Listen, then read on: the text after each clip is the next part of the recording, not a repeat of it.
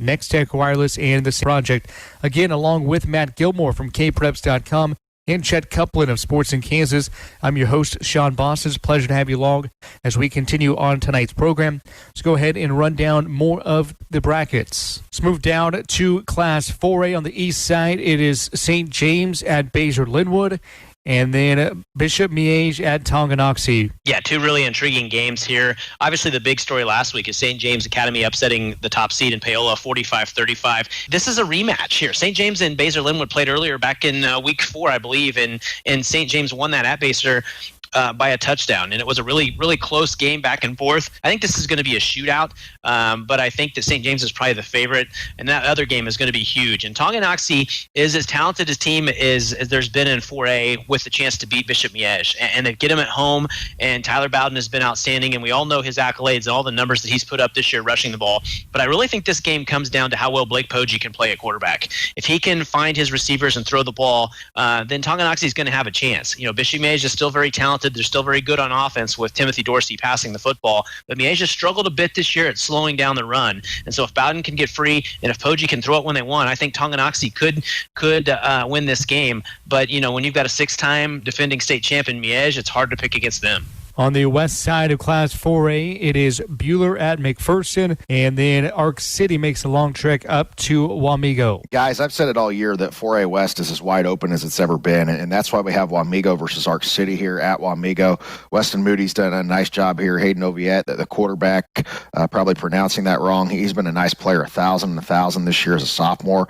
They lost 3 games in the middle of their schedule, but those were to Paola, Bishop Miege, and Fort Scott, and really, an ending there at Fort Scott that could have went either way in a 22-18 loss. And Miege and Paola, 2 of the top teams on the East. And since then, they've won 3 football games in a row. Now, the schedule may not be outstanding in some of their wins, but here they are. They're playing in the round of 8 under third-year head coach Weston Moody, 6-4, coming up from 3A. And Arc City, 3rd consecutive year in the semifinals with a losing record. John Weimers, of course, second stint at Arc City. He's been a college coach as well, and he's really done a nice job. They have a very good defensive lineman on this team as well. They've won 3 out of their last 5 ball games, so nobody had Arc City or Wamego being here, but I said it. We would have teams here that nobody thought would be here. We did think McPherson would be here, and they are. They're against Buhler, and we thought they would be there as well. That's at McPherson. McPherson's still knocking on the door, of course, of their first ever state title appearance, and their quarterback, the Rinker kid, has played well this year, as well as some receivers, Powell and Buckby stepping up, and then Jayden Gum as well has been big. And Sam Elliott of Buhler has had an outstanding year at running back, a state wrestling champion. They won 3 in a row. They lost to McPherson back on the 9th of October, 18-6. So I expect a close one in this matchup, but those are the 4 that remain on the west side of the wide open Class 4A. Down to Class 3A, it is Prairie View at Perry-LeCompton and Holton at Frontenac on the east side in Class 3A. Yeah, a couple interesting games here as well. You've got Prairie View and Perry-LeCompton, as you mentioned. That's a rematch of last year's quarterfinal game, won by Perry-LeCompton 30-6. Obviously, Perry-LeCompton's very talented across the board. They don't have their quarterback in Billy Welch, who's out for the season due to an injury, but Metcalf has stepped up and rushed for nearly 1,000 yards. He's also passed for nearly 1,000 yards well. He's played really well. And then Riken Rush in the backfield as well has complimented him with nearly 800 yards. Prairie View's got a trio of good backs. Bodie Eisenhower and Otis Jacobs have both over 700 yards this year's rushing, and then Damian Klein is their quarterback. I think Perry-LeCompton is just a more talented team, and I look for the cause to win this one. And you look at that other game, really intriguing matchup, of 2 physical teams in Holton and Frontenac. You know, Frontenac's played a tough schedule, so that 6-4 record you can certainly throw out the window. But the Raiders starting to get healthy, and they beat Burlington for a second time. And again, that was Burlington's only 2 losses. Both came to Frontenac this year. They've got Colin McCartney in the backfield and Mario Mangini, and then a good line up front. But they're going to be tested because Holton is really good up front, and they're very veteran in the backfield. They've got a lot of guys who carry the football, and this is a team, Sean, that averages 370 yards per game on the ground, just an incredible number, and they've attempted 23 passes all season. So Holton knows how to get it done come playoff time, and I expect that Holton will be able to go down there and control the ball in the line of scrimmage and come away with a win. Now on the west side of Class 3A, the top team in 3A, Andale makes a long trip up to Riley to take on Riley County, and then Wichita Collegiate will host Southeast of Saline. I know I'm very repetitive saying it all goes through Andale, but I really feel like it does, although Andale has to go to Riley County this week. Riley County, a little bit under the radar. I feel like Nick Allen, one of the top players in the class. They've won their last 6 games in a row. Riley County, of course, was in 2A and made a semifinal last year and a state appearance the year before. Steve Wagner has been there forever, it seems, and really coming on here recently over the last 3 seasons. So this is a team that's tested and good. Of course, losing to Silver Lake by 1 point is their only loss earlier on in the season, but they've not played anybody like Andale yet. So this is going to be, I feel like Andale in this, too much in the backfield and just good all over the place. Eli Rowland leads that group, Caden Winter, guys like that, Noah Meyer. I believe they have 3 or 4 backs with 300 or 400 plus yards. Very good team, very well coached. Dylan Schmidt's only lost a couple games since he's became the head coach there. So Southeast of Saline having a really good year. I like that, the Harp kid on the lines. He's a good player, the Gebhardt kid. And Wichita Collegiate beat Cheney last week. So that's going to be an interesting, both of the Fair brothers are having a nice year for Collegiate, as well as the Chug kid. So we really have some really good football players left here. But as I said, it's all going to go through Andale. I think Andale moves on. And I don't know, coin flip style matchup, Collegiate and Southeast of Saline. And Southeast of Saline, a little bit under the radar and is taking care of business, specifically defensively. I mean, you look at what they've done. They've not allowed 16 or more points in any game. Outside of that, it's been 0 or just 1-score game. In fact, I believe they have 4 shutouts as a group this year. So they've been very solid under Mitch Gebhardt this year, specifically on the defensive side of the football. Down to Class 2A, unbeaten Rossville makes a long trip down to Southeast Kansas. It will take on St. Mary's Colgan in Pittsburgh.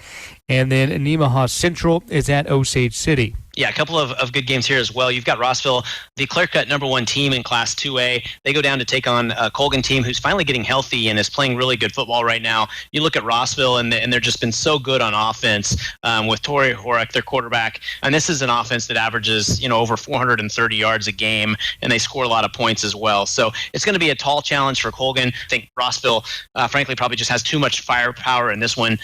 You look at other matchup, Nemaha Central and Osage City. Nemaha Central, the defending state champs, and Osage City, a young team that maybe is a year early than where we expected them to be, but their quarterback, just a sophomore, Landon Boss, has had an outstanding year, nearly 1,500 yards passing and nearly 1,000 yards rushing. But on Nemaha Central, you look at that big win last week over Silver Lake, 40-30, and I think Nemaha Central is just going to be more talented across the board and more battle-tested, and I look for the defending champs to move to the next round. Chet, on the west side of Class 2A, our first matchup is a couple of surprising teams. It is Beloit at Haven, and then it'll be Garden Plain at Hoisington.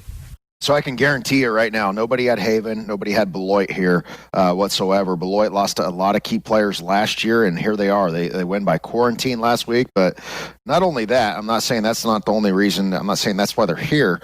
They beat Thomas More Prep, a very good team, 55-14 a couple weeks ago. So I think we got to give props to Beloit and Brad Gober, who's done a really nice job there with this program. Darby Roper and Haven, they've been outstanding this year so far. Nobody had them here. A total turnaround, 8-2 this season. So really been a team that's been hot recently, winning 5 football games in a row. I think that could go either way. That's at Haven. Many people may be favoring them. Garden Plain and Hoisington, I think that's going to be an outstanding matchup, but I think Hoisington's backfield is just going to be too much. I think that they have the weapons all over the place, very good defensively as well. I think Hoisington, maybe this is their year to get up to state. They won because of quarantine last week, which I think would have been a pretty good physical football game against Cimarron. So their last game they won was 47-0 against Ellis. That's 6 p.m. this week. Garden Plain and Hoisington. So probably a couple of the teams we had being here, Garden Plain and Hoisington, but I can't say that I had Haven and Beloit at the beginning of the season being here in the round of 8 in Class 2A. We'll step aside and come right back with more previews as we get you ready for the quarterfinal round of the state playoffs right here in the Sunflower State. You're listening to the Kansas Kickoff Show.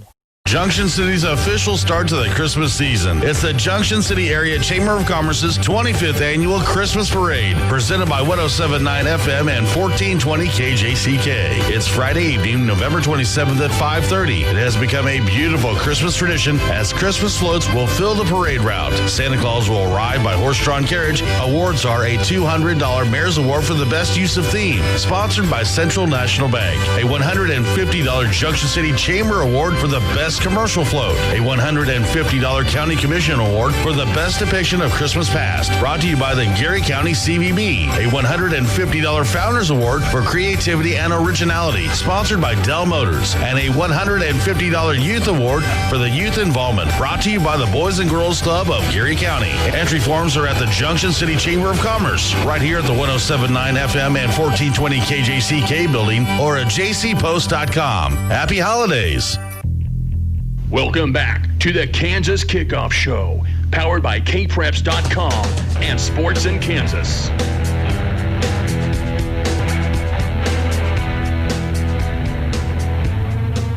Welcome back to the Week 11 edition of the Kansas Kickoff Show, powered by kpreps.com and Sports in Kansas, and presented by American Implement, Next Tech Wireless, and the SAVE Project.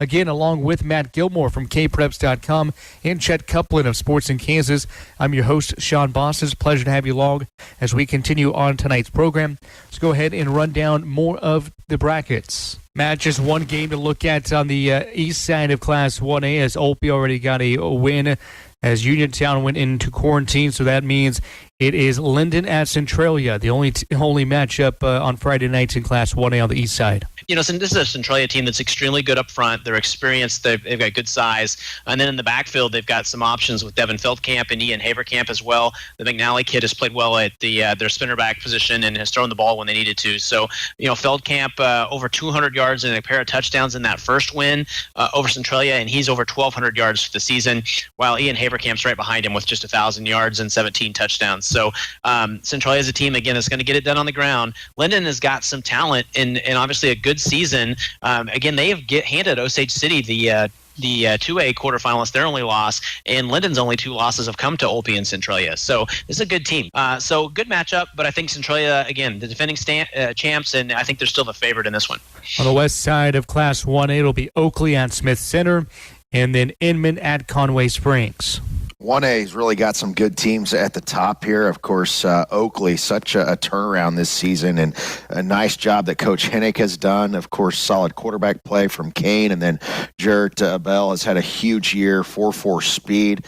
Smith Center is Smith Center, and they're going to be very difficult to beat this week. Of course, a rematch from earlier on this season with Smith Center 1. Of course, both in the same league, both physical teams, and both teams have a little bit of speed to them as well. So this Inman team has been really nice and a nice surprise. They have Conway Springs this week. Of course, Jace Dirksen, over 1,400 yards passing this year, and Kyler Conrady and of course, Carter Brown have been huge defensively for Lance Sawyer, who's really done a nice job here. And I think really we've been guilty of it as well. I think a lot of people really kind of overlooking Inman this weekend all year. So Conway Springs, of course, the right kid has been a very good player, and Conway Springs is Conway Springs, and very run dominant, very strong kids, physical football. And it's weird because I grew up knowing them as a 3A powerhouse, and to see them down in Class 1A. So certainly some good teams left here on the 1A West. Taking a look at the 8-man Division I bracket, it is Chase County at Little River, and then Madison at unbeaten Canton Galva. Yeah, two really good matchups here. You've got Chase County and Little River, both teams 8-2. I think this is going to be a really competitive game, and I favor Little River at home. And then everyone really is looking at that second matchup, that Madison and Canton Galva. Again, a big-time matchup between the number 1 and number 3 teams in the state. They've been that way all year. Madison, is a really talented team with Hunter Engel, and we all know how talented Canton Galva is with the likes of Braden Collins and Tyson Struber. And then you've got Garrett Maltby, who's been outstanding at quarterback. So this is going to be a really intriguing game. Madison has not really been tested yet this year. Canton Galva has had a couple games that have challenged them a little bit, including that one against Little River. So I favor the defending champs in Canton Galva, but this should be a really outstanding game against two teams who are truly in the top 3 in the state. Then on the west side, it'll be Attica Argonia at Leota Wichita County, and then Hoxie at Gossel. I think it all goes through Wichita County, and of course this game in Leota this week. And Argonia Attica has had a nice season so far. You look, they're 9-1 in the season. Their only loss to Clifton Clyde on the road. They've won 3 in a row. I do question their schedule a little bit overall, but they beat Gospel earlier on, who's still left. And I didn't think La Crosse was a bad team either. So maybe a little bit underrated at A&A overall, but this Leota Wichita County team's so deep, so many veterans, so many guys that have been playing for such a long time. I think it really goes through them. Of course, Sheldon Whalen, of course, Cade Ritzke. We've talked about Manny Chavez. So many guys on this team that are really valuable players for them for so long. Gossel won in a couple overtimes last week. That was outstanding to see them. And, of course, you look at their schedule and who they've played. They've played Little River. They've played Argonia Attica, who's left as well, and they've played Canton Galva. So they have been tested. They play Hoxie this week, and Hoxie's really turned it on, specifically last week against South Gray. Hoxie lost to Leota Wichita County 54-20. Since then, they have been in control. So I really see this being a rematch next week, Hoxie and Leota Wichita County. Then in 8-man Division 2, it'll be Colony Crest at Hanover in a battle of 2 unbeatens. And then it'll be Lebo at Frankfurt. Yeah, really nice story with Crest. I mean, a team that was 0-9 just a couple of years ago. Nick McAnulty took over as head coach last year, and they won 6 games, including a playoff win. And then here they are at 10-0, sitting in the state quarterfinals. This is a team that they're going to run the ball primarily out of the single wing. Jchs Coleman, their outstanding running back or spinner back, I guess. He's had a great year. He's rushed for over 1,100 yards, 17 touchdowns. He's averaging over 14 yards a carry. Hanover on the other side, you've got Colin Juneman and Jacob Juneman. Jacob's had an outstanding year at quarterback in his second year starting. Then Colin Juneman's kind of been a little bit everywhere. Very good on defense, and I look for them to be the favorite and to move on in this one. That second game is interesting because you've got Frankfurt sitting there at 6-1 at home, and Lebo's unbeaten. Again, Lebo is really talented with Devin McEwen at quarterback. Lebo, really talented veteran team, and they expected to be here at this point. And Frankfurt on the other side with Gavin Cornelison has been really good as well. It should be a pretty even game. I look for Lebo, though, to be the favorite in this one to go in and get that win. They had a really nice test when they went up to Thunder Ridge and won by 30 earlier this year. And on the west side of 8-man Division 2, it'll be Victoria at Wheatland Grinnell, and then on Saturday it'll be Caldwell at St. Francis. Yeah, I think we're going to have a good game here with Victoria and Wheatland Grinnell, of course, not too far apart. I was actually speaking at Wheatland Grinnell earlier this week. They lost to Axtell early on, didn't really have the game that they'd like, and of course St. Francis, they lost big in that one, and Sainty obviously is the favorite. But this Wheatland Grinnell team, we're all led by their running back, the Mendez kid, and then the Vincent kid at quarterback, and of course the other Vincent kid, Jet Vincent, 25 interceptions, I believe, in his career. Maybe I'm wrong on that, but it's close to that. It's insane, and he's a sophomore.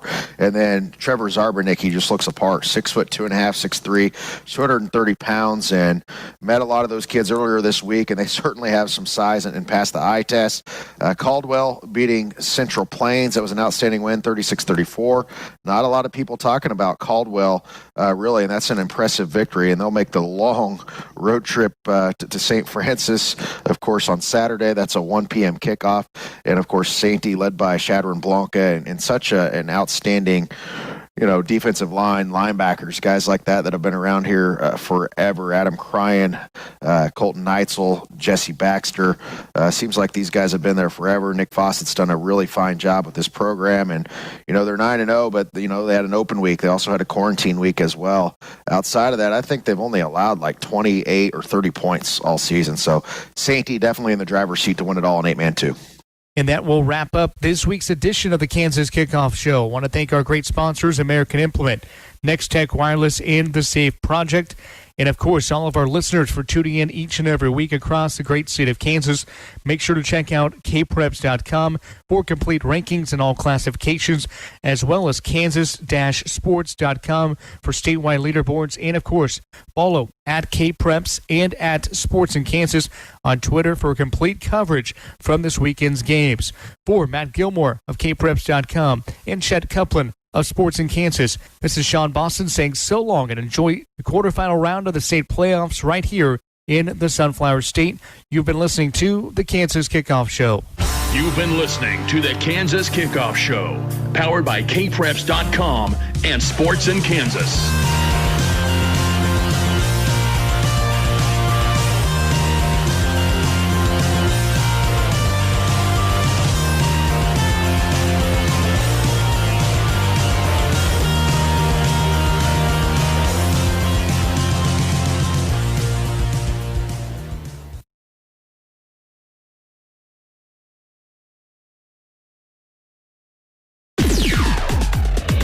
Junction City High School Blue Jay football is on the air. And with the call for tonight's game from the Central National Bank press box, Dewey Terrell and Brian Field. And a pleasant good evening, everyone. Friday night under the lights at Al Simpler Stadium. It's postseason playoff football, Class 6A style. Tonight, the Junction City Blue Jays check in 8-1 so far this year against a very good Wichita Blue Ace.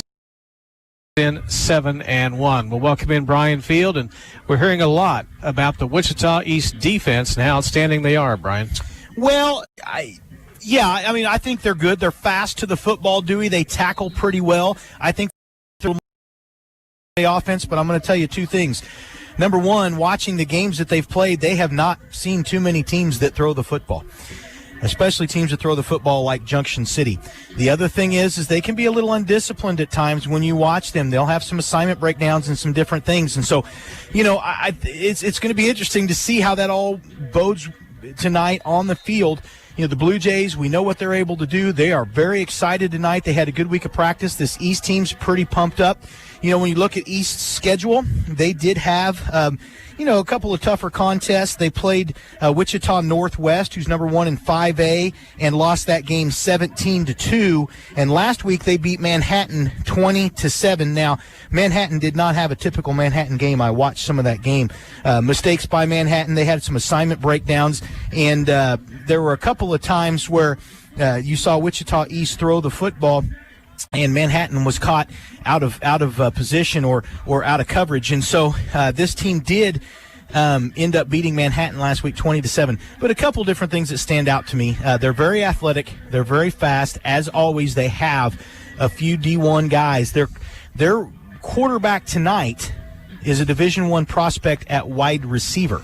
They had a freshman start the season at quarterback. He was injured in that Northwest game, and so they moved number 10, Dalen Jones, from wide receiver to quarterback. So he is playing quarterback, but the thing is, watching him, I actually think he's a better quarterback than their freshman phenom that they had starting. He has an incredible arm.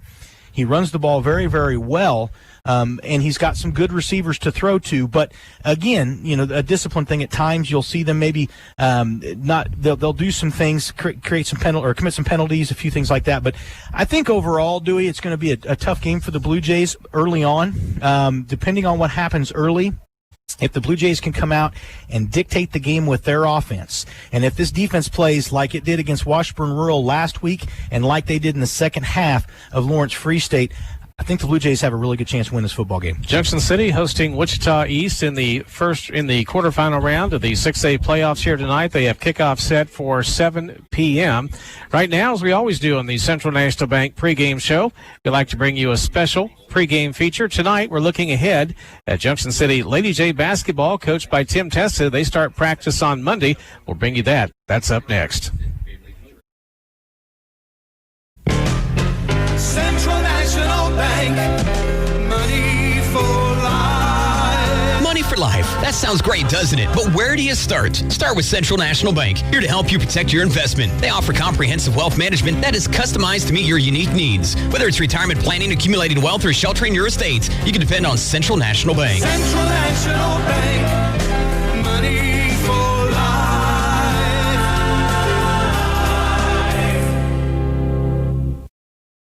Welcome back. We're talking with Lady J head basketball coach Tim Testa. The team begins their workouts, their tryouts, practices this coming Monday for the upcoming season. Tim, welcome back. You got to be excited this time of year. Most basketball coaches get pretty fired up. Yeah, we've been having meetings as a coaching staff once or twice a week over the last month, just trying to give us a little taste while also trying to be patient, and hopefully we can just get the girls in on Monday and get things rolling. How do you have to deal with COVID-19? That's a challenge for everybody.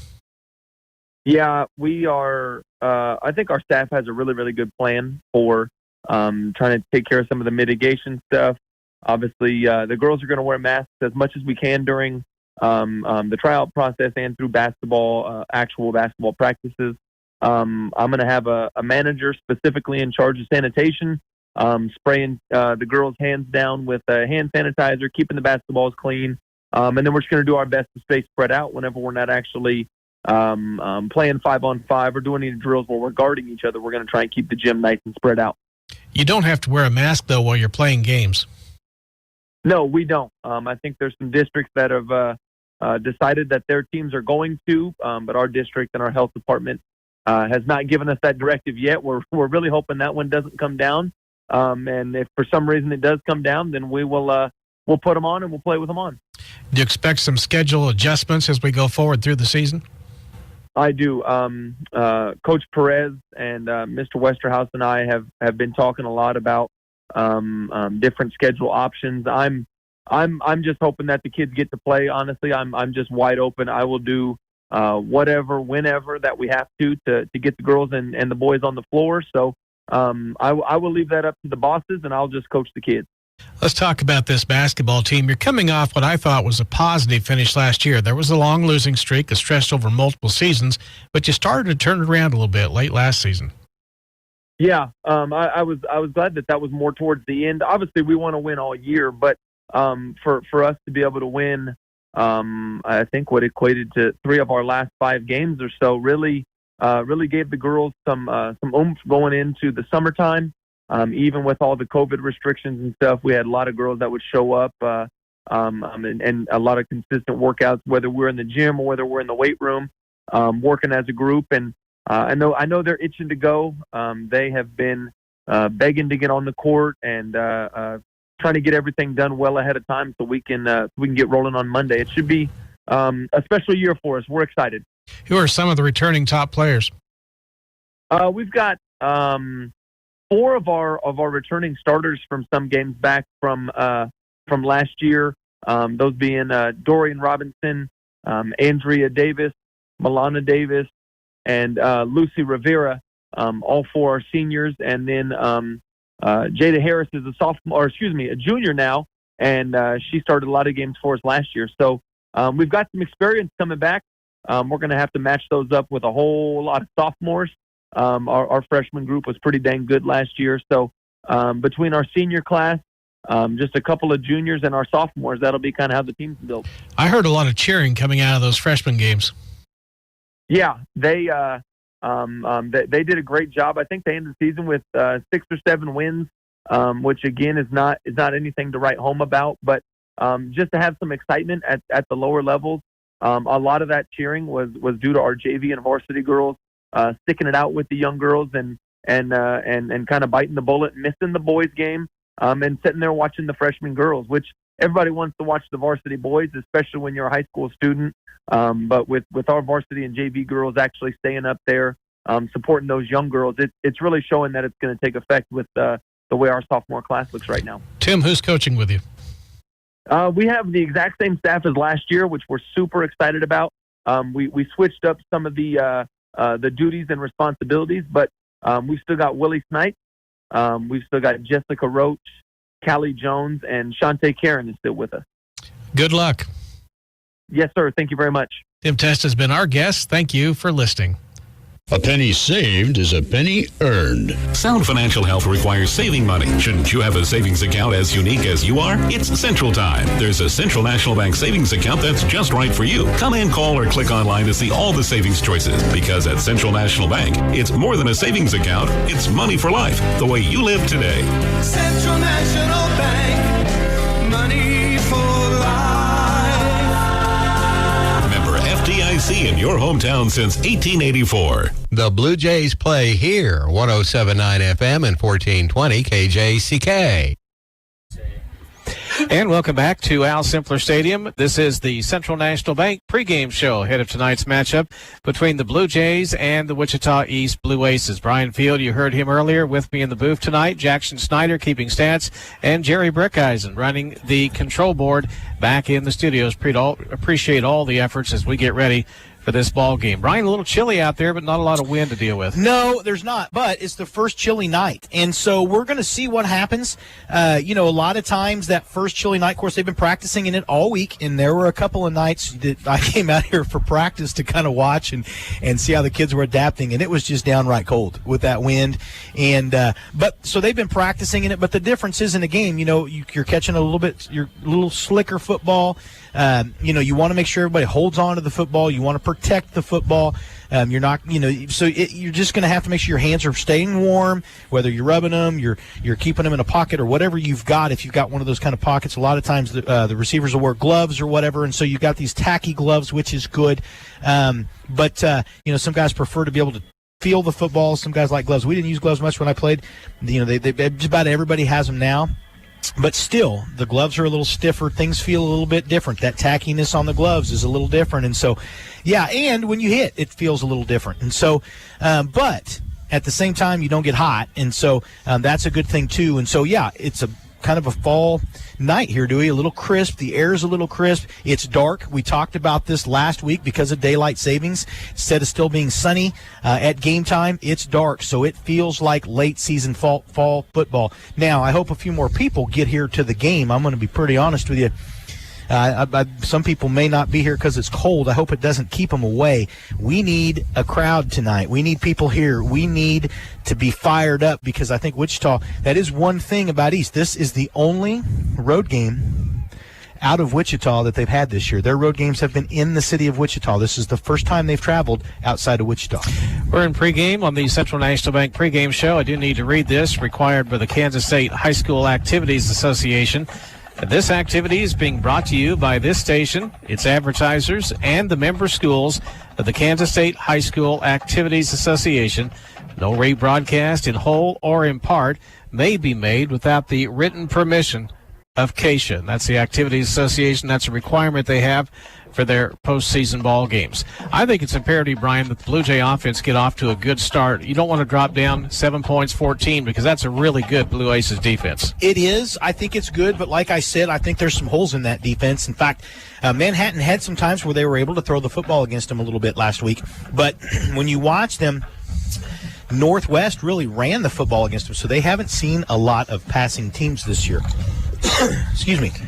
But I do think you're right, Dewey. I think what's important for the Blue Jays is I think it's important for their offense to get a score early, maybe get a couple scores quick, see if they can get up early, because our defense plays better when they have a lead. Now, the defense, we talked about that defense. Against Free State, they did not have a good first half. They had an incredible second half. Last week, they played the entire game pretty well.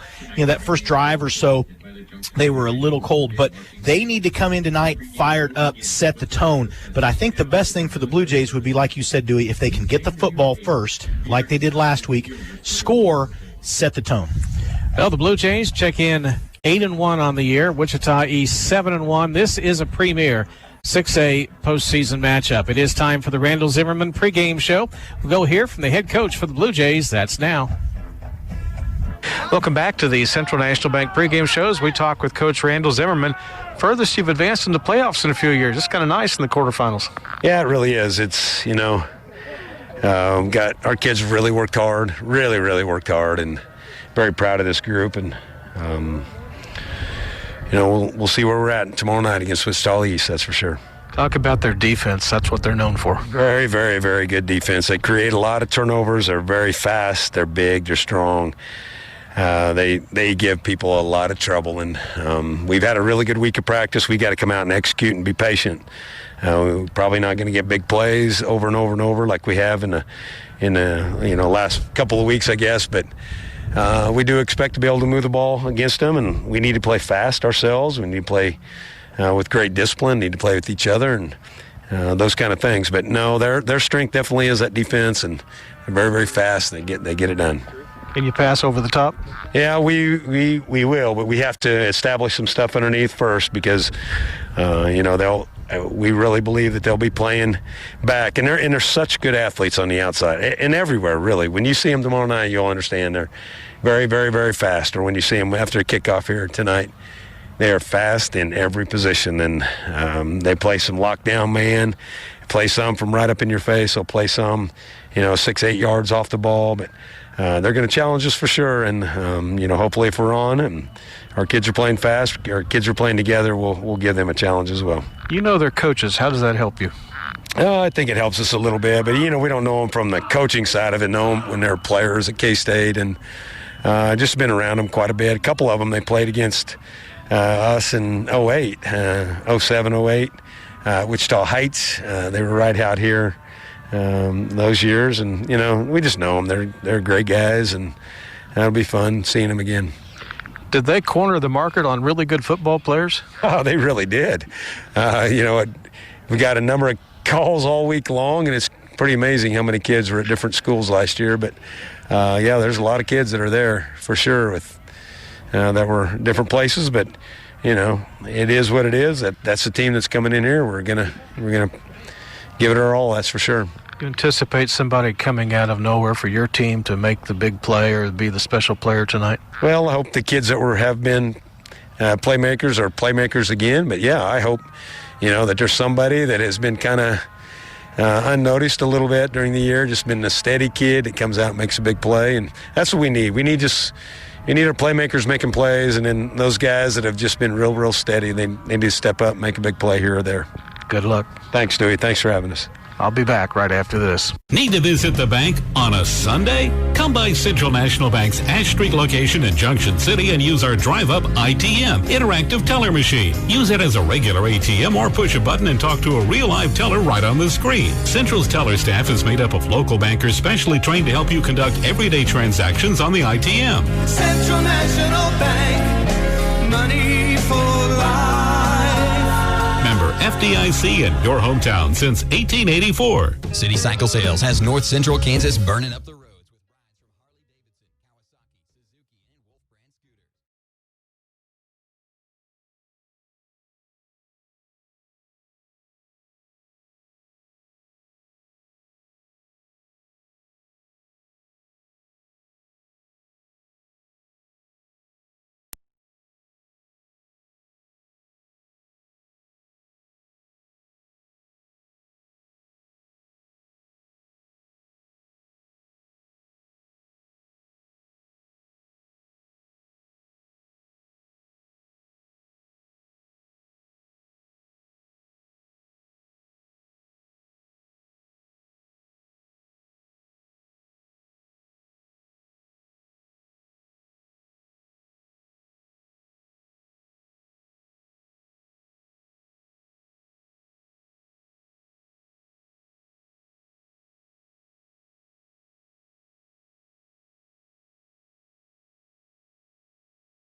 Derby beats Lawrence tonight, the game would be here at Al Simpler Stadium.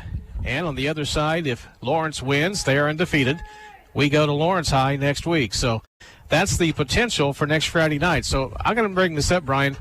This could be the final game at Al Simpler Stadium. Maybe it's next week. We don't know. Yeah, we'll talk about that after the game. How's that? We'll just let's play football and we'll address that afterwards. I don't want a jinxie thing or go into that. But I think the big thing is, Dewey, though, this Blue Jay football team, they've done some good things so far, and people are noticing. But, I think the big thing, we know these kids and we know what they're capable of, and we know the heart that this group has. This group has worked very, very hard this year. They continue to work hard. And if you know some of these kids, they like I said, they got big hearts. They're competitors. They want to learn. They want to work hard. Coach Zimmerman's talked several times about how good a team this is. But, you look across the way at East, several of the kids that are here for East tonight weren't at East High School last year. Some of them were at Northwest. Some of them were at Heights. And so kind of like Topeka, they have open boundaries there. And so they've taken advantage of it, and they're kind of out doing a little recruiting, which, good for East. And they've got some good coaches. Coach Zimmerman knows several of them. Some of them played with Ty at K-State. Their head coach, Ine Akpan, was at a 3D coaching clinic that was put on by FCA and Ty at K-State and with the help of some other people. And that 3D coaching is a great thing. And so he's a really good guy, their head coach, very well respected. A couple of the guys that you may know, like Bryce Brown, for instance, played at K-State, and he's one of the guys that played here against the Blue Jays in 08. And so he's Ty's age, and so they know him. And then, Arthur Brown was another one. And then there was a player here, and I'm not sure which coach it is. I'm going to have to go back and look now, but I think it was Payne, but he played at KU and was a basketball player. So they have some good Division I coaches that played at the Division I level. And so that's one of those things that they're trying to make a change here in East, and they want to start a program that's able to compete with Derby, and so that's what they're doing. Of course, some famous alumni coming out of Wichita East. One Jim Ryan, the first 4-minute mile ever. Yeah, There you go. Of course, we know he went on to be a congressman. He was, and as you know, like you said, he was a very good athlete. And there's more. It's kind of interesting when you think about it. So my mother-in-law came out of Wichita East. Oh, she did? Yep, she did. So she went to Wichita East. Yep, she's an alum from Wichita East. The last time Wichita East went this deep in the postseason playoffs, 1983. They had some real good teams in the early 80s. Then they dropped off after that.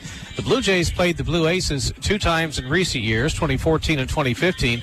They weren't any good those years. It was an easy show up, let's have a scrimmage. It was, and it was during districts when we still had districts. And so, remember, the last few years we were put into the same district as 3 of the Wichita teams. I think if I remember right, it was North, South, East, and East, if I remember right. And we played those 3 teams. And you're right, that was a down time for all those schools. But interestingly enough, despite the fact that they were down a little bit then, East somehow continually puts out Division I athletes, and they always have, and especially their football program and their basketball program in recent years. And we talked a little bit about their quarterback tonight. He's a Division I recruit at wide receiver. He moved to quarterback a few weeks ago after their freshman quarterback was injured in that Northwest game, Wichita Northwest game. But he's also a highly recruited basketball player, so he's a very good athlete, Dewey.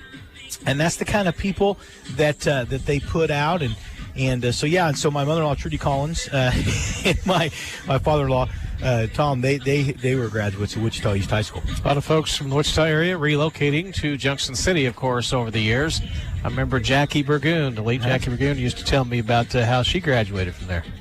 Yep. And so, yeah, and Wichita East, of course, if I'm not mistaken, and if you've ever been by it, it's a neat-looking school. Wichita East and Wichita North are very beautiful schools, and I think that Wichita East was the first high school that was built in Wichita. Okay, and but they're beautiful building, a lot of history there, and the Blue Aces, of course, named after the fact that it's an airplane town, and they built airplanes for the war, and so Blue Aces because of McConnell, and so that's a tribute to the pilots that flew the planes, a lot of them that were made in Wichita during World War II.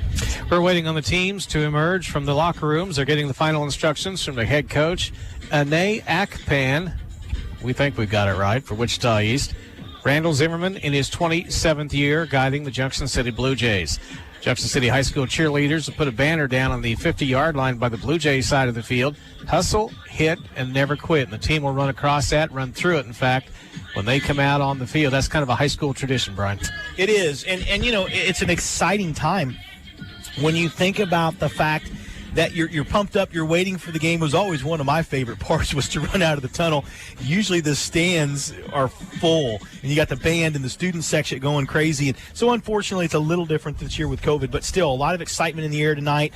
And it's a playoff game, and the Blue Jays are going to have to come out and understand that each week it is win to continue your season. You can't lose a game now or have a bad first quarter, because each week that you get deeper into the playoffs, you're playing better football teams. And we know this team tonight's a good football team that we're playing in Wichita East, and they have a pretty solid defense. You've been listening to the Central National Bank pregame show. We'll break here and come back and get ready for kickoff from Al Simpler Stadium right after this. Junction City Abstract and Title Company is your local title insurance and real estate closing agency. Junction City Abstract and Title has been serving Junction City for over 60 years, handling both closing and settlement all under one roof at 807 North Washington Street in Junction City. Junction City Abstract and Title is proud to sponsor Blue Jay Athletics and the athletes as they have worked hard to stay safe during an unprecedented year. Have a great year both on and off the field. Go Blue Jays from Junction City Abstract and Title. When you're in the market for a quality used vehicle, find your way to the People's Corner of 16th and Washington in Junction City. Rex's Auto Sales is known for great deals, a great selection, and an honest, hassle-free car buying experience to get you in your next ride. Rex's Auto Sales is your hometown dealer with 2 great locations along North Washington. New inventory is coming in all the time, so you're sure to find exactly what fits you and your budget. It's time to find a great deal with the dealer that's here for the people. Rex's Auto Sales. The Blue Jays play here, 107.9 FM and 1420 KJCK. Here come the Blue Jays onto the turf at Al Simpler Stadium. They break through the banner set up by the cheerleaders. They're headed toward the Junction City side of the field. Junction City decked out tonight in the dark blue jerseys and black pants. They've chosen black attire for this game. Wichita East is wearing white with light gray numbers. And, Brian, we may have a little challenge there. Yeah, in fact, Dewey, I'm going to be pretty honest with you. I went down, if you're familiar with Al Simpler Stadium, I went to the bottom on my way to my pregame break, and I stopped at the railing right there next to the track to see. And it's not a whole lot easier to see when you're in the front row or standing near the front row to see those gray numbers. They're not silver numbers. They're not shiny numbers like we saw a couple weeks ago. I think that was Free State that had those. But these are gray numbers, no outline really on a white jersey. So forgive us tonight if we're not able to tell you exactly who some of the guys are making the plays, because it truly is very, very difficult to see the numbers on these jerseys. Junction City, represented by their captains, Andrew Corey, Russell Wilkie, coming out to center field for the coin toss. Right in the middle of the JC, the blue and white JC at the 50-yard line. It's a chilly night, a decent crowd under COVID-19 situation. They do allow a maximum of 500 people in the stadium to watch these ball games. The stadium seats over 4,000. So for those who are here, we hope they're very loud supporting the Blue Jays.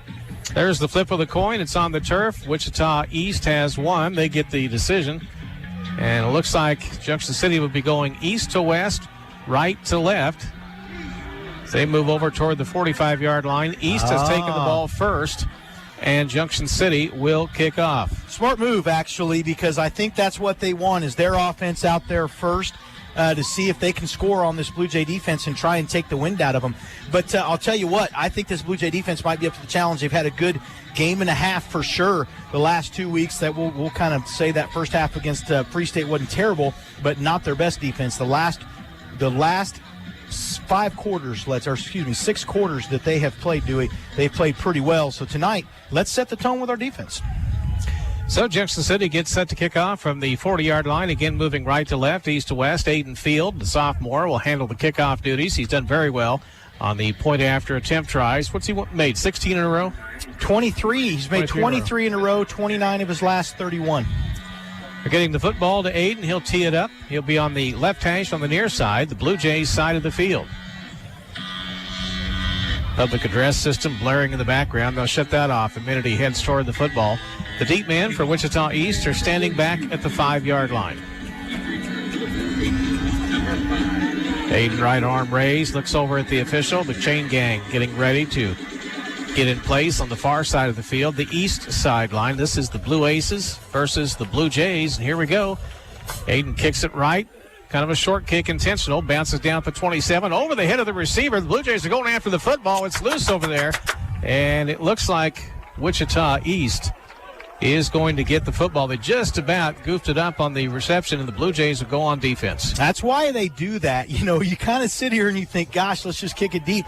But that's the thing. So it landed. The ground's cold. The ball's cold. It's going to bounce a little differently, and so Aiden got a good height on it. It came down, bounced over the guy's head. The Blue Jays just about got to it. They know where the ball's going to be kicked to, so they start heading that way. Dalen Jones at quarterback sets the offense. 2 receivers wide left on the far side. Junction City kind of dropping their corners on the near side back a little bit, up near the 26, 27-yard line. Jones operating out of a shotgun set. Takes the snap. They're going to rush it left side, and they're not going to get too far, maybe a yard up near the 20-yard line, about to the 19. It'll be 2nd down and 9, Brian. Yeah, so they tried a little bit of a zone run right there. They zone block mostly with their offense, Dewey. They're going to run a multi-set spread offense. I'll talk a little bit more about it here in a minute as they run their plays. Here we go, 2nd down 9 coming up for the Blue Aces. Their 19-yard line near the left side hash on the east side of the field. Blue Jays have 4, now 5 up toward the defensive front, 3 down linemen. Long signal count for Dalen Jones, the quarterback. Takes the snap.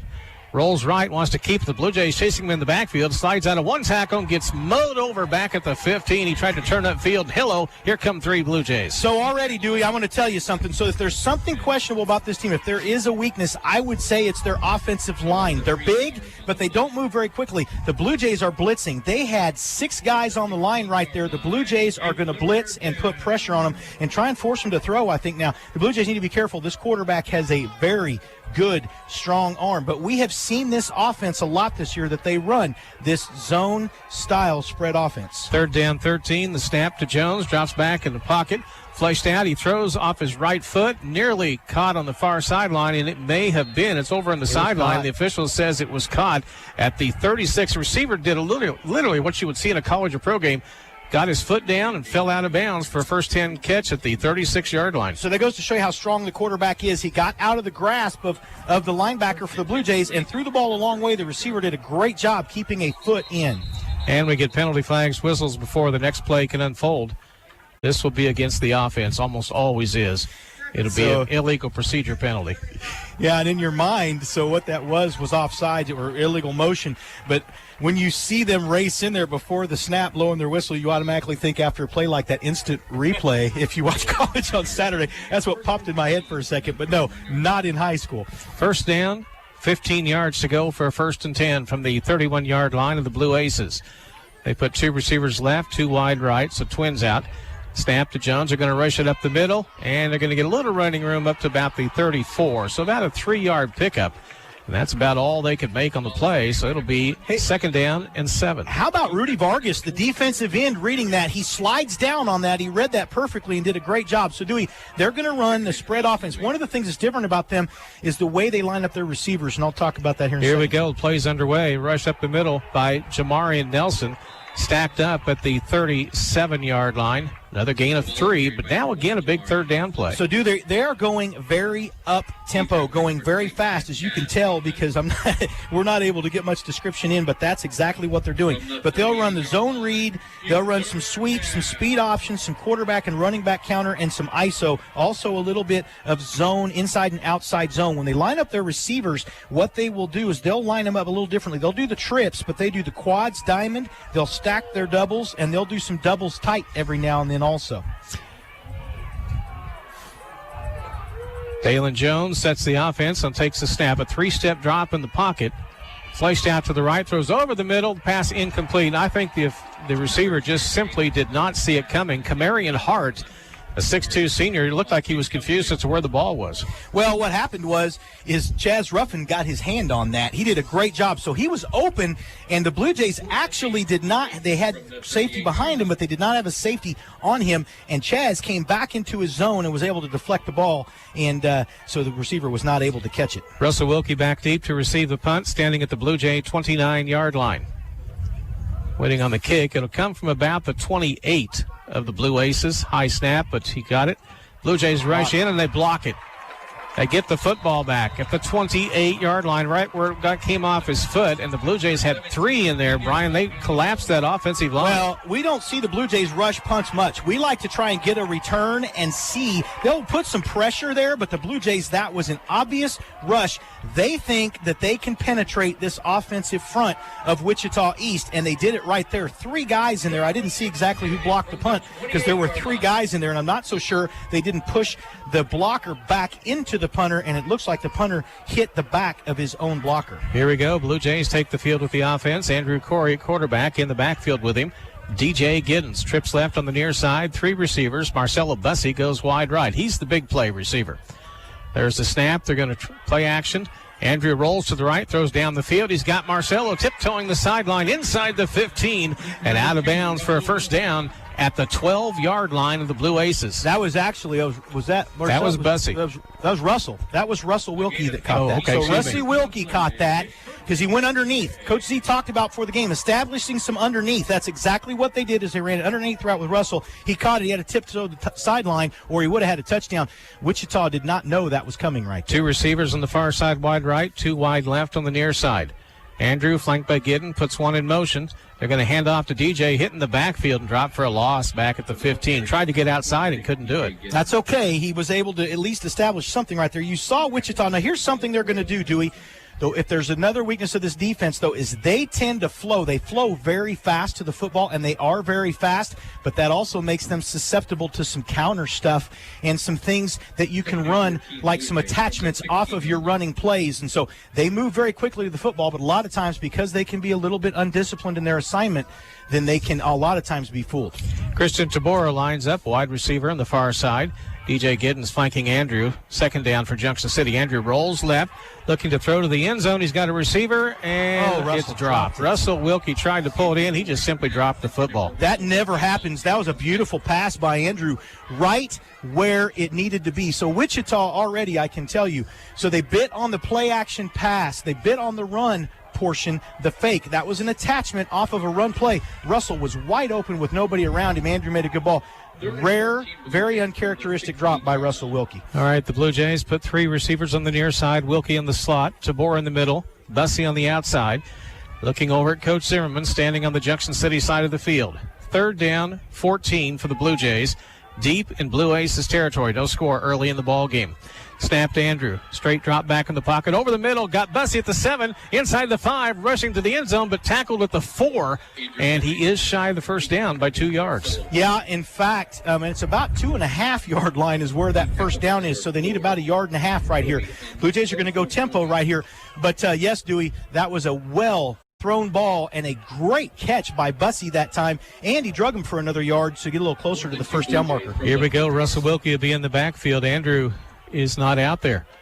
Right now they got DJ Giddens, Russell Wilkie, Junction City getting set on the offense. Andrews moved out wide left. He's in the slot. Christian Tabor is out there with him. 4th down, 2. They snap it to deep to Russell, running straight up the middle. A hard charge, and I think he got the first down. He did. Inside the 2, just shy of the 1. Just about a 2.5-yard pickup. That's all they needed. First down now. Oh, did they give it to him? He's just saying they stopped him. Depends on where the knee came down. The Blue Jays are arguing they got it. Well, there's no signal. There's nothing there. The officials are. Randall's walking out on the field trying to get an explanation. Arms out wide saying, what is it? First down, Junction City, says the official on his microphone. East was convinced they had stopped the Blue Jays. Instead, it will be 1st and goal inside the 2-yard line, right hash on the far side. That was confusing. All right, Junction City getting ready. Tabora wide left, Wilkie on the slot, left side. Giddens in the backfield. They put Nate Green in motion going right. Got a handoff to GJ running left. He'll stroll into the end zone. 6-0 Blue Jays, 7:43 to go in the first quarter. Junction City scores first in this postseason playoff game. Well, and he went in untouched. We've seen so many times DJ do that on that run. That's just that little run. He went a little further outside the C-gap this time. They kind of stretched it on purpose, but nobody went with him. And already, Dewey, I can tell you that, and we kind of wondered about this, I don't think Wichita has seen an offense this fast. And the Blue Jays so far taking advantage here on the first drive. Aiden Field coming on to try and kick the extra point. They're still having a discussion, the officials are. Aiden standing out there just waiting. Clearly was a touchdown. Yeah, I don't know what they're doing. A lot of discussion, and that's okay. These are playoff officials.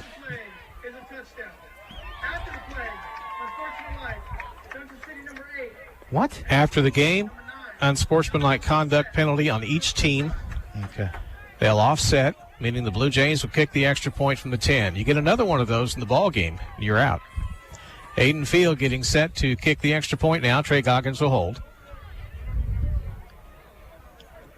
There's a snap. It's down. The kick is on the way. And perfect. We'll take a break right here. 7-0 Blue Jays. We'll be back right after this.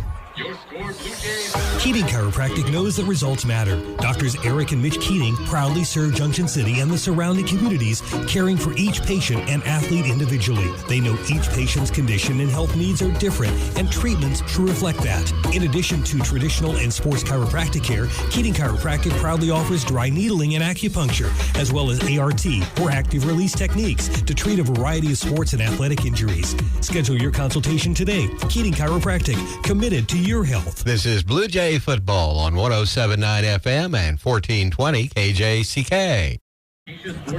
And the Junction City Blue Jays leading 7-0, 7:43 to go here in the first quarter. Get set to kick off at Al Simpler Stadium. Aiden Fields squares up the football, puts it on the tee at the 40-yard line, left hash on the near side.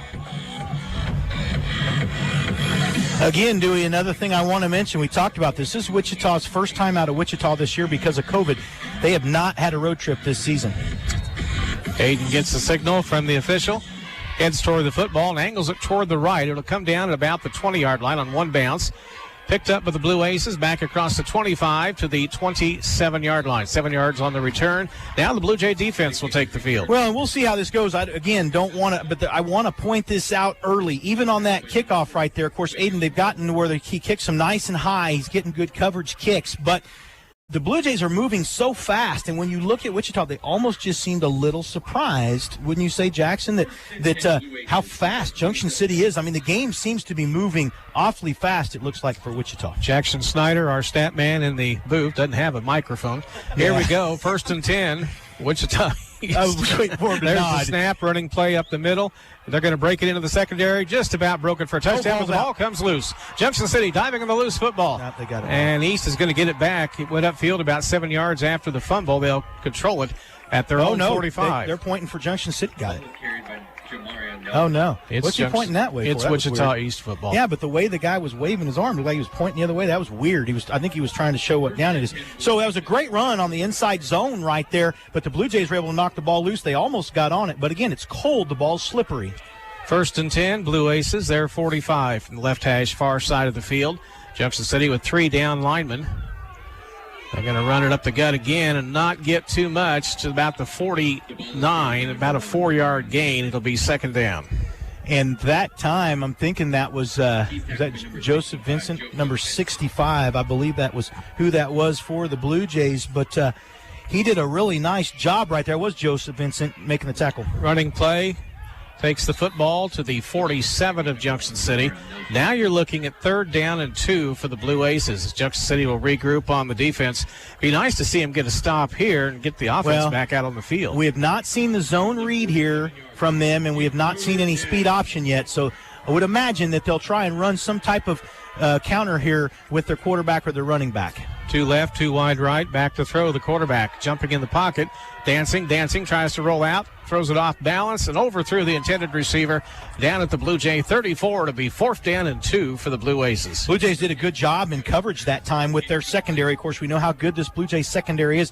Looks like Wichita may decide to go for it here. They're bringing their quarterback back onto the field, it looks like. 7-0. Blue Jays have the lead here in the first quarter at Al Simpler Stadium. I think they changed their mind and called him off. It looks like they are. Oh, nope. The quarterback is back on the field. They're going for it. Dalen Jones comes back at quarterback from the shotgun set from the Blue Jay 47.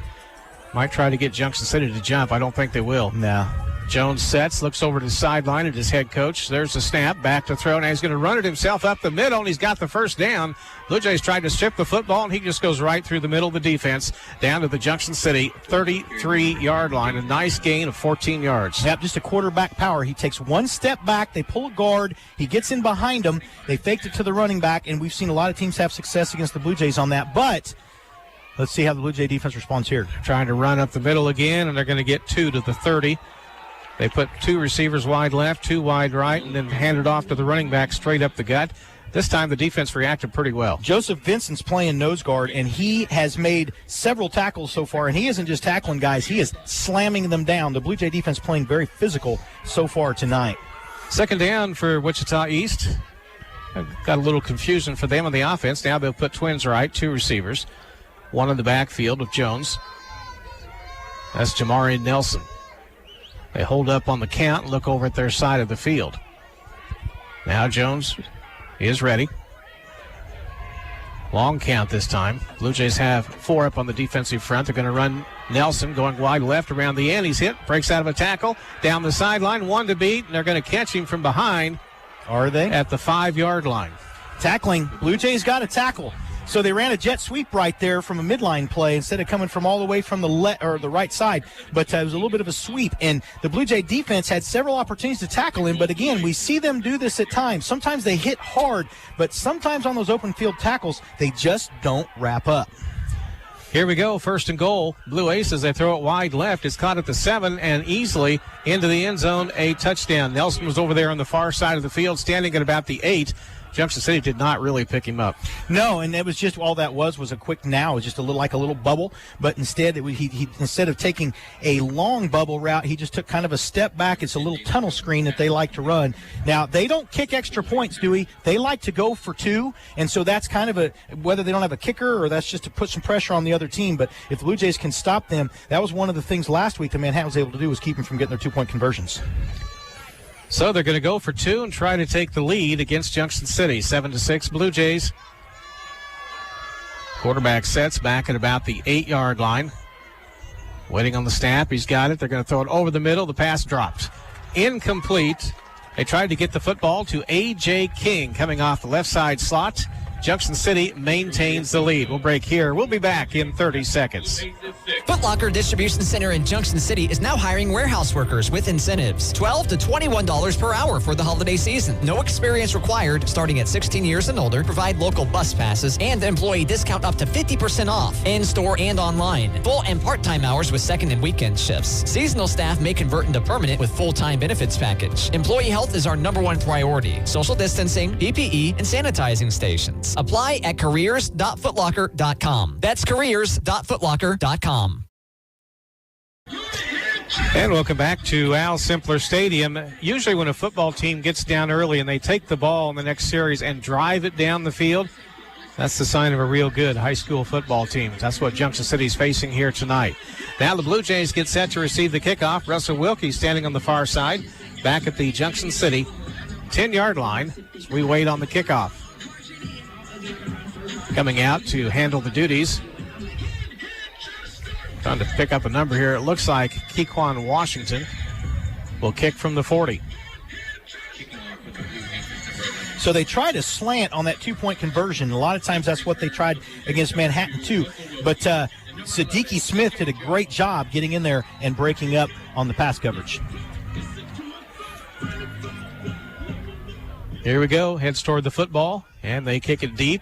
Angle kick coming down to the near side at the 13-yard line. Brought back across the 20, 25, across the 30 to the 32-yard line by Junction City. The Blue Jays get the return that time by T.J. Jones. About a 21-yard return, and Junction City sets up 1st and 10 on offense. So looks like Wichita, he's getting a little of that road rust off. They're a little more fired up, hitting a little harder there. But let's see how the Blue Jays respond now, because this defense of Wichita East is pretty good, but they at times can be undisciplined. Let's see if the Blue Jays can catch them out of an assignment. 7-6, Blue Jays on top. Here they go on offense. 3 receivers go wide right.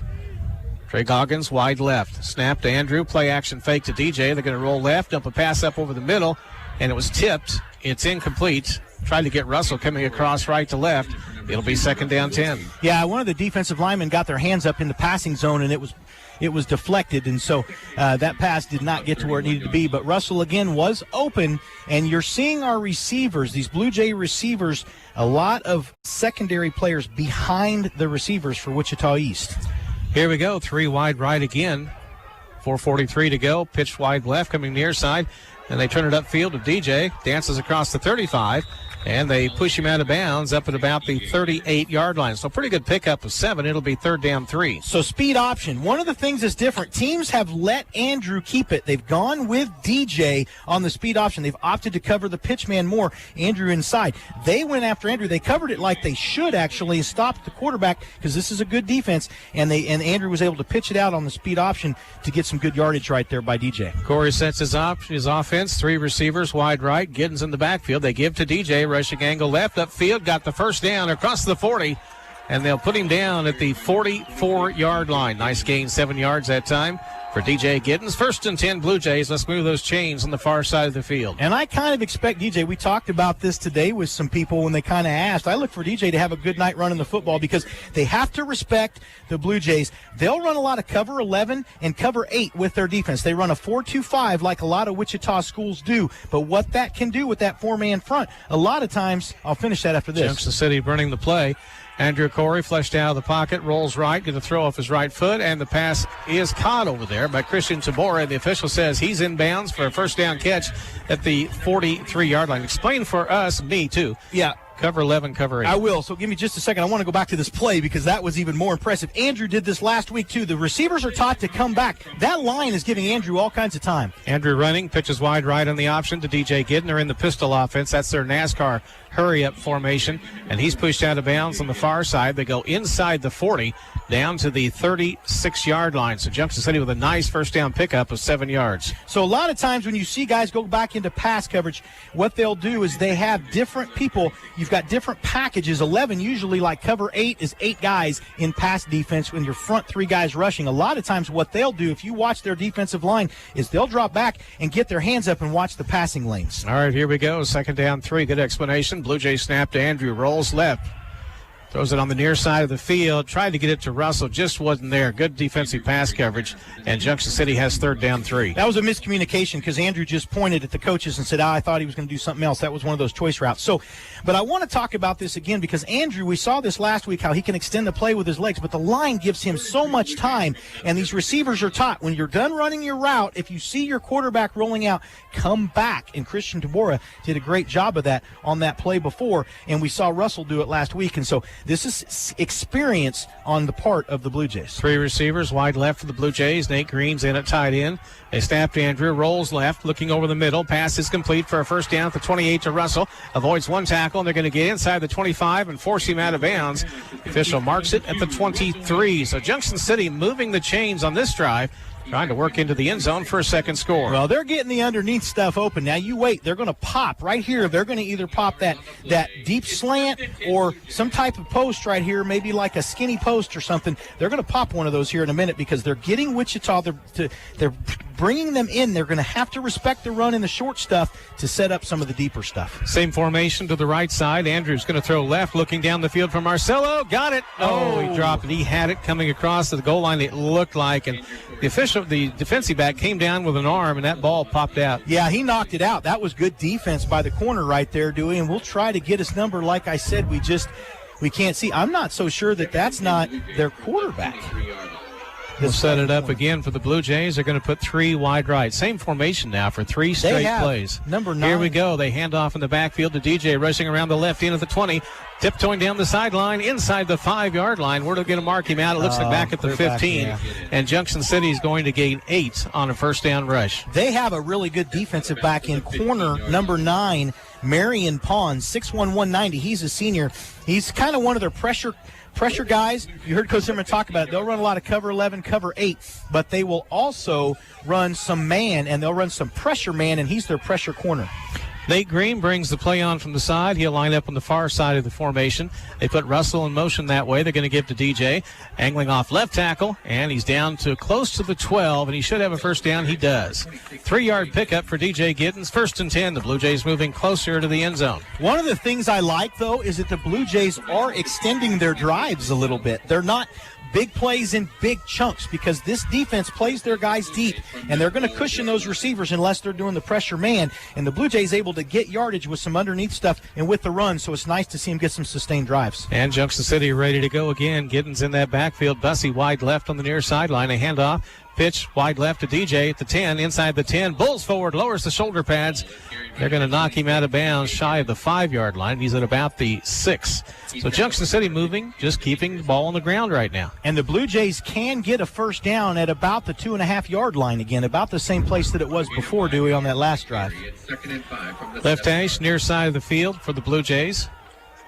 2nd down for Junction City. We'll call it 2nd and 5. 7-6, Blue Jays lead the game. Snap to Andrew. Pitches back to DJ. Same play. Veers forward inside the 5. They grab him up around the shoulder pads, down to the 3. Looked like they got him up around the face mask. It sure did to me, too. That was a... Now, this is a very experienced crew, though, Dewey. I want to tell you, the deeper you get into the playoffs, these officials that we get are highly recommended, like the crew that we had last week. And so they're going to let them play. They're going to call stuff if it changes the game. But that's important. All right, 3rd down.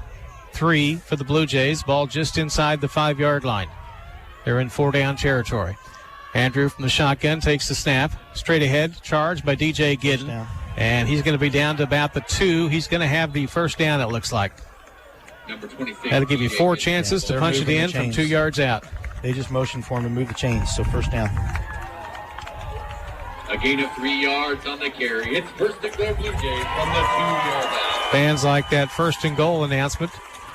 Junction City will set it up again. They probably stay right with this fullback or this running back, DJ Giddens. He's a horse. Well, we've seen him all season. I love the way he runs. He runs with his legs. You get punished if you try and tackle him low. If you get your head down there, you're going to get kicked with a knee, and that's what I mean when he runs with his knees. I love the way he runs the football. Here we go. One in motion. Nate Green to the far side. They're going to give to DJ, angling outside right to the end zone, and he's in for 6. DJ Giddens scores. 2 minutes exactly remaining in the first quarter. 13-6 Blue Jays. Now they'll try to add on the 14th point. Aiden Field will come on to try the PAT. What I like about this, Dewey, is it's showing the Blue Jays' versatility.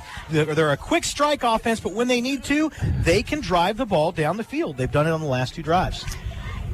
Aiden, Blue Jays sophomore sets, kick from the 10-yard line. The PAT is on the way. Perfect. We'll keep it here this time.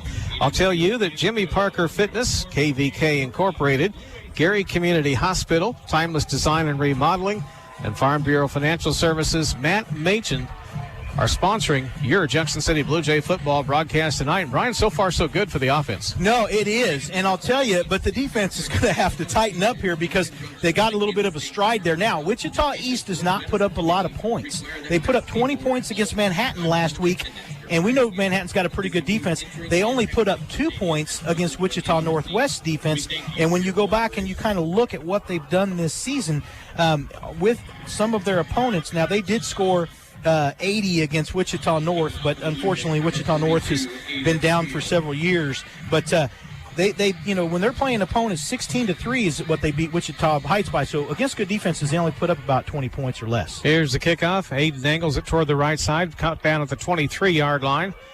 Nelson brings it back. Jamari Nelson up the far side, 40. He's kind of slippery. He gets up across the 40 to the 44-yard line. So he got a 21-yard return that time. That's okay, though. The Blue Jay defense, that's fine. Here's the thing. Give your offense some time here to get a breather. But what I like, again, Dewey, I want to talk about this. It shows you the versatility of the Junction City Blue Jays. They can score on 1 play or they can score on 10 plays. And that last drive was how many plays, Jackson?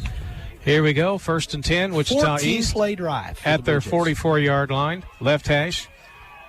Jones takes it, hands off, and Nelson met in the backfield, slammed to the turf back at the 40. That's a 4-yard loss. I'm going to tell you something. Joseph Vincent has been playing a lot of nose guard the last few weeks, and watching him earlier in the season on JV, he's pretty good, but I'll tell you what, he is fired up. He's a strong kid. He's a wrestler, and he's got that long hair coming out underneath his helmet. But, man, he is getting some good penetration tonight. We kind of talked about this. If there's a weakness of this Wichita East team, I think it's that offensive line, and the Blue Jays getting good penetration so far tonight. Blue Jays are very powerful in that last play.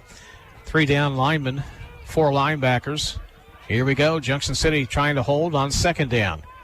2 in the offensive backfield for the Blue Aces. Nelson, the running back. Jones drops back. Dalen Jones wants to throw, looking downfield, being chased, being pursued, going to get rid of the ball, and the pass is incomplete at the 50. Kind of threw it down low toward the turf, so only his intended receiver, Kamarion Hart, could catch the football. He's well covered, and it will be 3rd down. He was very poised right there. He had three or four Blue Jays on him. Now, here's the difference. This quarterback is much faster than Washburn Rural's, so the Blue Jays getting that kind of pressure on him.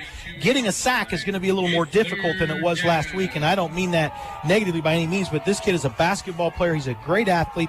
He's a wide receiver by his normal position, and he can run the ball pretty well. All right, 3rd down coming up for the Blue Aces.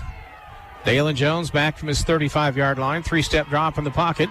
Now throws up over the top, and no one down there at about the 27 of the Blue Jays. The receiver didn't go deep enough. So, but that was a blown coverage, too, because I'm going to tell you something. Number, is that 5, I believe? Like we said, these gray numbers on white jerseys. McCoy Patterson. Okay, so he was wide open at the 40-yard line. He ran a crossing route, a deep crossing route, a kind of a shallow post, but he was a deep crossing route where he was wide open, and one of the Blue Jay safeties didn't go with him. All right, Kamarion Hart is the punter from his 30-yard line for the Blue Aces. Junction City puts Russell back at about the 27. He dropped the snap. It's on the ground, and he does recover it, but the Blue Jays will take over at the 33-yard line of the Blue Aces. There's the first big mistake. So I want to well, that's their second one, though, because they had one blocked earlier, too. So the Blue Jays have gotten good field position twice. The punting game, the special teams for Wichita East is the one thing. They don't have an extra point kicker, and obviously they've got some issues with their punt team because twice now they've fumbled one and the Blue Jays blocked You're another. right. That's the second time. Yeah. So, here comes Junction City on with the offense. Trey Goggins goes wide right. 3 receivers wide left. Andrew Corey looks at DJ Giddens, now steps in behind the center. Anson Jacobson working there for Junction City much of the year. Blue Jays put Christian Tabora wide left. In the slot, Russell Wilkie. They kind of started toward the right, and they brought him back toward the left side. Bussey's near the sideline. They're going to throw it over the middle. They're going to complete the pass. Flip pitch underneath. Ball's loose, and it's going to be a fumble, and Wichita East is going to get the ball. They threw the short pass on the slant, and he turned to try and throw to the receiver coming out of the backfield, and they just botched it. They tried a hook and ladder is what it was. So they called the old hook and ladder where Russell catches it, and then he has to pitch it. He got hit as he was trying to pitch it. He probably should have just hung on to it. But either way, I want to go back to that Blue Jays last drive. Hang on. The official is getting ready to make an announcement. They're going to give the ball to East. They talked about whether that was an incomplete pass. So 14 plays, 69 yards, 2 minutes, 52 seconds. It's one of the Blue Jays' longer drives of the year, but 14 plays, Dewey. 14-play drive. Here we go. First down after the Blue Jay fumble. They give it right back to the Blue Aces. Late first quarter. Got 48.8 seconds remaining in the period. Jones the throw. Looking toward the far left side. Deep pass. Caught. And touchdown, Wichita East. Caught at the 23. One collision. They get the ball down the field, and boom, they burn the Blue Jays after the mistake on the hook and ladder. Yeah, and they went deep quick, and that kid's got a heck of an arm. I talked about it. An amazing arm. Very strong arm, Dewey. And right there, he threw it up. The Blue Jays, uncharacteristically, I'm not sure why, another blown coverage by the Blue Jays secondary. Very unusual. They hit the pass to Camarion Hart. He's a wide receiver, also does some of their punting. He got shaken up. There was a collision. He went right around it into the end zone. Now they go for 2 to try and tie the ball game. 14-12 Blue Jays. Well, this is a case of a play call coming back to really haunt you for Junction City. Yeah, you know how I'm not a fan of the trick play, Dewey. It didn't work at all. No, I'm not a fan of the trick play. Here we go. Dalen Jones drops, throws out in the right flat. He's going to try and rush the ball in the end zone, and they do. They get the football to A.J. King, and Wichita East has tied the game.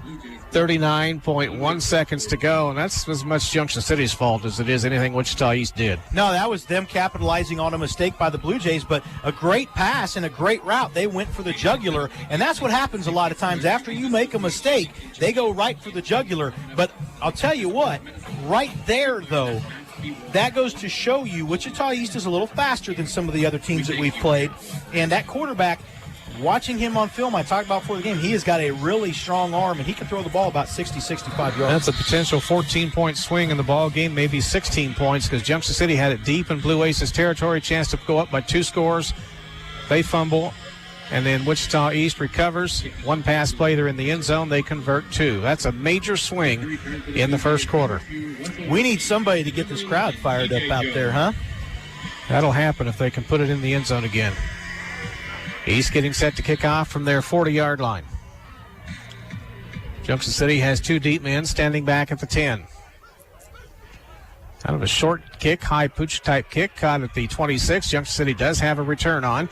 Back across the 30, near side of the field to the 34. Returning the football that time for the Blue Jays, Quaviana Gilmore. And Junction City will set up first down at their 34-yard line. Let's see if the offense can get it going again, Brian. Well, I think they can, and I just, again, I'm not a fan of the trick play. No, it didn't work. I just don't like the trick play. I would have rather seen Russell just grab that and run with it rather than try and pitch it.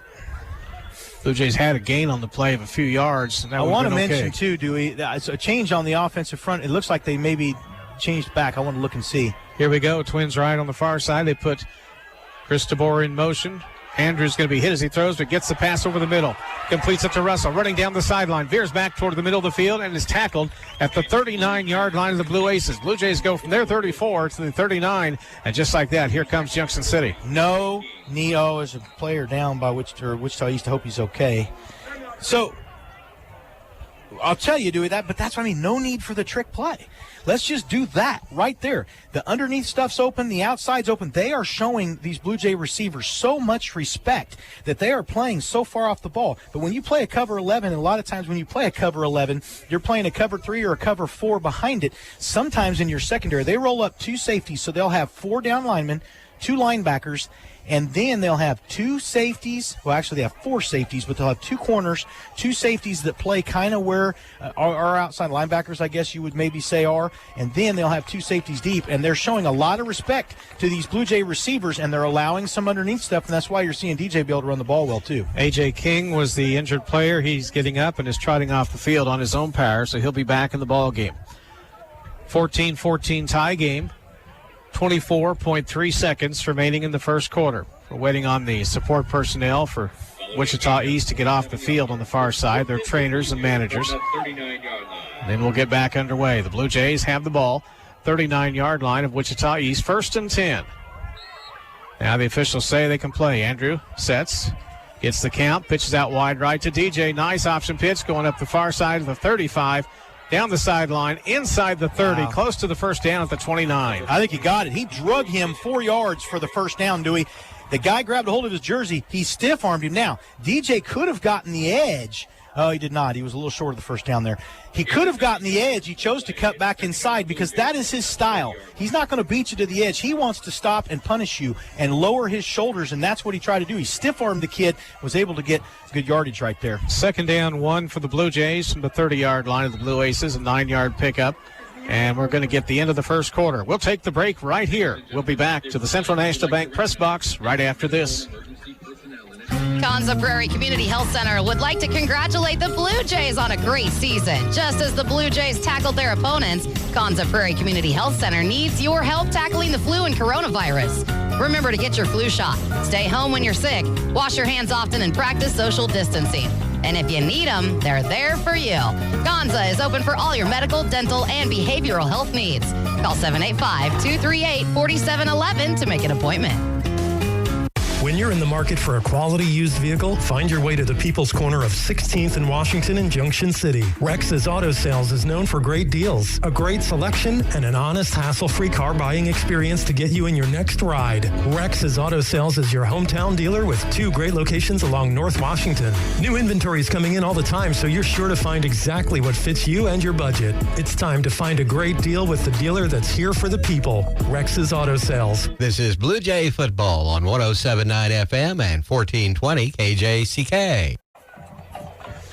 And the first quarter comes to an end. We have a 14-14 tie ball game. Blue Jays have the ball, 2nd down 1 at the Blue Aces 30-yard line. They switch directions. Blue Jays go west to east, left to right. Giddens in the backfield with Andrew Corey. Marcelo Bussey, standout wide receiver, comes wide right to the short side of the field. Twins left.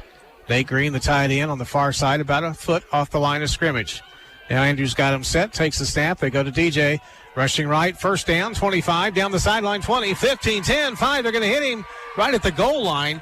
And he didn't quite get in, but he's very close. He is at the 1. Beautiful run. They're going to talk about it. They're going to say he was just short. So, Dewey, we kind of talked about this a little bit before the game and this week.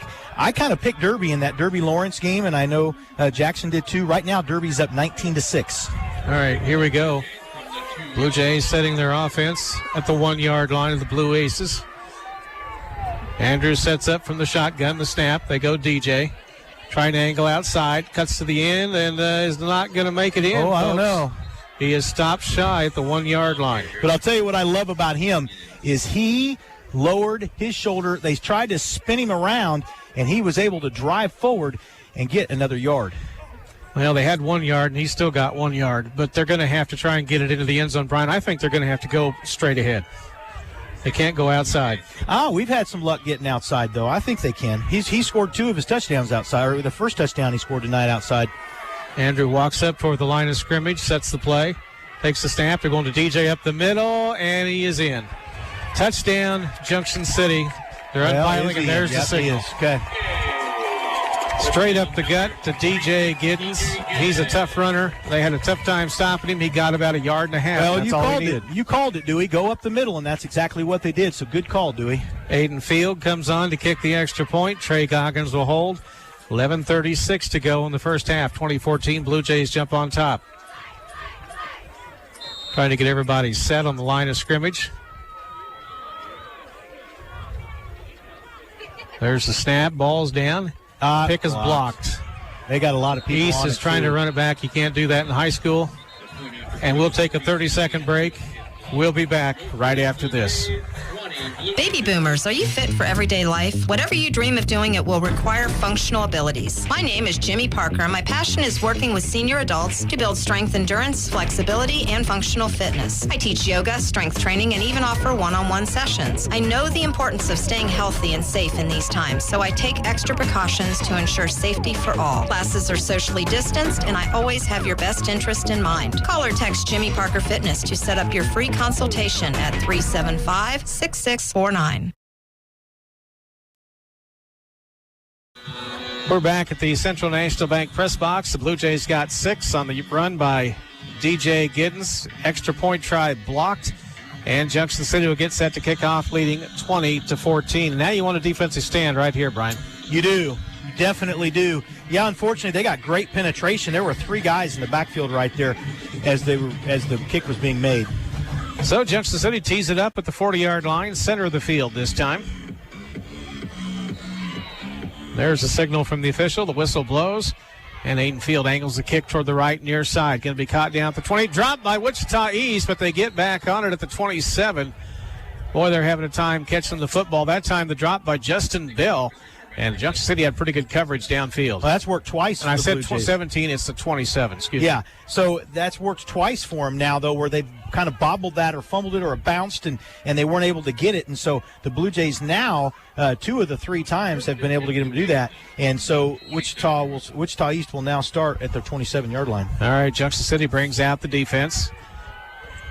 East went over the top for a big play last time they had the football. It's not really their forte, but they do it well tonight.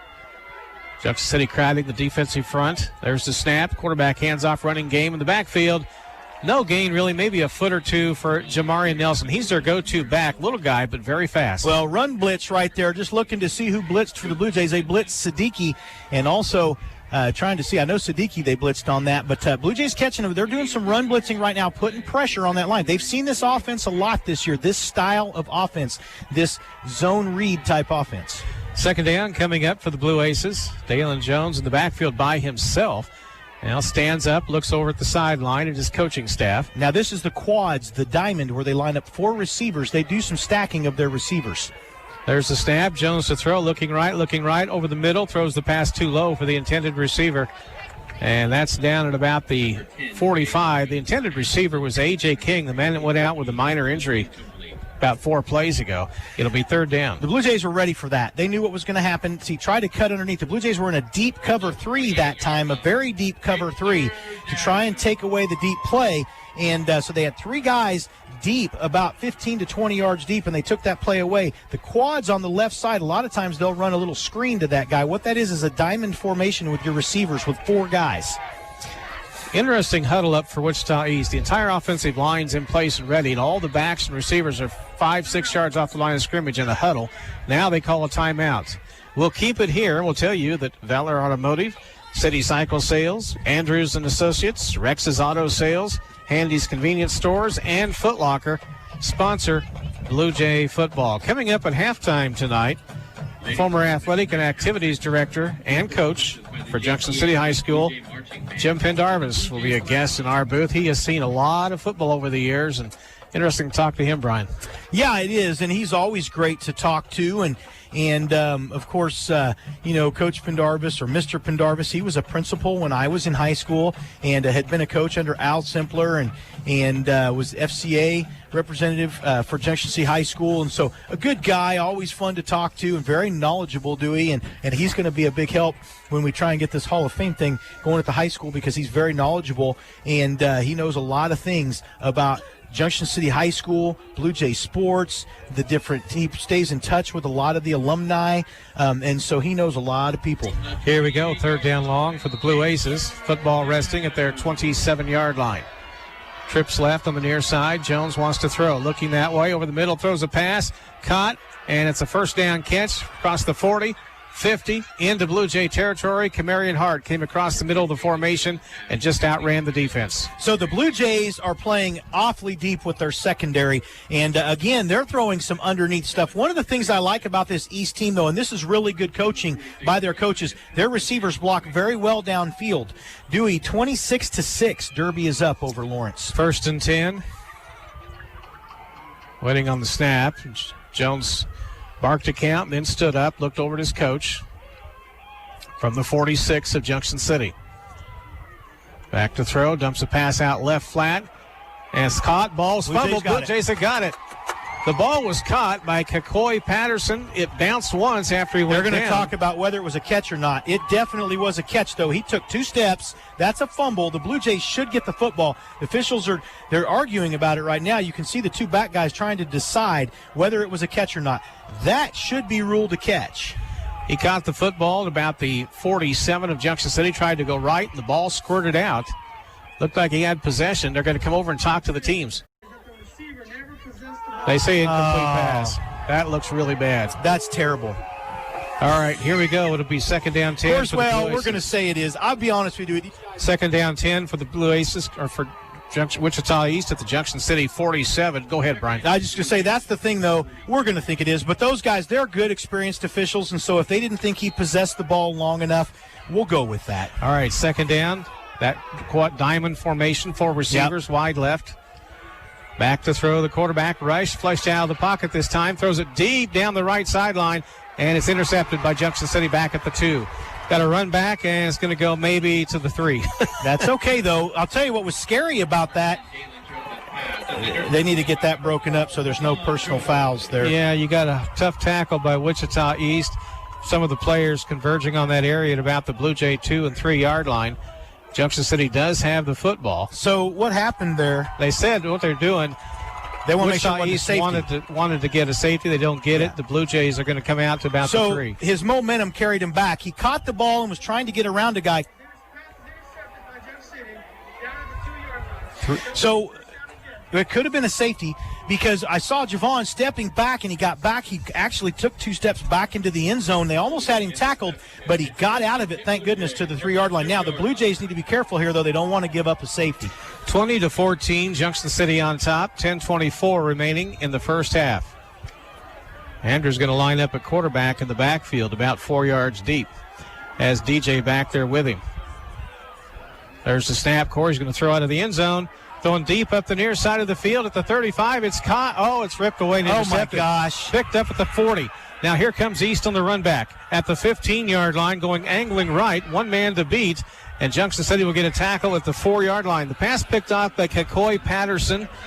He just literally kind of ripped it away from Marcelo Bussey. No, that was just unlucky for the Blue Jays because Marcelo had it, and you're right, Dewey. Actually, it looked like he almost bobbled it as he went to go knock the ball away, and that is incredibly unfortunate. And what that is right there is and when your offensive players are trying to make tackles when they're not used to, that makes it tough. Great run back, but that was a great interception, great run back, and Wichita East now has an opportunity to get their first lead. All right, first and goal, 4 yard line of the Blue Jays.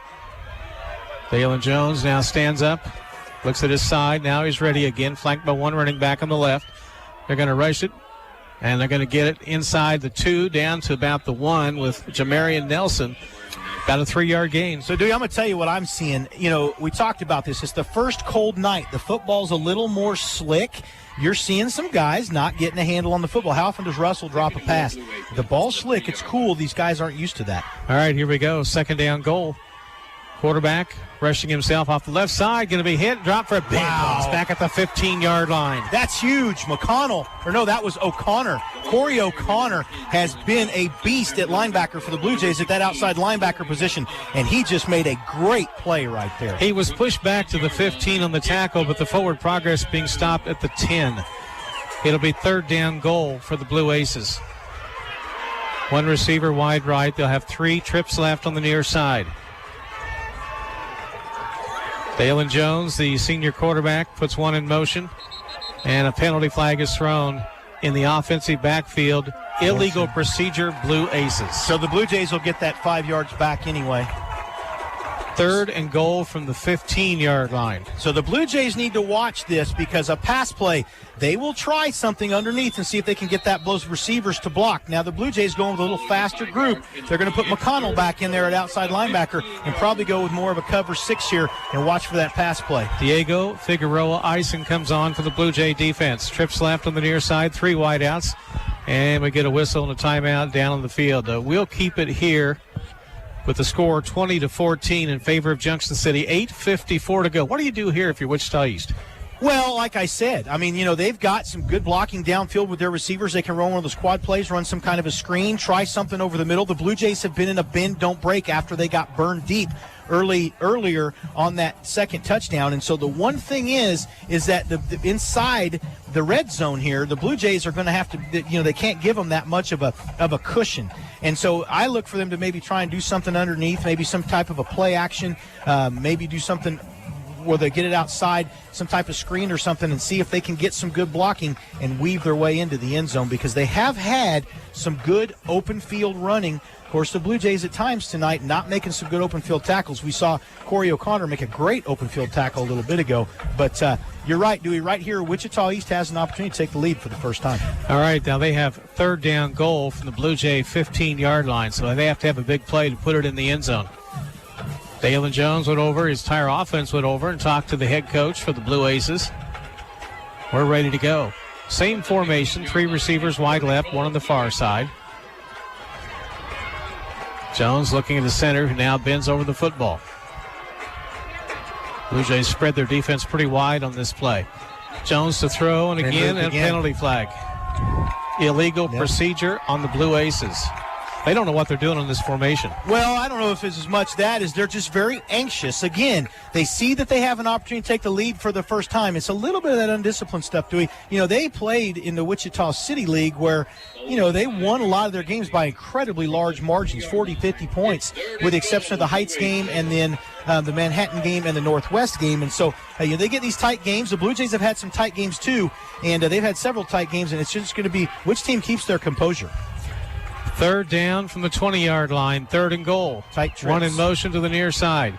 Back to throw, 3-step drop. They throw over the middle. The ball is incomplete down at about the 2. It's touched by a couple players, one Blue Jay, but could not be caught. Javon George picked it up off the turf. It'll be 4th down. This kid's got a hose. He has a gun. I mean, he can really throw the football and throw it hard. He's got an incredible arm. To think that this guy is a Division I prospect at wide receiver with the arm that he has, if he'd have been playing quarterback the last few years, I'll tell you what, he's got a good arm, and he can sling it around a little bit, but at times, he's not real patient, and so we'll see what happens. They had a chance right there. The Blue Jays now 4th down. See if they can hold him right here. Here we go, 4th and goal from the 20-yard line. 3 receivers. They've put a tight end on the far side, on the near side, on the left side. Back to throw, Jones. Under some pressure, going to lob it over the top, and it's going to be caught shy of the goal line. It's down about the 3, maybe the 2. Caught on the far side of the field. The Blue Jays have held on defense. Yeah, but the thing is that they ran a fade right there, kind of a corner route, and I'm not really sure why he didn't try to go to the pylon. What that actually is a route that was cut way too short, and or they could have possibly had the touchdown. The Blue Jays had coverage there. They tried to jump the route, though. Last week we saw Jchs jump the route. The Blue Jays safeties are trying to jump the route. These receivers are a little more talented and a little faster than the receivers they've seen this year, so they're going to have to play more honest coverage instead of trying to jump the route. 1st and 10. The Blue Jays have it backed up at their own 2-yard line. Once again, Andrew Corey in the end zone. Blue Jays lead 20-14. Corey moving back and forth, getting his guys set. There's the snap. Going to throw a pass out in the right flat. Incomplete. Tried to go to Russell at about the 3 and let him get free and run up the sideline. Incomplete. Yeah, Russell tried to catch that one-handed, though, and was looking to where he was going to run rather than grabbing the football. And so you got to do that. You got to be ready and go grab. It's uncharacteristic of Russell. Tonight the ball's a little slick. He's clapping his hands. He's disappointed in himself. He's got to quit worrying about where he's going to go after he catches it. Just catch the football first. Blue Jays are trying to produce a big play down here. Get the defense coming in hard, going over the top or the side. Now they're looking at 2nd down 10 from the 2-yard line. Andrew takes the snap, picks it out on the option in the end zone. Still a good running play developing. Across the 10, across the 15. DJ Giddens swirled out of one tackle, and they push him out of bounds up near the 20. That was a dangerous pitch in the end zone. Well, but not necessarily in a sense that, either way. I mean, what I like about that is it was quick. Andrew did not waste any time. It was just a quick pitch. Instead of being a read option or something like that, or even a speed option, it was just a quick pitch. And that was designed that way. And they're seeing what they're doing is Wichita's not lining up much to the trip side. So the Blue Jays are able to run to the trip side when you watch the way they're lining up in that 4-2-5. Here we go, 1st and 10 from the 20. Right hash on the near side. 3 receivers go wide left. 1 on the near side. Senior quarterback Andrew Corey takes the snap, rolls left, wants to throw, throws it up the field, and it's caught at the 28. 1st down across the 30, 35, 40. They're going across the 40 to the 45. Nice Marcelo block. Across the 50 and rolled out of bounds at the 38-yard line. Boy, he just kind of weaved between the defense. He did, but the reason that happened, man, I'll tell you what, I talk about it all the time. I love Trey Goggins. That was an incredible block by a wide receiver. He came back, realized what was happening, waited for the kid to turn around. He didn't block him in the back, and then he leveled him. Great block by Trey. 1st and 10, 38-yard line. DJ Giddens angling outside, trying to turn the corner and can't. He made maybe a yard to about the 37. It'll be 2nd down. So the Blue Jays, again, hitting some of that underneath stuff because they're having the safeties for Wichita East play deep, and they're playing they're giving them plenty of room inside. They're playing off the ball quite a ways and giving them some room. The Blue Jays taking advantage of it themselves and getting some good blocking downfield. That was just a little over the underneath route that they threw, and then this last time trying to run again towards the boundary side, which Coach Zimmerman likes to do. All right, 1st and 10, Blue Jays. They said it'll take a long time sending the play in. DJ still in the offensive backfield with Andrew. Trey Goggins comes wide right, short side. Play action to DJ. They throw it over the middle. The pass is caught by Russell. Round the corner at the 20, the 10, the 5. Touchdown, Junction City Blue Jays. So that time what they did, that was smart. Instead of having somebody go deep and running Russell underneath, they ran him on a crossing route because there was no traffic behind. Wichita had sucked all their guys up. So it was Russell one-on-one with the guy covering him. Wichita was in man coverage. The Blue Jays saw it. Andrew read it well. Great pass, incredible run by Russell. That was a big play, big score for the Blue Jays after a nice defensive stand. 8:04 left in the first half. Aiden Field to kick the extra. Trey Goggins will hold. They're going to run for 2, a fake, and throw it over the top, and they catch it in the end zone for 2 points for Junction City. They get back the extra point they missed earlier. Junction City scoring the touchdown with 8:04 to go, and Brian Field, a good play. Well, I jumped up and down on that because we've been talking about it all year. Why don't we run a fake to take some pressure off of our kicking team, because that one was blocked.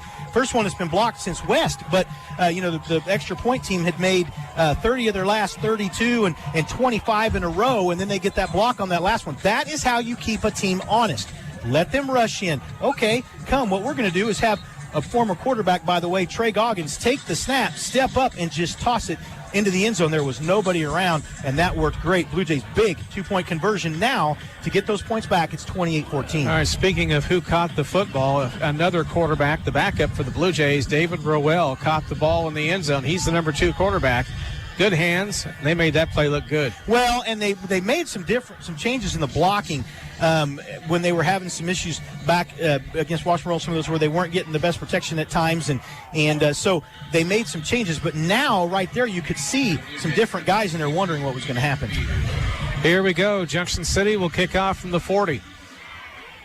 28-14, Blue Jays. There's the kick, a little short but high. Goes down to about the 23-yard line. Wichita East on the run back and trying to get around the end and not going to make it. It looks like across the 35 to the 37. A little bit of a return, about 10 yards on the run back, carrying the football. Kikoi Patterson, he touches the ball a lot for Wichita East. Well, and he came all the way across the field. The blocking was there, so that's why you do that. They had a return left on. The reason that you directional kick is you kick to a number or you kick to a zone, but that time they wanted to kick it to the 20-yard line on the number. And they caught him in a left return, so they had to come clear across the field. That's why that works. Dalen Jones, a quarterback, puts 3 receivers wide right. Now stands up. He's got Jamari Nelson flanking him on the left in the backfield. 1 receiver, Patterson, comes wide left on the near side. Now the offense is ready. The Blue Jays have jumped up by 2 touchdowns here in the second quarter. There's the snap. Jones rolling the line, pitches on the option, and the ball's loose back at the 33, and I think the Blue Jays have got it. Or a lineman maybe got it for Wichita East. The Blue Jays aren't jumping up and down like they got it, so they did. East, one of their linemen. Boy, I thought Junction City got to the bottom of the pile. They had somebody down there, but I think the ball, again, is squirting off of people's hands. Dewey, it's cool out there. You stick your hand out the window, it's cool, and it kind of your hand I don't gets do that, quick. I don't want to be cold. I can't help but get out here. I want to be out here with the crowd and on it. But Blue Jay defense had a chance, but Wichita East did a good job getting back on the football. 3-yard loss in the play, back to the 34-yard line. Peters on in the press box. Second down, 13 coming up. Dalen Jones talks his back. Now they hand off to Jamari Nelson. He's going to try and go off right tackle. Okay, he got 2. That was a play that you kind of scratch your head with second down, 13. It'll be third down coming up. Well, but that's okay. I mean, they ran a little bit of a draw. So what that is a little inside sweep. It's a midline sweep. So they kind of take the back. It's a backside deal where they take it inside. It can be considered an inside zone that turns into zone block to the outside, but it's an inside handoff on the outside zone. But they're trying to cross it up, trying to catch the Blue Jays in a blitz and get them to over-pursue. And that time the Blue Jay defense had dropped back the blitzers. Third down, 11 for the Blue Aces. Jones looking at the defensive front. Junction City crowding up front with 6. Now he's back to throw. Good protection. In the pocket. Throws up over the top, and the pass is caught. Across the 45 of Junction City, inside the 30. And down to the 26, caught by A.J. King, and a late flag. They're going to call a horse collar. He had a hold of his jersey. He must have grabbed the back of his shoulder pads. Yeah, they're going to call a horse collar. That's going to be another penalty. Blue Jays haven't had a lot of penalty problems tonight. No, but to tackle him, that's what he had to do. This Wichita East team, these kids are strong. They're big. Yeah. It was a horse collar tackle, and he didn't mean to. Personal foul, Junction City. They'll move the football 15 yards closer at the goal line. So East now quickly responding to the Junction City score. Well, what they're doing is the same thing. They're giving the Blue Jays a taste of their own little medicine. The thing is, these Wichita receivers block so well downfield, the East receivers do. They're throwing the ball underneath, and they're setting up good blocking, and they're running. That's just good coaching. First and 10 from just outside the Junction City 10-yard line. They can get a first down shy of the goal line. Jones takes the snap. They're going to run Nelson coming left. Pierce back up the middle inside the 5 and tackled at about the 2. Well, he slid between the defense. I'm not sure they could find him. No, it was a good run. It was actually very well blocked by their offensive front, and they had a lead blocker that was able to kick out the defensive end that got across, and then they had another blocker that cut inside and took out the outside linebacker. So it was very well blocked that time, and the runner was able to get in and cut it up inside behind him. All right, second down. We'll call it 1 for the Blue Aces, deep in Blue Jay territory, knocking on the door at the end zone. Snap to Jones. Rice, Mari Nelson. He's hit, stood up at the 2. Didn't have room. They tried to go ISO right there. It looked like the ISO play where they tried to isolate the linebacker. The Blue Jays ran blitz, though, and so they ran past the ISO. And that's part of the reason why they're doing that tonight, and they're reading that incredibly well. Third down. They can get a first down just shy of the goal line. 4 receivers on the far side, 1 wide left. Everybody's out for a pass with that quarterback. Gives the signal down on the field. Quarterback power, watch that right here. There's the snap, wants to roll right. Yeah, you're right, and he slipped on the turf. He slipped at the 5, fell to the 4. You know, teams run that. I'm sure Bryce Brown saw that that K-State ran that for years. The only thing is teams know that's coming when you do that. You got nobody back there, and you've run it once already, and the Blue Jays read that very well. Slick turf brought him down at the 4-yard line. It's 4th, and here they go. He saw 3 guys ready to tackle him. All right, 2 receivers wide left and wide right. Quarterback Jones turns, looks to the sideline. Big play for Wichita East. There's the snap. Going to try and throw. He's hit, spins out of a tackle, lobs the ball, and it's picked off. This could be run back for 6. Junction City got it. 1 man to beat, and they're not going to. They're going to get Javon George and tackle him at the 45. The ball squirted out, but he was down. So Junction City gets the huge interception from Javon George. He goes 42 yards. First and 10, Blue Jays. Very ill-advised, and what that is a guy who hasn't played a lot of quarterback because he was a wide receiver. He tried to flip that, almost shovel it, what he tried to do. was imitate the quarterback for the Kansas City Chiefs, Patrick Mahomes. That's what exactly he tried right. to do. And that was very ill-advised. That was not a good thing to do. Javon George, always in the right place, the right time, ran it back. Now, the thing was, you're watching Wichita. The Blue Jays need to hold on to the football. They're not tackling the player. They're tackling the ball. And Javon George, smaller guy, was a big boy on him, but did a good job holding on, and he was down when the ball came out. 4:23 left in the first half. 28-14, Junction City. That's huge. Here comes Junction City now setting the offense. Andrew takes the snap, going to pitch it wide left in the option.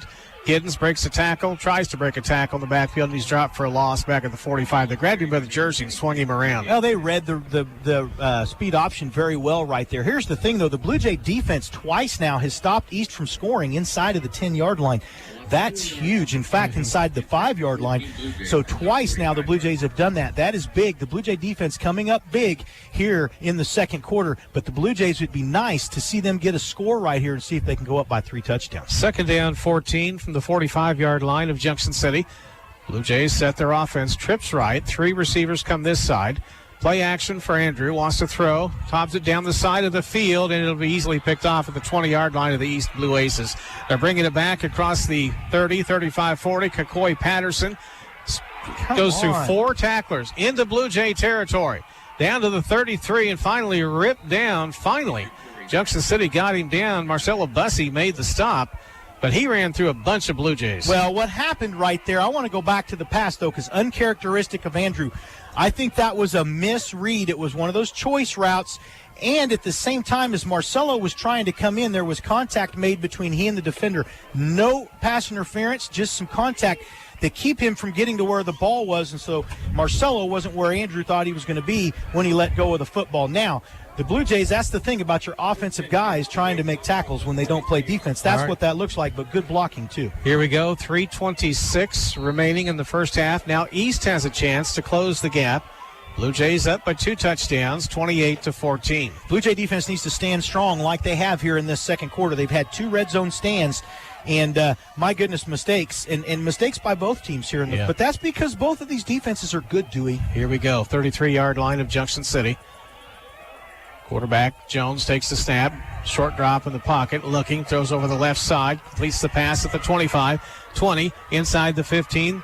Still going inside the 13-yard line. That's a nice big pickup of 20 yards for the Wichita East Blue Aces. Very impressed with their receivers once they catch the football, because they don't go run straight for the sideline or for the touchdown. They turn around and start looking for blocking.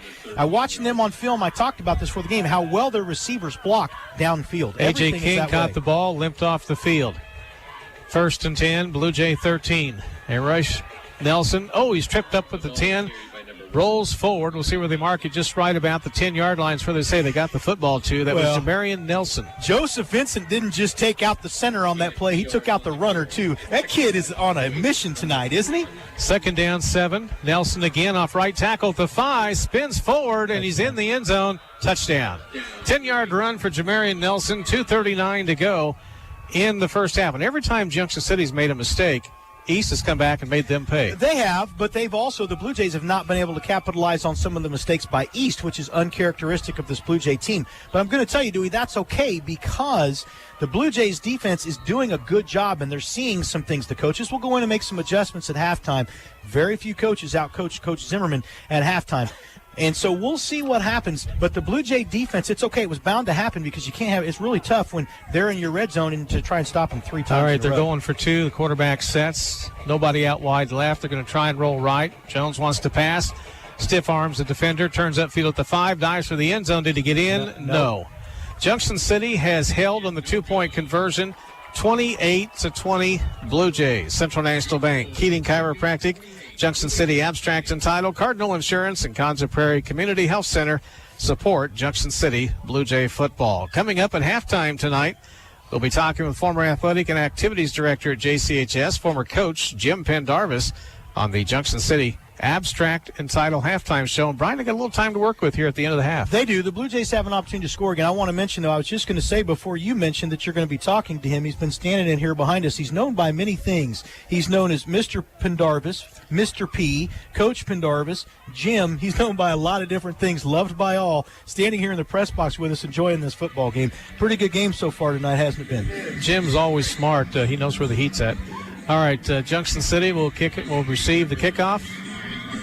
Coming on to handle those duties, Luke Clayton, 6'4", 300-pound lineman. All right, Junction City waiting to get the deep man kick. They've got their men back at about the 10-yard line.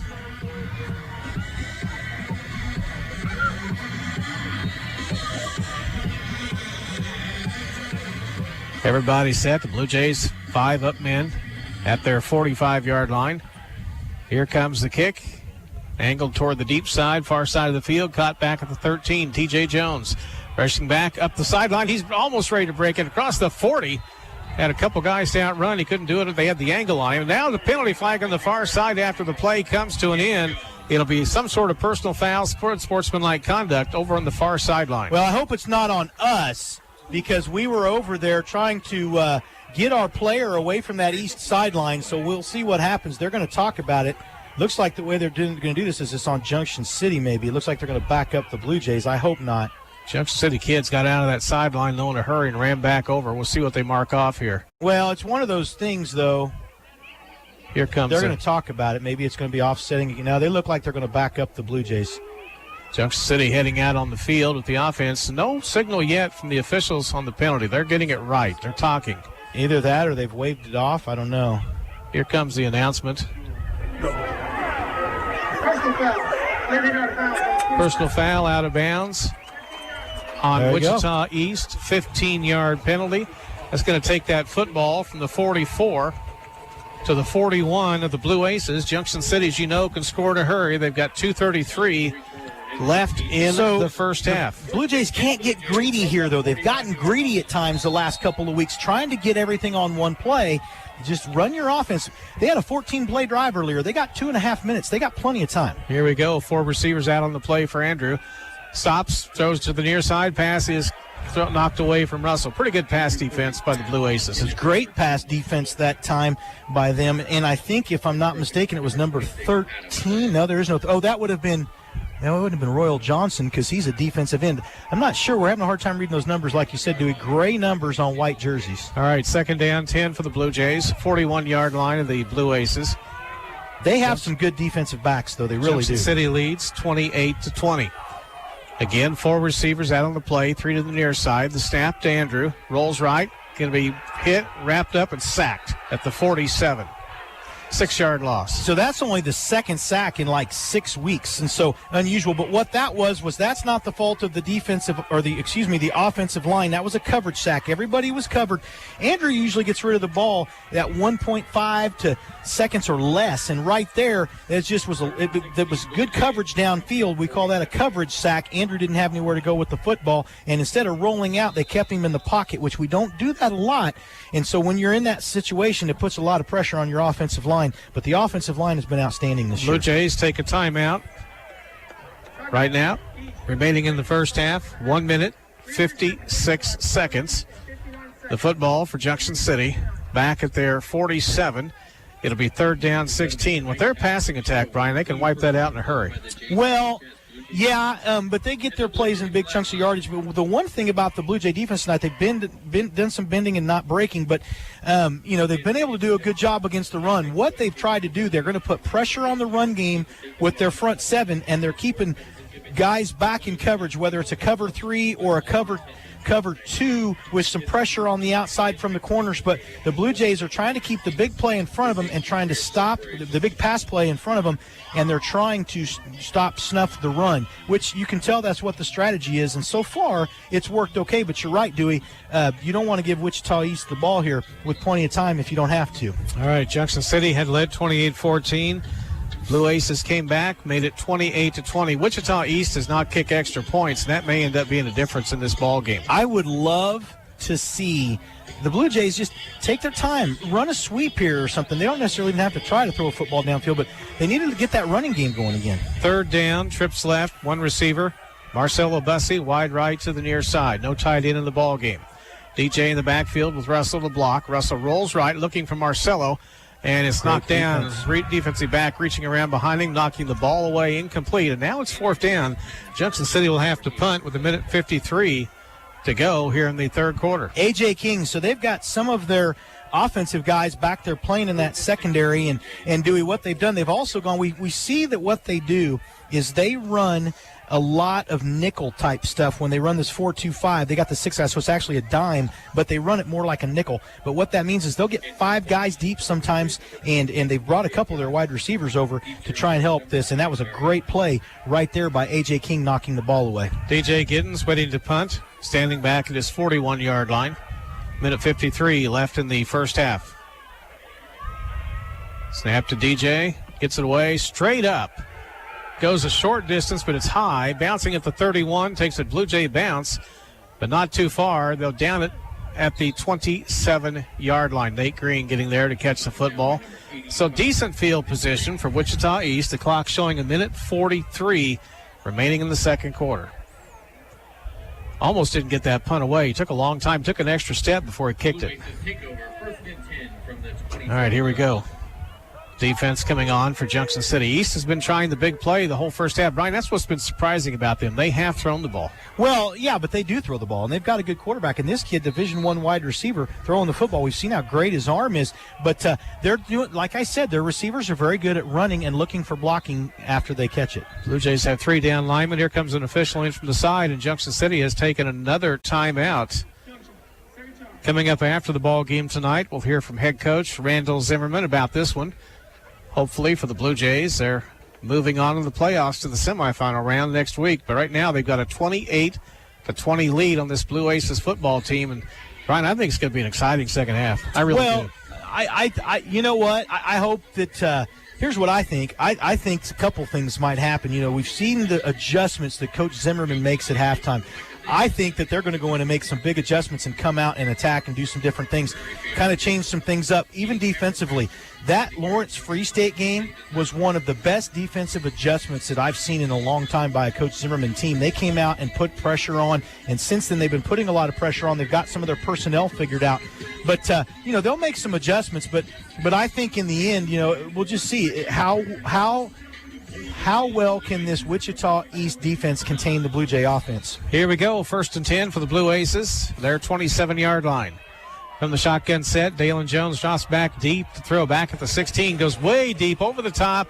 Ain't nobody down there. Nobody that deep in center field on either team. 2nd down 10. Yeah, George was there, and their receiver outstepped Josiah Ruffin. So he's the strong safety, and Jordan Irby, they were running a zone right there, and they were running it to the boundary side. And so what that means is even though it was over the middle, they were tacking the boundary side because there was nobody over here, so Irby had to drop back. What they did is they ran the receiver from the backfield side, and he came across, and so they disguised it. There was Javon George was there, but if he'd have caught that, it'd have been a big gain. 2nd down 10 for the Blue Aces. Again, they set the offense. They run Nelson up the middle, tried to slide him through, and he didn't get far. Across the 30 to the 31, so 4-yard gain. And the clock ticking now, 1:25 remaining in the first half. And we kind of wondered about this, Dewey, if Derby had some COVID issues early and if Lawrence had really played anybody. Derby's up 33-6 at halftime. Here we go, back to throw. Jones looking, throws over the middle, pass complete for a first down or close to it. Up at the 37, they're right on the marker, and I think they got it, and they do. 1st and 10. So that'll be about a 6-yard gain. So they ran a deep post, almost kind of the same play that they ran last time, and then they ran an underneath route. They're giving the Blue Jays a lot of their own medicine, honestly, and that's something that they're doing pretty well. 1st and 10, Blue Aces. Jones, 3-step drop, hopping in the pocket, now flushed out, rolls to the right. Going to be hit as he throws, and the ball crashes into the turf at the 34 to be an incomplete pass. He's lucky it wasn't a fumble. They hit his arm as he came forward, though.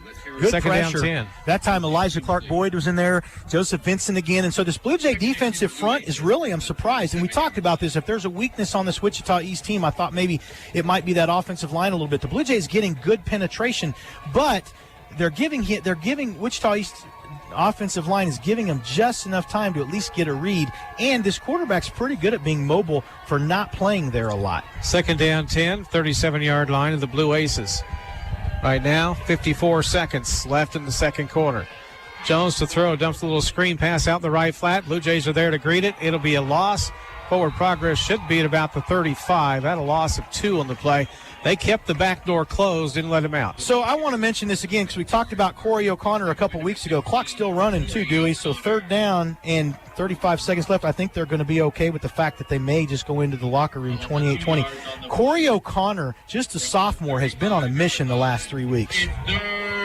Third down, 12 coming up. Judah Peterson checks in on the defensive front. Rushing play right side. Nelson gets into the secondary, still rolling. He got a first down.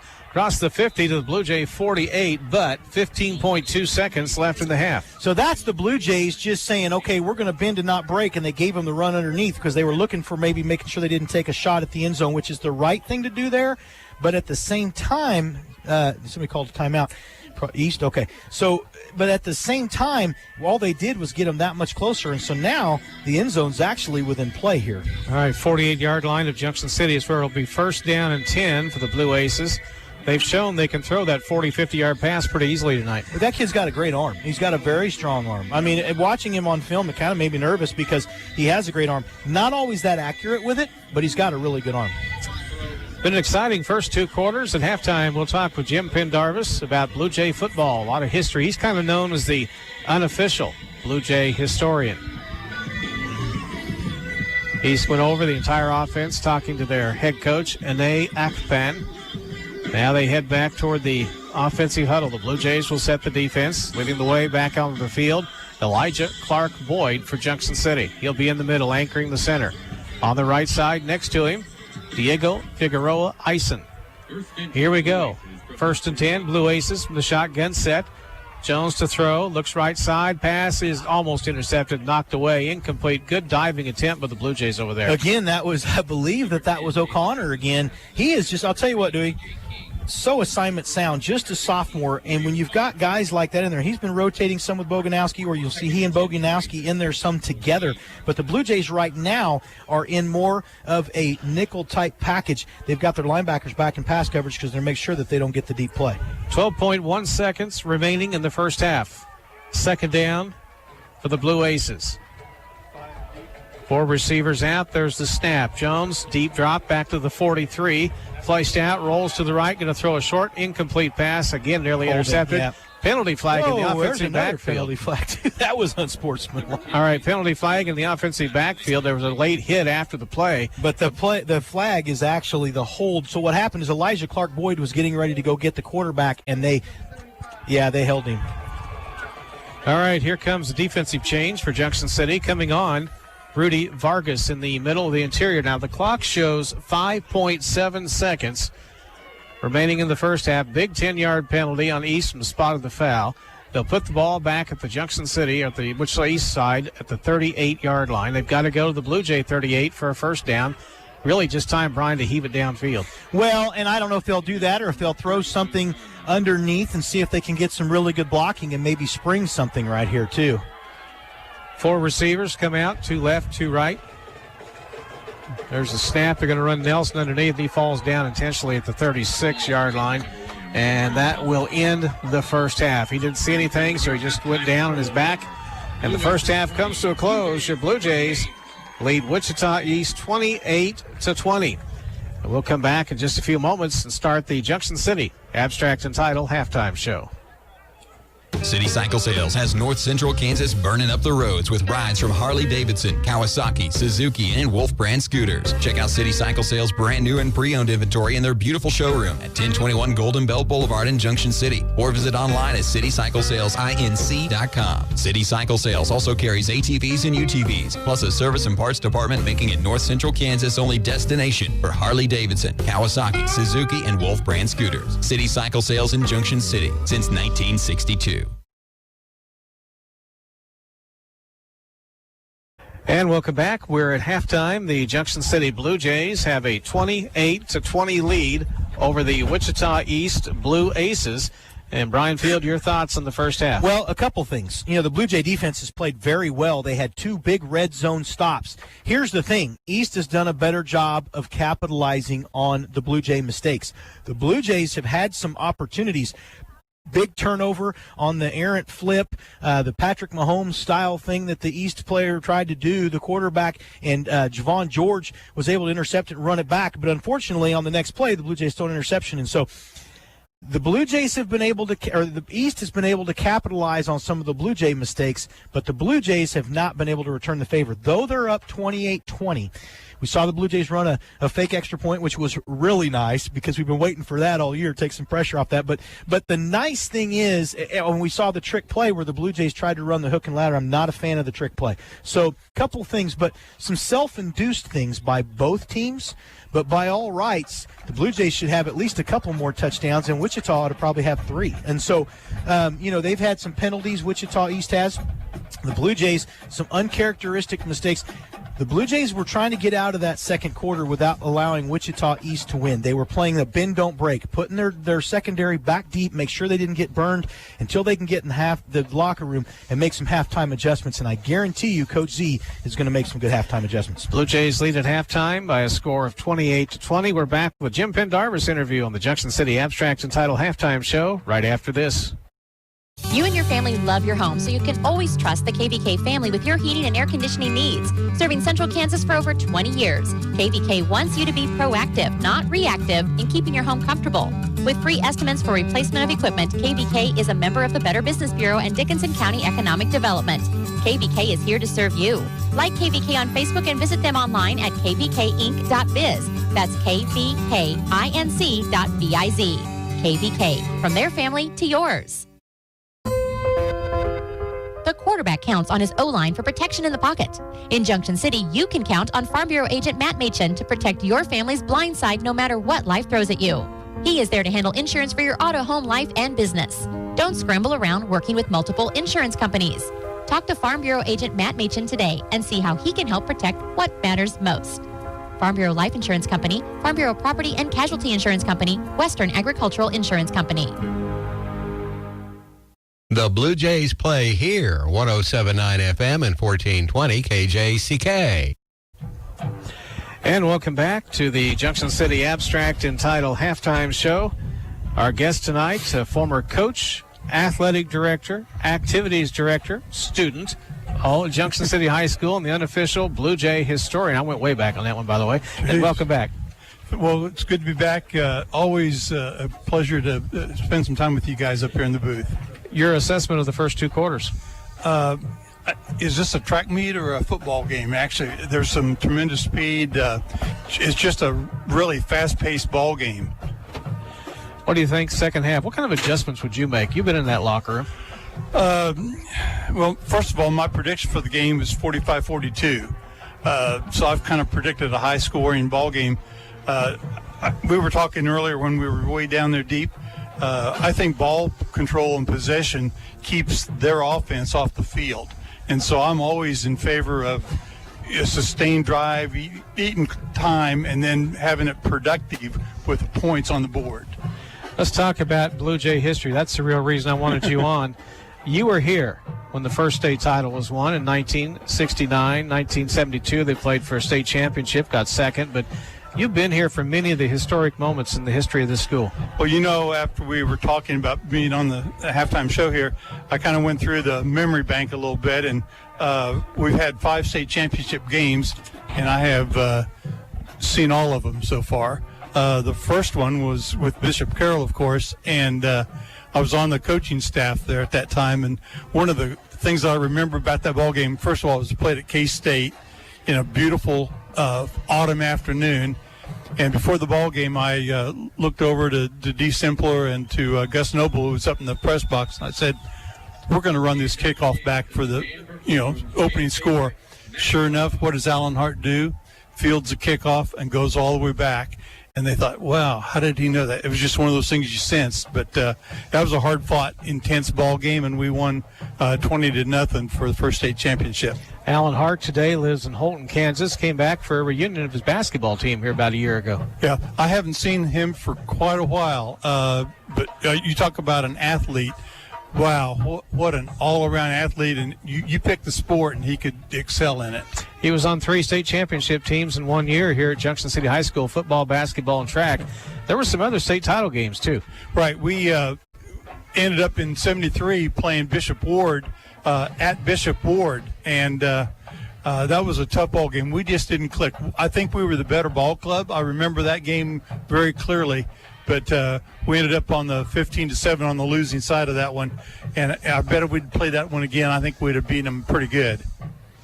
Been a lot of playoff games over the years, too, and 76 is a game I continue to hear about even now. It lost to Emporia here. It was cold. Dewey, cold isn't the word. Whatever's worse than cold. It was a blizzard. We were a bunch of us had gone to Kansas City just to get away the night before, and beautiful day. And we woke up Saturday morning to come back and set up for the ball game that day, and we had a snowstorm, and I think the wind chill might have been a minus 12, minus 16, and looked out over the stadium because we hosted it here. And bitterly cold, and I felt so bad for the people that braved the elements to come out and watch the ball game, but it was not good football weather by any means. Why didn't someone call a snow day? They would today. I don't know what the deal would be with the inclement weather, but it was just a brutal ball game. And the thing that I think everybody remembers is we had a heck of a ball club that year. The trouble was Emporia had a heck of a ball club too. In fact, I think 2 or 3 Emporia players signed D1 scholarships with them. So it was very talented. And I've always said, and I still firmly believe this, on a normal, good football day, it doesn't have to be sunny and 70 degrees, but on a good football day, I still think we were the better ball club. But, your offense is limited when it's minus 12. Been a lot of playoff games over the years. You might highlight some of that and some of the records of those head coaches. Right. Well, I went through some memory and some books, and we have had 41 going into this season, 41 playoff games, and we've won 23 of them. We've lost 18 of them, and Coach Z has coached in 25 of those with a record of 13-12. Again, not counting any games from this particular season.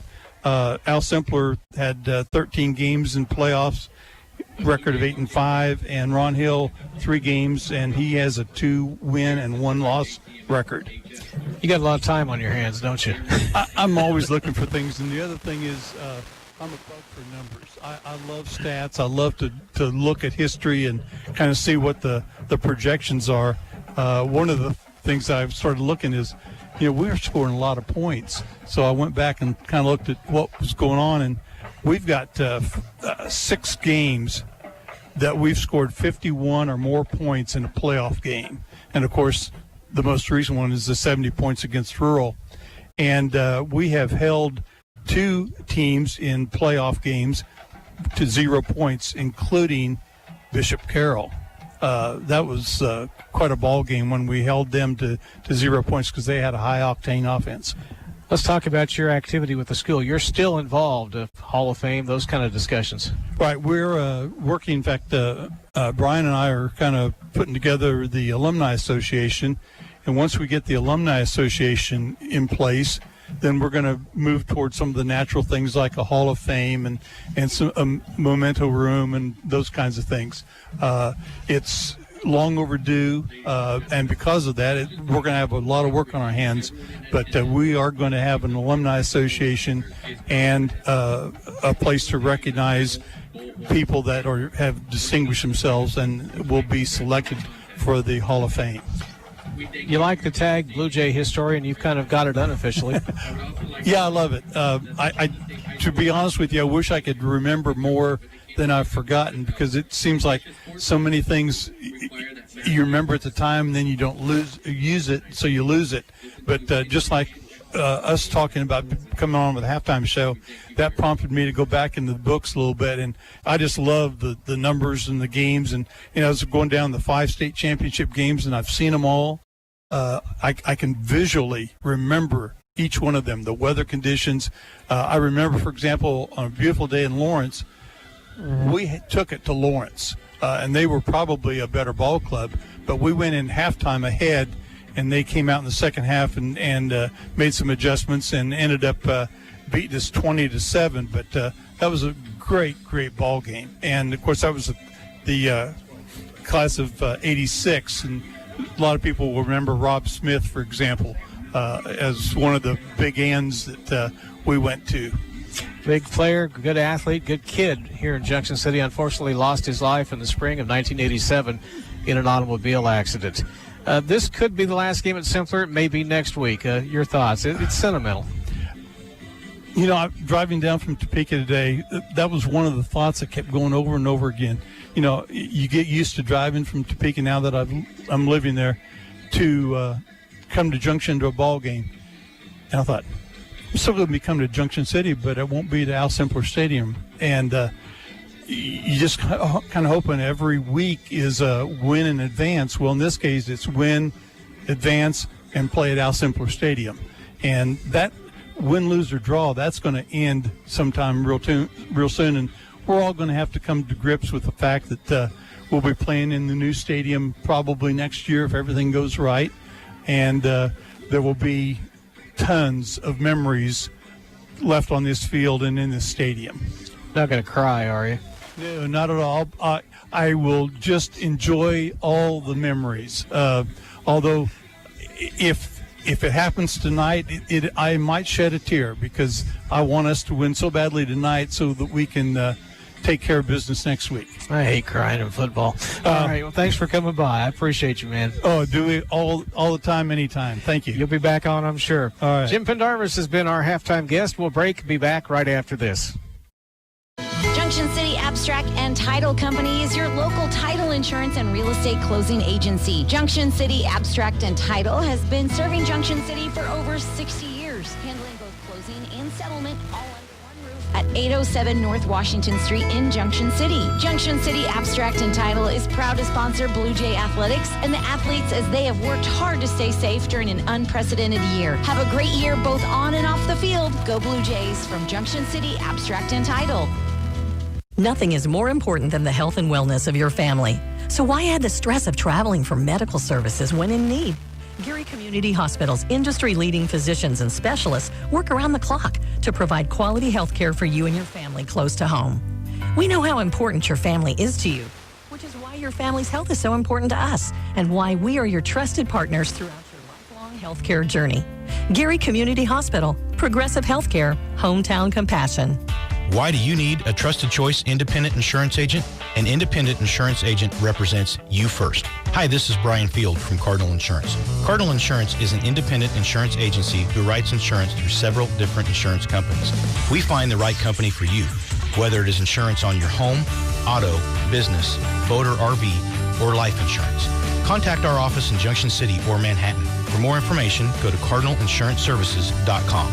Cardinal Insurance, serving you first. Your home is where you feel most comfortable. It's your daily getaway, so why not have it looking and feeling its best? Timeless Design and Remodeling is here to help solve your redesign needs. Specializing in tile, hardwood, painting, and carpentry, Timeless Design and Remodeling wants to help make your home feel new without losing the character you love about it. Call today at 785-787-5887. Timeless Design and Remodeling, transforming your home into a timeless masterpiece. 785-787-5887. And welcome back here at halftime. This is the Junction City Abstract and Title halftime show. The Junction City Blue Jays lead the Wichita East Blue Aces 28-20, and Brian Fields getting a look at some of the stats on the first half. Yeah, so they are outgaining the Blue Jays 296-259, but that's a good defense by East, and the Blue Jays trying to get too much there at the end because the Blue Jays were ahead in the yardage amount there, but then Wichita East started to get some big plays there. And so just a few plays are the difference, but fairly even. The Blue Jays stopped running the football. The Blue Jays so they're being outrushed right now, 103-87, which is a little bit surprising when you think about that. 193 yards passing for Wichita East, 172 for the Blue Jays. And so scoring by quarter, of course, it was 14-14 in the first quarter.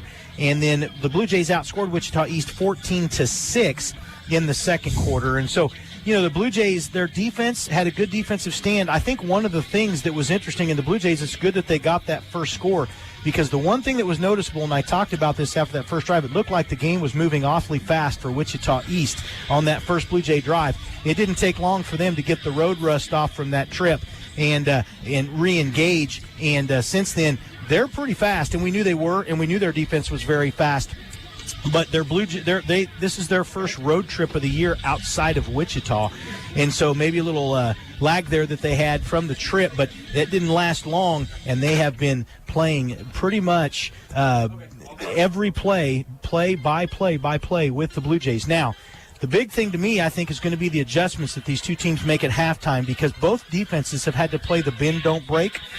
They're putting 3-4 guys deep and making sure to keep everything in front of them, because you're seeing two very fast teams. Now, the one thing that's interesting to me is Wichita East's offense is much more explosive than they have been watching them on film against other teams. And so, they're airing things out a little more, throwing the football a little more, but that's because the Blue Jays have done a good job taking away their running game, and they're forcing them to throw. And I think if Coach Zimmerman in this situation was to take his passing game against Wichita East's passing game, I think he's going to bet on his own. But the Blue Jays, I'd like to see him go back to running the football a little bit more. All right, Jackson Snyder's been out checking scores. He'll pass those on to Brian Field here during a break. At halftime, we know Derby is up on Lawrence. And if Junction City can win this game, they'll get the winner of the Lawrence Derby game. That would be here next week. Now, if Lawrence would come back and win, we go to Lawrence High School. That's the first town I ever broadcast a ball game in, Brian. Yeah. Long time ago. Isn't that interesting? And we talked about this. I've never been to a game at Lawrence High School, which is interesting. We played them my sophomore year in state, and we played at KU. We played at their stadium, and then we've played at Free State a couple of times. All right, we've got 1 2-minute break we owe you. We'll take that now, and we'll be back to Al Simpler Stadium right after this. Andrews & Associates has been serving the Manhattan community with patient-oriented therapy since 1998. And now they're open to serve Junction City with the same high-quality care. Andrews & Associates offers counseling services for individuals of all ages, as well as family, couples, marriage, and pre-marriage counseling. Andrews & Associates welcomes our local military community and accepts TRICARE coverage. Visit them online at andrewsinc.net. Andrews & Associates, now open in Junction City, committed to your hope, growth, and healing. Onward Blue Jays. Hi, this is former Junction City Blue Jay Rodney Ewing with Valor Automotive. We are proud of the Blue Jay football team on an incredible season and all the hard work that they have done on and off the field through a difficult time, but the job's not done. Take state. Just like the Blue Jays, here at Valor Automotive, we are driven by integrity. When it comes time for you to look for a new or used vehicle, please come see us at 1825 Golden Belt Boulevard at the corner of I-70 and Highway 77. We would love to see you and earn your business. Once a Blue Jay, always a Blue Jay. Go Jays! Nothing is more important than the health and wellness of your family. So why add the stress of traveling for medical services when in need? Gary Community Hospital's industry-leading physicians and specialists work around the clock to provide quality health care for you and your family close to home. We know how important your family is to you, which is why your family's health is so important to us and why we are your trusted partners throughout your lifelong health care journey. Gary Community Hospital, progressive healthcare, hometown compassion. When you're in the market for a quality used vehicle, find your way to the People's Corner of 16th and Washington in Junction City. Rex's Auto Sales is known for great deals, a great selection, and an honest, hassle-free car buying experience to get you in your next ride. Rex's Auto Sales is your hometown dealer with 2 great locations along North Washington. New inventory is coming in all the time, so you're sure to find exactly what fits you and your budget. It's time to find a great deal with the dealer that's here for the people. Rex's Auto Sales. The Blue Jays play here, 107.9 FM and 1420 KJCK. And that wraps up our halftime show for Junction City Abstract and Title. We're getting set to start the third quarter here tonight. Junction City on top of Wichita East, 28-20. Now the Blue Jays get to receive the kickoff. They'll start on the east end of the stadium, going right to left, east to west. An opportunity right here, Brian, to do some damage early. Well, it is, but, I keep going back to, I hate to keep going back to this thing, but that trick play, that failed hook and ladder, Gosh, I'd love to see the Blue Jays just settle into their offense. They had a 14-play drive. When's the last time we saw the Blue Jays with a 14-play drive that lasted 2 minutes, 50 seconds, and 69 yards? 69 yards, 14 plays. That's unusual. The Blue Jays are used to getting 69 yards in 1 or 2 plays, and so I would love to see them settle back into that just a little bit. Camarion Hart is kicking off, heads toward the football. And you kind of line drive it down the field. Russell's going to get it on the bounce at the Blue Jays 16. Goes up across the 20. Angles left, turns up midfield, runs into his own blocker. And finally a stop, forward progress at the 27-yard line. So good run back. Junction City starts out 1st and 10. Yeah, and so that worked, too, by them to go ahead and bounce the ball a little bit. And you kind of see that. It makes it tough for you to field those when you do that. And the Blue Jays, we talked about this, they have not returned a kick or a punt for a touchdown this year. That is highly unusual, especially when you've got the guys that they have back there that are able to return. All right, Junction City, the offense just now coming on the field. Christian Tabora will be a wide receiver on the far side. Andrew Corey, the last one to head out. Trey Goggins on the near side. DJ Giddens in the backfield. Russell Wilkie's in the slot right. So Junction City will set up 1st and 10, leading 28-20 to start our third quarter at Al Simpler. Snap to Andrew, hands off in the backfield again. He's got some room, got a blocker, comes around the 30, turns it upfield hard, and they roll him out of bounds. Keeps his balance, but he does go out of bounds on the near side of the field. They're going to say the 34. So Junction City gains about 6. Yeah, Blue Jays pulled a lineman. Actually, 35. Blue Jays pulled a lineman right there, and that was good. One of the things that we weren't sure of and what we were going to see is if Logan Nabis is snapping the ball at center. We saw some changes. Anson Jacobson is playing guard. At times, I think Anson was snapping. I was trying to look, but things were going so quickly in that first half. 2nd down 3 coming up for the Blue Jays. Left hash on the near side. Trips right, 3 receivers. They've got Russell in the slot. Corey takes the snap. They hand off to DJ, rolling left, turns upfield, breaks off one tackle, still powers ahead up near the 39-yard line, and that is good enough for a first down. Gain of 4. Yeah, a second, third effort right there gets him the first down. That's what I love about him. So they got him spun around, but he doesn't stop. He keeps his legs. He runs just as hard backwards as he does forwards. That's what I love about him. I think if the Blue Jays could put together a nice long drive, they can eat clock and wear out that Wichita East defense a little bit. Junction City sets up 1st and 10, their 39-yard line. 3 receivers go wide right. Snap to Andrew. They're going to hand off to DJ rushing right. Tries to angle outside across the 40 and tackled at the 41, a gain of 2. That's okay. Clock's moving. You're watching them, though. This is one of those things that they will do. The Blue Jays could go misdirection here with something. You watch that whole East. We talked about this early on. They love to move to the ball, and they are aggressive to the ball, very quick to the ball. But because of that, sometimes you can get them on some counter stuff. 2nd down 8 for Junction City. Andrew 4 yards off the line of scrimmage. They pitch back in the backfield, sweep coming left. Russell Wilkie's got it on the end at the first down, now at the 50. Crosses into East territory, and they'll tackle him out of bounds at the 46. That was a nice play. No, but that's what they do, and that's what I mean. Move the flow to the right. They moved DJ to the right and came back with a counter, and that's what I'm talking about. You could see they were setting that play up, Coach Zimmerman was, because that's what they do. Wichita East will over-pursue sometimes to the ball, and you can get them on some counter stuff. Great minds think alike, Brian. You and Coach Z. Here we go, 1st and 10. Nowhere in that class, believe me. 46-yard line of the Blue Aces, Junction City. Taking quite a bit of time getting the play in. Andrew turns, looks over at the coaches. Now sets up in his shotgun set. They call it the pistol. 3 receivers go wide right, 1 on the near side. Trey Goggins, they pitch out wide. Option pitch, it's dropped.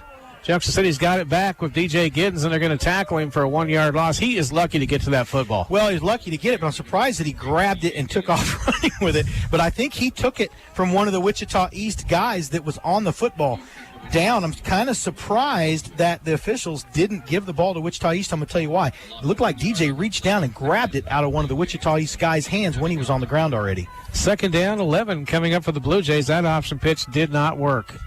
Near side, Trey Goggins, Christian Tabora, Russell Wilkie. Bussey's on the far side, short side of the field. Andrew threw that one out just a little too far in front of DJ that time. Andrew Corey takes the snap, comes to the near side, looking to throw. Throws it over the top, and it's caught. Leaping catch by Trey Goggins inside the 35 to the 33, 34-yard line. Trey's been talking about wanting the ball more. He said it several weeks ago and started to get it, but that right there is the catch of his career. That was so high, and he jumped up. I don't know why we don't throw to Trey more. He's made some great catches on the sideline. And right there, he jumped what? My goodness, he could have slam dunked the basketball. He was up so high. 1st and 10 catch for the Blue Jays at the 34-yard line of the Blue Aces. Junction City up 28-20. They're going to sweep left on the near side. Jet sweep. Russell Wilkie coming down the sideline, hurdles a defender inside the 25 and is knocked out of bounds. The official coming down the sideline is going to stand at the 21-yard line. That's actually a penalty, but they didn't call it right there. He got away with one. That's okay. It So works. I was just going to look at the passing and running stats. You had some stats a little bit ago that I was going to give Andrew's passing and some of that. There we go. Jackson Snyder keeping the stats, handing them over to Brian. One of the problems with our unit, we have 2 mic outlets and not 3. Junction City sets up another first down. They hand off, running off right tackle. DJ Giddens power in the ball inside the 14. They have yet to pass, Brian, in the opening series of the third quarter. Well, they did just the one. They threw the pass to Freddie Trey, Goggins, to yeah. Trey. But that was a misdirection, some counter stuff right there, too. So DJ had 91 yards rushing in the first half. Andrew was 8 of 17 for 172 with a touchdown. 2 uncharacteristic interceptions. Second down, 3 coming up. Blue Jays rushing again. Down the left end, near side at the 10. The 5 are the end of the end zone. Yep. And we don't have a signal. Yes, we do. There it is. That was a jet sweep to Russell, some counter stuff, and that's what they do. They came back from right to left. The jet sweep, they faked DJ right, came back with him to the left, and that was a great play. Actually, I think DJ was lead blocking maybe on that jet sweep, so they did it a little bit differently. But either way, that worked very, very well. Russell in for the touchdown. Fooled the public address announcer. He credited DJ Giddens. It was Russell. Aiden Field on to kick the extra point.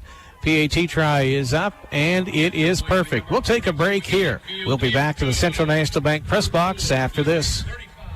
Foot Locker Distribution Center in Junction City is now hiring warehouse workers with incentives. $12 to $21 per hour for the holiday season. No experience required, starting at 16 years and older. Provide local bus passes and employee discount up to 50% off. In-store and online. Full and part-time hours with second and weekend shifts. Seasonal staff may convert into permanent with full-time benefits package. Employee health is our #1 priority. Social distancing, PPE, and sanitizing stations. Apply at careers.footlocker.com. That's careers.footlocker.com. The Blue Jays on 107.9 FM and 1420 KJCK. And welcome back to Al Simpler Stadium. A 9-play, 72-yard drive for the Blue Jays. Ends in a 14-yard touchdown run by Russell Wilkie. Junction City got the extra point from Aiden Field with 8:29 to go in the third quarter. And the Blue Jay lead now expands to 35-20. 9 plays, 72 yards, 3:31. 3 minutes, 31 seconds. Junction City kicking off with Aiden, end over end, a little bit short. Tried to target the end, bounced once, picked up, though, by Wichita East, are running parallel, now returning upfield across the 25-30. Turn man still rolling through the defense, just weaving his way upfield across the 45-50. He could go all the way. He's at the Blue Jay 40, 30, that's a 20, 10-yard line, no penalty flags, and there's a touchdown for Wichita East. That time, the return almost 70 yards for Junction City, and the Blue Jays have got an injured player coming off the field, pointing to his shoulder. It's hanging limp, left shoulder on the near side. I didn't see who it was. I was looking Wichita East quickly answers, 35-26, Junction City. This extra point is big. Could still be a 2-score game. Well, if the they'll Blue do a Jays can 2-point. stop it. They don't do extra points, so it'll be a 2-point conversion. That's what I'm saying. Yeah. It could be. So Wichita East sets their offense. Football resting middle of the field. Tackling. Dalen Jones, yes, poor tackling. And we get Wichita East standing up, looking at the far side. Waiting on the snap. They hand off, rushing play Jones, Nelson trying to come right, and the Blue Jays are there to meet him and wrap him up. It was Jamarian Nelson. That's big. So it stays 35-26. We'll break one more time for 30 seconds, and we'll be back right after this. Baby boomers, are you fit for everyday life? Whatever you dream of doing, it will require functional abilities. My name is Jimmy Parker, and my passion is working with senior adults to build strength, endurance, flexibility, and functional fitness. I teach yoga, strength training, and even offer one-on-one sessions. I know the importance of staying healthy and safe in these times, so I take extra precautions to ensure safety for all. Classes are socially distanced, and I always have your best interest in mind. Call or text Jimmy Parker Fitness to set up your free consultation at 375-6649. We're back in the Central National Bank press box. Kind of a wild flurry here for the past few seconds. Junction City scored with 8:29. 8:09 left in the third. Kickoff return for a touchdown by the Blue Aces. Junction City's lead, 35-26. And an 11-point lead can make a difference when you've got no kicking game for Wichita East. Right now, the Blue Jays on top, getting set to receive this kickoff. Russell Wilkie on the far side. T.J. Jones back on the near side, standing at about the 13-yard line. Camarion Hart will kick it off, send it deep. Russell's going to get it at the 26, middle of the field. Waits on his blocking to set up, angles toward the far side, now cuts back up the field over the middle, and he's got it back to the 40-yard line. Nice return, 14 yards for Russell Wilkie. Yeah, I wish he'd have stayed along the sideline. It looks like the wall was there, but he kind of cut it back inside, and that's okay. Gets a good return for the Blue Jays. I would love to see them get it for their first return of the year. But so here's the thing. Take their time. We've seen they can do it.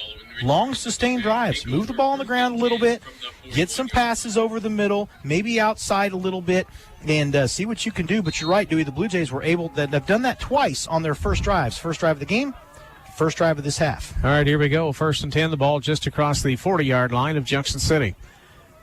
We're going to line up in a familiar formation. They're going to put 3 receivers wide left on the near side. DJ Giddens in the offensive backfield.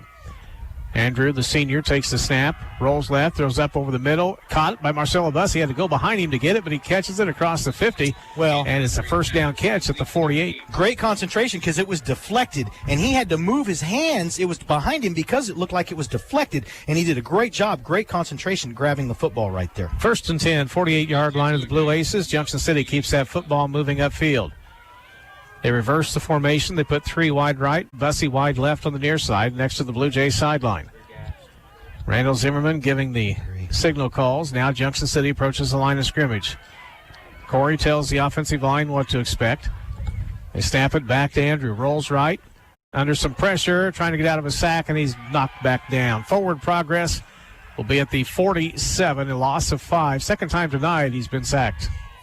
And that's unusual, but that's just another coverage-type sack. The line is still giving him plenty of time and doing a good job, but Andrew smartly just holds on to the ball right there and does not try to do too much, especially in the middle of the field. 2nd down, 15 coming up for the Blue Jays. They lead 35-26.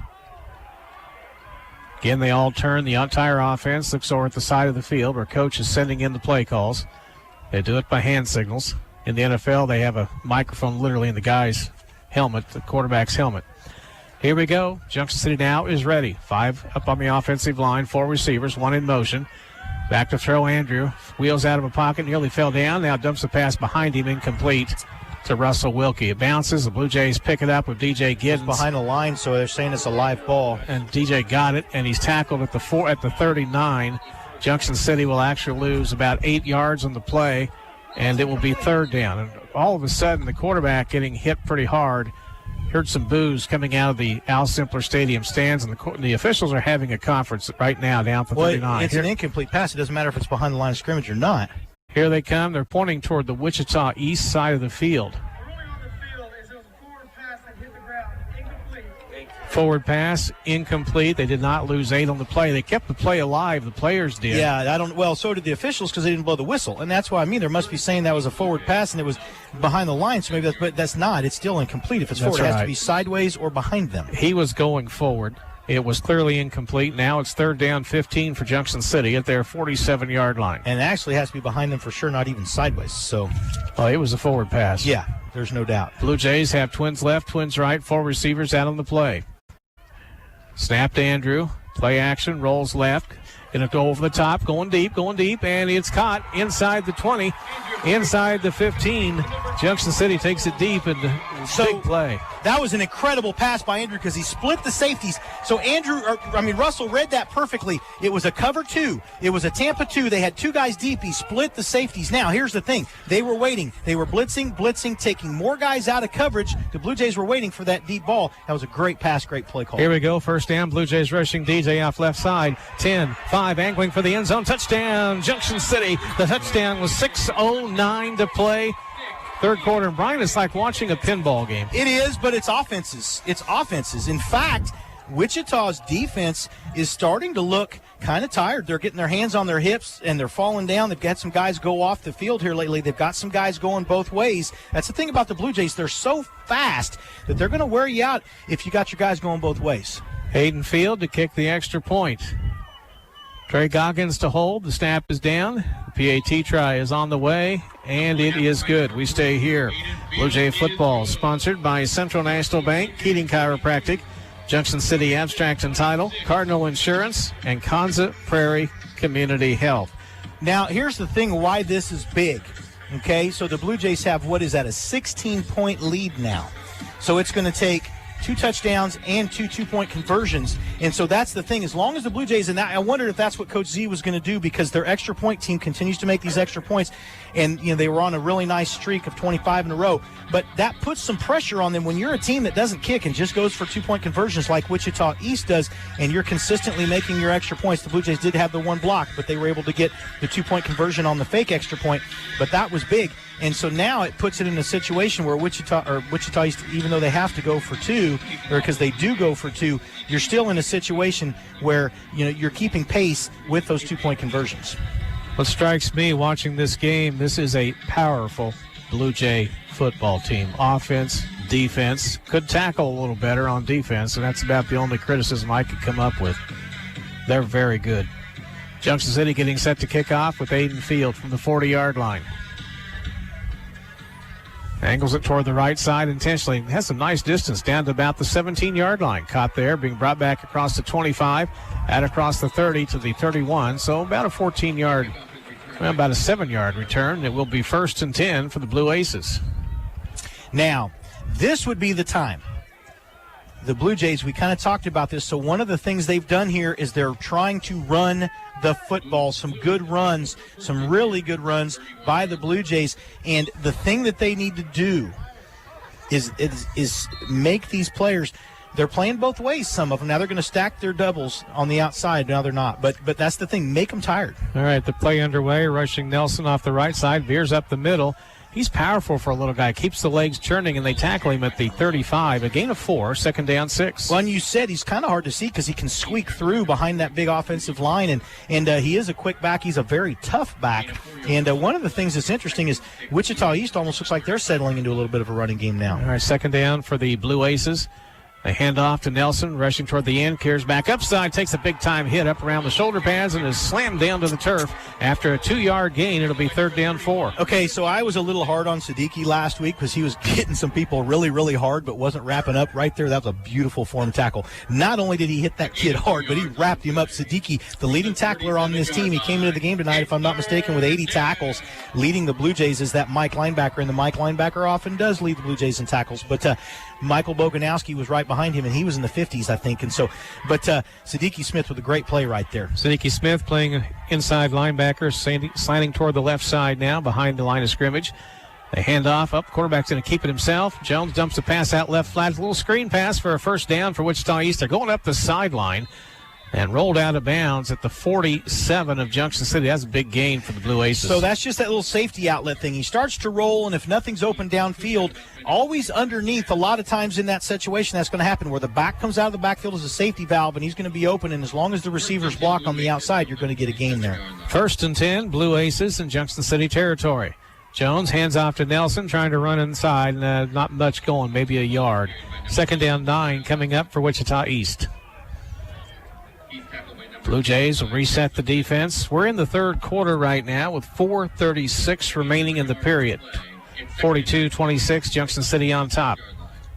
Winner advances to the 6A playoff semifinals. Pass out left flat, and the receiver had to go down on his knees to catch it. A.J. King at about the 48. It's going to be a loss of 1. They called it incomplete. Okay.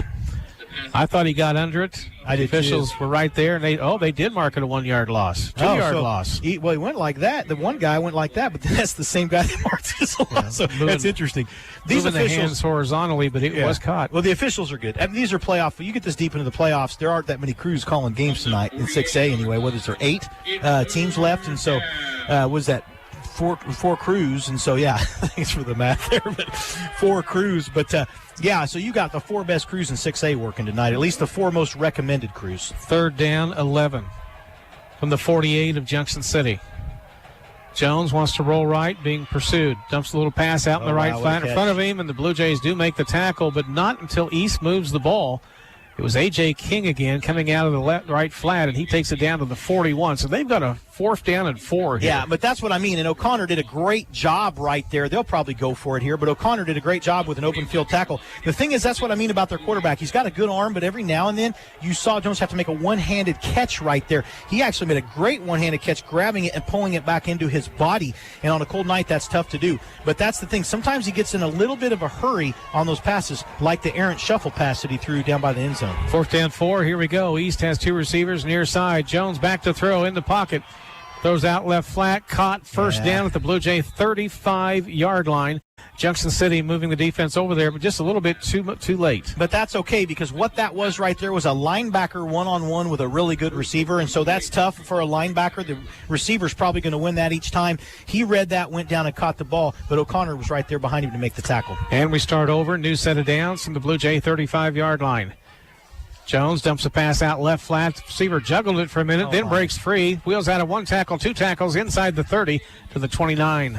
Missed tackles. I mean, I hate to keep hitting on that, but that is the story of this Blue Jay defense at times, is missed tackles. They'll have a guy dead to rights, but they don't wrap them up. And you know, there's not as much contact in practice, as much tackling in practice, because you don't want concussion situations, but you got to tackle. All right, 2nd down coming up. Jones dumps another pass out left flat. Same play. 1st down rush inside the 25-20 and down to the 17-yard line. So they're running a little slip screen. What they're doing is they're taking the receiver. They've got the quads or the guys in the diamond, or they'll run those trips. They're throwing to the guy. They're having one of their receivers take a step back, and then they form a wall in front. So they're just running a screen time and time and time again right there. And what do you do? Screens and draws to break the blitzes. Rushing up the middle, Nelson into the secondary, spins inside the 10, goes down to the 8. He is a yard shy of the 1st and goal. So Wichita East moving quickly, not taking long in the huddle, just setting up, running a play. Yeah, they're running a lot of tempo. Blue Jays haven't seen teams do that to them much this year. Dalen Jones takes the snap, hands off to Nelson, goes left, inside the 5. He's got the 1st down. They'll tackle him at the 4. 1st and goal coming up for the Blue Aces. 2:15 remaining in the 3rd quarter. 42-26, Junction City has the lead. Blue Jays defense, though, did a nice job right there of making a stop. Here they go, rushing it, passing the left side on the wing, screen play. Ball slips out, but rolls out of bounds at the 2. That was a great hit. Who hit him? It was a catch. They went down to the 2-yard line on the far side. The ball squirted out into the out-of-bounds area. Wish it had squirted our way, but that was who made that hit? Was that George? I don't know. 2nd down goal. Blue Jays set their defense. Might have been Hill. I couldn't tell. I wish I knew who made that hit. It was a great hit. Here comes the next play for Wichita East, and we get a little pause here for a minute. They turn and look over at their sideline. They put together a very nice drive right here. All right, the offense ready. Twins left, Twins right. One in motion coming out of the backfield toward the right side. They snap it to Jones. Going to run it himself. He's hit and bowled over at the 3. A loss of 1 on the play. So I'm not so sure that was a quarterback power. It was planned that way. The back, he moved the back to his right side, and the back went behind him. So I don't know if that was supposed to be some kind of a counter or if it was supposed to be some kind of a read play, an option. But either way, the Blue Jays got in there quickly and made a nice play for the stop. All right, ball's on the left hash down at the 3-yard line. 1:30 to go. 3rd quarter as the Blue Aces walk toward the line of scrimmage. 4 receivers on the play. Dalen Jones, the quarterback. Dalen Jones, the quarterback. Takes the snap. Pumps once, throws over the middle. Pass caught behind the defense.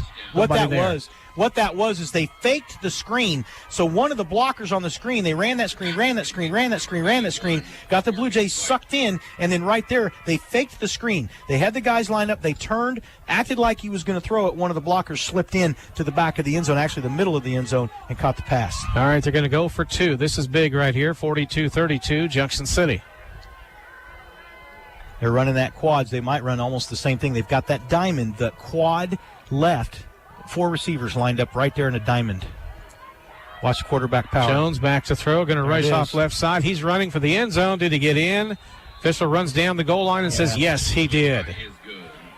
8 points on that series, that drive for Wichita East. They cut the lead to 42-34. And, Brian, normally 42 points is enough to win any game. Tonight, not the case. Well, this is a good football team, and their offense, I'll tell you, this offense is a lot quicker and a lot more open than what they have shown on film all year. In fact, the Blue Jay defense, we know the Blue Jay defense has had their moments where they've allowed some points, but this team, this is similar to what we saw on film with them, but they're opening things up quite a bit more, and they're going at a lot more of a tempo. And I think that's one of the things about they've seen is that teams that do go a little faster to get the Blue Jays have more success, like maybe a Washburn Rural, other than last week. The first time that we played them, they kind of showed you that. Same thing with Seaman, and Seaman ran some tempo against the Blue Jays and had some success doing it against the Blue Jay defense. Russell Wilkie, TJ Jones waiting on the kickoff. Sails deep down to the 14-yard line. Russell weaving between the kickoff return team, gets it across the 20 to the 24. So Junction City will set up their offense, 1st and 10. The Blue Jays will get out there, and Brian, they're going to have to score 1, maybe 2 more touchdowns to win this ball game. Well, I think so, and that's fine. A minute 13, and they get another long sustained drive, because the one thing they're doing with those long sustained drives is keeping the ball out of the hands of Wichita East. But the Blue Jays don't want to get greedy here either. They need to have confidence in what they have done and what they are doing and continue to do the same things. And, you're kind of seeing a situation where the Blue Jays are – I'm looking to see who's – so they went back to Logan Nabus at center. All right, Junction City setting with 2 receivers coming wide left on the near side. Andrew gets everybody set. Now gives the count, turns, a handoff to DJ in the backfield. Not a lot of room, but he's going to find a seam, gets up the middle into the secondary, bowling across the 40, and tackled at the 42-yard line, 18 yards on the big rush. Yeah, so they pulled a guard right there. Nice block. The Blue Jays did a great job. It looked like an ISO or type. They blocked it like an ISO. DJ got in there, found a nice seam, was able to get a big game. The Blue Jays having a lot of success. And I think that's why they were throwing so much maybe at the end of the half. But they're having a lot of success running the football right now. All right, Junction City sets up 1st and 10. They need to hold on to the ball because Wichita likes to tackle the ball and not always the ball carrier. They're at their 42-yard line. In motion, Russell Wilkie taking the sweep, going right around the end if he can get the corner. And he's going to get about 2. They pushed him out of bounds on the far side. That one kind of got strung out horizontally. That was okay, and that's what you do to that. You stretch it on a stretch play. Basically, what a jet sweep is a version of the stretch play when you're zone blocking. You just go out and you try and find a guy and see if you can force him and stop him enough to get a little bit of a wall and let the speed get outside. And they stretched it out. So when you stretch that out, that's why you try and stretch things on the field horizontally. The defense can stretch the play out far enough that you can run them right into the sideline. 2nd down 8 for the Blue Jays. Trey Goggins in, Nate Green out on the sideline for Junction City. Snap to Andrew. Rolls left, has DJ blocking, throws it deep down the side, looking for Bussey, but overthrew him at the 18-yard line. It was basically head for the corner in the pylon, but the throw just too far. Yeah, and that's unusual, but also, so these corners and these safeties for Wichita are pretty good-sized kids, and they're also very physical. And there was a little bit of contact there. It wasn't really as much a malicious type thing, but they're just downfield. They are right on our guys. When they are playing man, they are playing our receivers. They're fast enough that they are playing closer to our receivers than any other team that we've seen this season. And Andrew, I think, was trying to throw Marcelo open and just threw it a little too far. 3rd down 8 coming up for Junction City.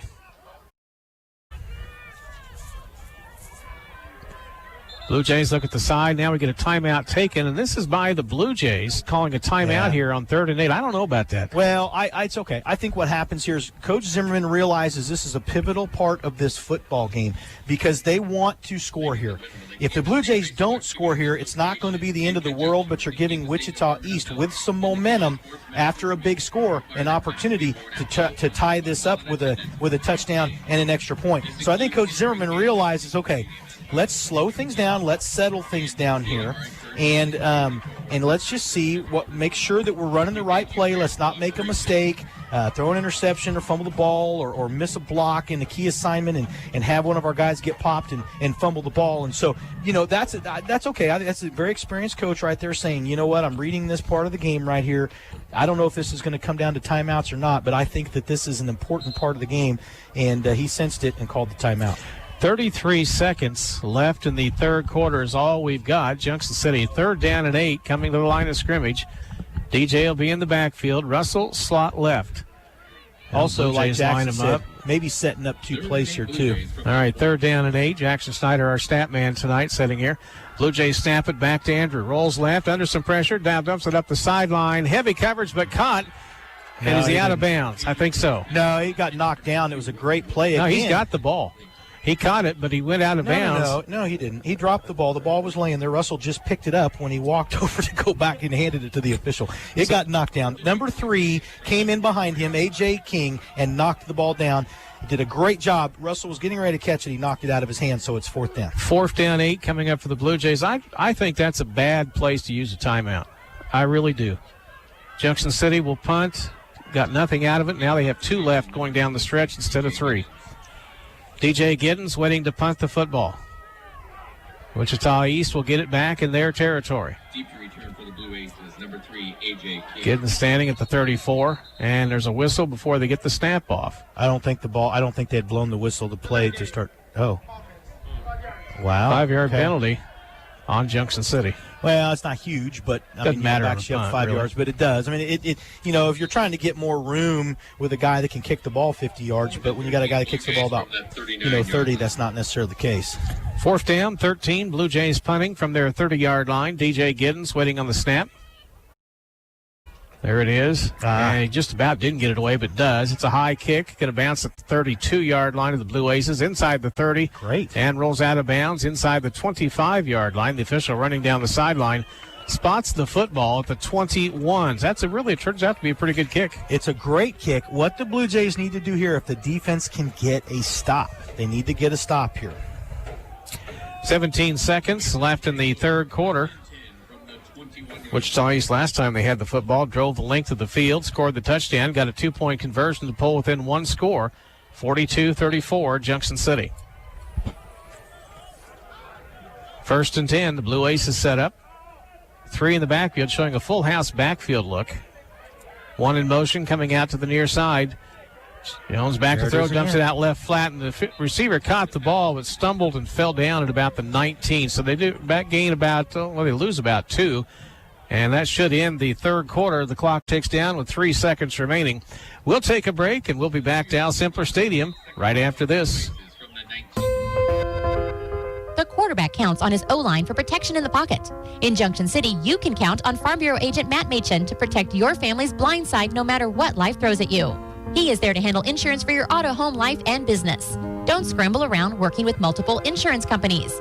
Talk to Farm Bureau agent Matt Machin today and see how he can help protect what matters most. Farm Bureau Life Insurance Company, Farm Bureau Property and Casualty Insurance Company, Western Agricultural Insurance Company. The Blue Jays are the pride of Junction City, and Handy's Convenience Stores wants everyone to know they appreciate the dedication and hard work the student athletes have committed to the football season that has delivered all kinds of new difficulties. Handy's Convenience Stores has locations all across Junction City and are ready to serve you. Handy's ensures clean, sanitary stores that give you peace of mind as you visit. From Handy's Convenience Stores to Junction City High School, go Blue Jays, take state. The Blue Jays on 107.9 FM and 1420 KJCK. We're getting set to start the fourth quarter. Wichita East has the ball. 2nd down 12 from their 19-yard line. Junction City leads 42-34 against the Blue Aces. Junction City setting their defense. Now the offense puts Nelson in motion, going wide right out of the backfield. They want to hit him. Now they're going to pass up the middle. Pass complete at the 38. Big gainer. Across the 40 and out of bounds to the 45-yard line. The Blue Aces go big yardage on the pass play. 1st and 10, and they're moving those chains again. Well, what he did right there, he ran a nice comeback route. It was a deep comeback route. He ran off the safety or the corner, and the corner, and then he stopped and came back, but it was a deep hook, or basically like a comeback. 1st and 10, 45-yard line. This quarterback's got an incredible arm. Good player. Sets up 5 yards off the line of scrimmage. Takes the snap. Play action. Now they're going to hand off to Nelson. They're going to weave him through the defense, and they get it across the 50 to the Blue Jay 48. Gain of 7 on 1st down. So the Blue Jays with some different guys in there up front. And you see Bartolome in there. You got Judah Peterson back in there. They're rotating some guys. Rudy Vargas back in there. Not seeing Elijah in there. And so we're going Bartolome, Judah Peterson, and Rudy Vargas across the front. 2nd down 3, short 3 coming up for Wichita East. Back to throw Jones dumps it out right flat, It's caught, rushed down the sideline for a first down inside the 40 to the Blue Jay 36-yard line. A.J. King caught that one, took it down the side of the field. 1st and 10, and once again, East has another first down on this series. Well, I think they got away with a holding out there on the outside because they were holding the Blue Jay linebacker. But what they're doing is some great downfield blocking. They're hitting some underneath routes and some great downfield blocking underneath. First down, back to throw. Again, a little pass right flat. This one's not going to go anywhere. They're going to lose yardage. Going to be dropped back to the 38-yard line, loss of 2. It'll be 2nd down, 12. O'Connor did a nice job right there reading that and got to him quickly. And so that's how you stop that. You just got to get by the blockers and get the guy catching the ball. Sooner or later, you see that enough. The problem is when they get you sucked in, we saw what they did earlier. They sent somebody over the middle who was open, and they faked the screen. Quarterback runs over to the sideline, gets the play call from the head coach, Akpan. Now moves toward the middle of the field. 40-20 Derby. Derby and Lawrence playing tonight that game's already over. Wow. In another quarterfinal game. Derby has won. 2nd down, 12 coming up. Back to throw again. Jones has time. Flushed out of the pocket. Rolls left to the near side. Rushing the ball himself. 35. And rolls out of bounds on his own. They're going to mark him out. He got about the 32. Yeah, he got out to. Oh, no, he got a little more yardage than that. Okay. They are going to be about 5 yards shy of the first down marker. Actually, more than that. They're going to be 7 yards shy. Rush for 5 on the last play, and it's now 3rd down. The Blue Jays with good coverage that time, and so he just had to take what he could get, and he ran out of bounds, not trying to force anything right there, being patient, and he's showing a lot of patience. One receiver, A.J. King, spreads out wide to the right side. 2, 3 now come wide left. Nelson, the lone setback with a quarterback. Back to throw again, Jones. A lot of time. They rushed him hard. Now they flush him out right. He throws a pass out in the flat to no one. The receiver, King, turned up field. Pass behind him, incomplete. That should be grounding. He was about 5 yards away from the receiver. All right, it'll be 4th down now for Wichita East. That was the first incomplete pass of the half for Dalen Jones, and so unusual. But, Dewey, that should have looked like almost grounding. There was nobody there. Here they go, 4th and 7. Blue Jay 37-yard line. They're going for it on 4th down. Jones wants to pass. A lot of time. They rush. He dumps a screen over the middle. Complete at the 28. First down inside the 25 for the 24 of Junction City. They caught Nelson coming out of the backfield, and those chains move again on the far side. So that was the over-the-middle thing that they ran for the 2-point conversion and kind of faking that screen, and that's what happens. They run that screen outside, So Blue Jay defense doing a good job here, though. They just need to stay solid. Football resting at the Junction City 24-yard line, left hash near the Blue Jay side of the field. 9:48 remaining in the ball game. 42-34. Junction City has the lead. Blue Jays led at one time by 16. Now that margin is 8. East is driving again. Jones takes the snap. 3-step drop. Looks to throw to the right side. The pass complete. Out of bounds at the Blue Jay 16-yard line. Another close play. There's 2 yards shy of the first down. Blue Jays just giving them a lot of cushion, showing them a lot of respect. And these receivers run very good routes for Wichita East. Very good routes. 2nd down, 2 coming up for the Blue Aces from the right hash, far side of the field. Jones has passed his way down the field. Back to throw again. Dumps it out left flat. Incomplete. Ball tipped up in the air, but the Blue Jays couldn't get to it to intercept it. They tried to hit King on the near side. It's now 3rd down, 2. They almost had a free play there, Brian. Well, Irby and George both were behind the play when it was tipped and had a chance, but it was just they couldn't get there quick enough. But if they would have, that'd have been a pick 6.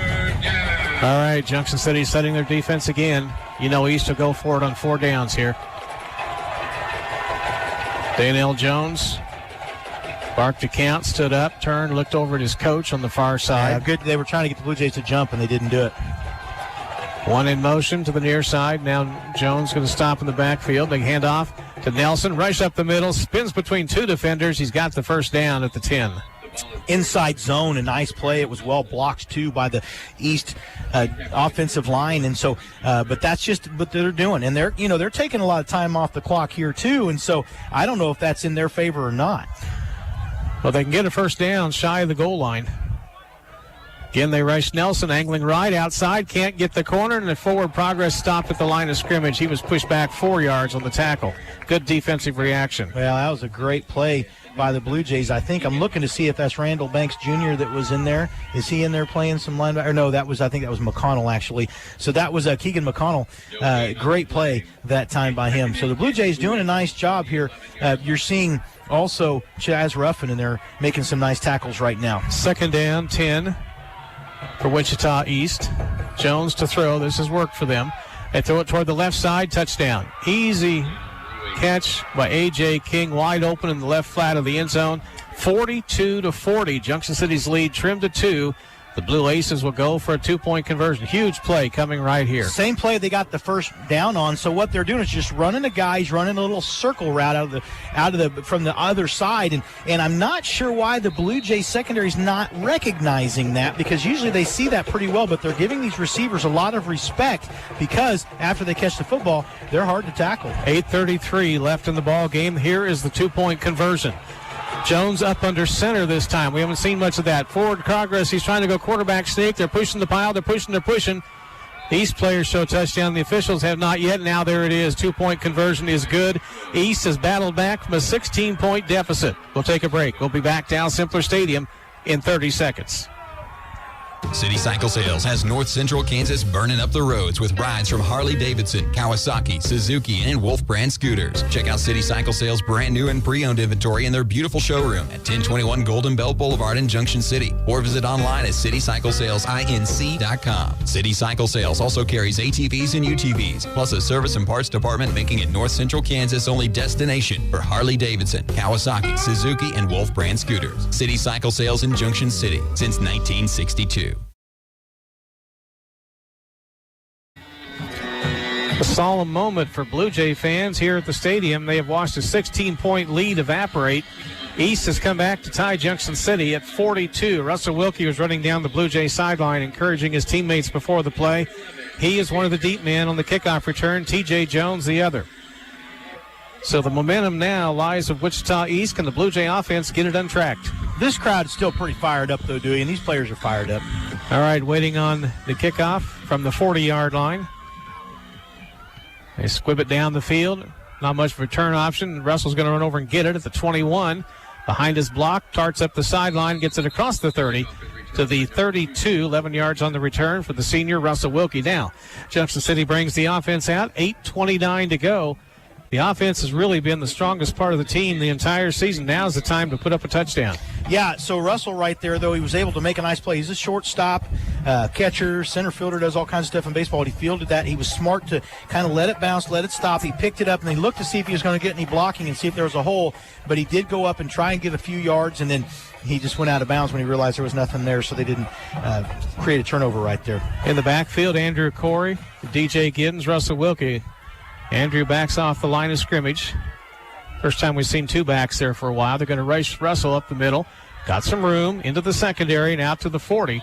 2 yards shy of the first down. So what they did that time is they sent the fullback to the right, and then they ran, it was a counter. They ran the back behind it. Used to be the old Cougar play where he takes a step to the right, comes back, and then goes to the back side of the play behind the left side of the offensive line, and a good gain for Russell Wilkie. Second down 2. Blue Jays rushing DJ. Hit at the line of scrimmage, no gain. Third down 2. East is fired up. Junction City's got to have some offensive production, if nothing else, to give that defense a rest. Third down coming up for the Blue Jays. They'll have Russell in the backfield of DJ. Nate Green, the tight end, lines up on the right side. Marcelo Bussey, Trey Goggins come over. Wide receivers right, nobody out left. Coach signaling the play. Andrews sets. There's the snap. They're going to rush it. Going to be Russell lowering his head and bowling forward for the first down. He got it up to the 44 for a 4-yard gain. That's Russell Wilkie. That is the physicality, the toughness, the heart. He just lowered his shoulders, lowered his helmet, and just dove to make sure he got the first down. He got in behind his right guard right there, and tonight that right guard is Anson Jacobson instead of Logan Davis, because Logan is playing center. All right, 1st and 10 Blue Jays, and a whistle down on the field. Officials walk toward the line of scrimmage. Got a Wichita East player injured. Right now there is 7 minutes, 13 seconds remaining. Cramp, it looks like, the way that he's going to get up. Yeah, kind of limping back toward the side of the field. So here's the thing, people in the crowd are thinking that was done purposefully because of the way that he got up. He went down right before, made him call the timeout, and then got back up. So I'm not exactly sure why they're letting East huddle over there. They shouldn't allow that. The player's injured. He needs to get off the field. The coaches should not be talking to their players, and the officials are trying to get him away. This is not a timeout. This is an injury timeout. That should not have happened. Blue Jay offense came over and talked to the Junction City coaches. Fans are furious about that. That should have been stopped. Junction City, 1st and 10. I think he faked that. I do. Blue Jays set. They put Bussey in motion. They turn. They rush Russell off right tackle across the 45. Still moving the legs. Still churning. And he's up near midfield. They're going to mark it at the 50. That's a nice, hard, tough run by Russell Wilkie. That's Wilkie. And we don't run him between the tackles much, but when we do, he shows you what he can do. He's very tough. He's got a lot of heart. And I'll tell you what, he can be mean on the football field. And I just mean he plays mean. I don't mean he's a mean kid. I just mean he can be mean. And if you tell him he can't do something, he's going to die trying. 2nd down, 3 for the Blue Jays from the 50. Right hash near the Blue Jays side of the field. Keeping it on the ground. They're going to go Russell left side. Got the first down into the secondary. Breaking free. They're trying to catch him from behind, wrestling down, and they do at the 25-yard line. Took 2 to hurt him down. Big gain, 1st and 10 Blue Jays. That's what he can do. He keeps his legs. He has great balance. He's so much stronger than he looks. You know, Russell is a senior, but he's 5'10", 167, but he's so strong. I don't know how much he squats, but I'll bet it's a lot. But he's just lean and muscular, and he's just got great balance, and he's just very difficult to bring down. 1st and 10 Blue Jays, the clock running. 5:58 to go in a 42-42 game. Andrew, hands off. Russell, they're going to ride him inside the 25. Plows ahead to the 20. Gain of about 5. It'll be 2nd down, 5 coming up. Power spread football. We have not seen the Blue Jays do this much, so there's another wrinkle. Coach Z pulling something out. Power spread football. Getting a fullback and an A-back or a tailback in the backfield with your quarterback and just running some power spread behind your offensive line. Trainer Brandon Martino kicks his right foot out in front of him. Way to go, Russell. He was on the state championship team. Fumble in the backfield. DJ got back on the ball, though, at the 27. He got turned around and fell back on the ball. He just didn't get the handoff right. No, yeah, that was just a bad exchange. And so they tried to run a counter right there. They tried to fool him, and that's what you can get Wichita doing, Wichita East. And they ran it back towards the boundary this time instead of the wide side. And unfortunately, he couldn't get the handle, and that could have been very costly for the Blue Jays. Now it's 3rd and about 12? 3rd down, 12 from the 28 is where they mark it. But Wichita's going man here, and they've only got one guy deep as a safety. So this is a situation where the Blue Jays could maybe get something deep here. All right, we'll see what they can come up with on 3rd down. Andrew wants to throw. Lobs it down the sideline for Christian, but he may have been out of bounds. No, he said he caught it. Officials running down the sideline and gave him the catch at the 11. First down. That is Christian Tabora stepping up. You ask Coach Z before the game who that guy might be.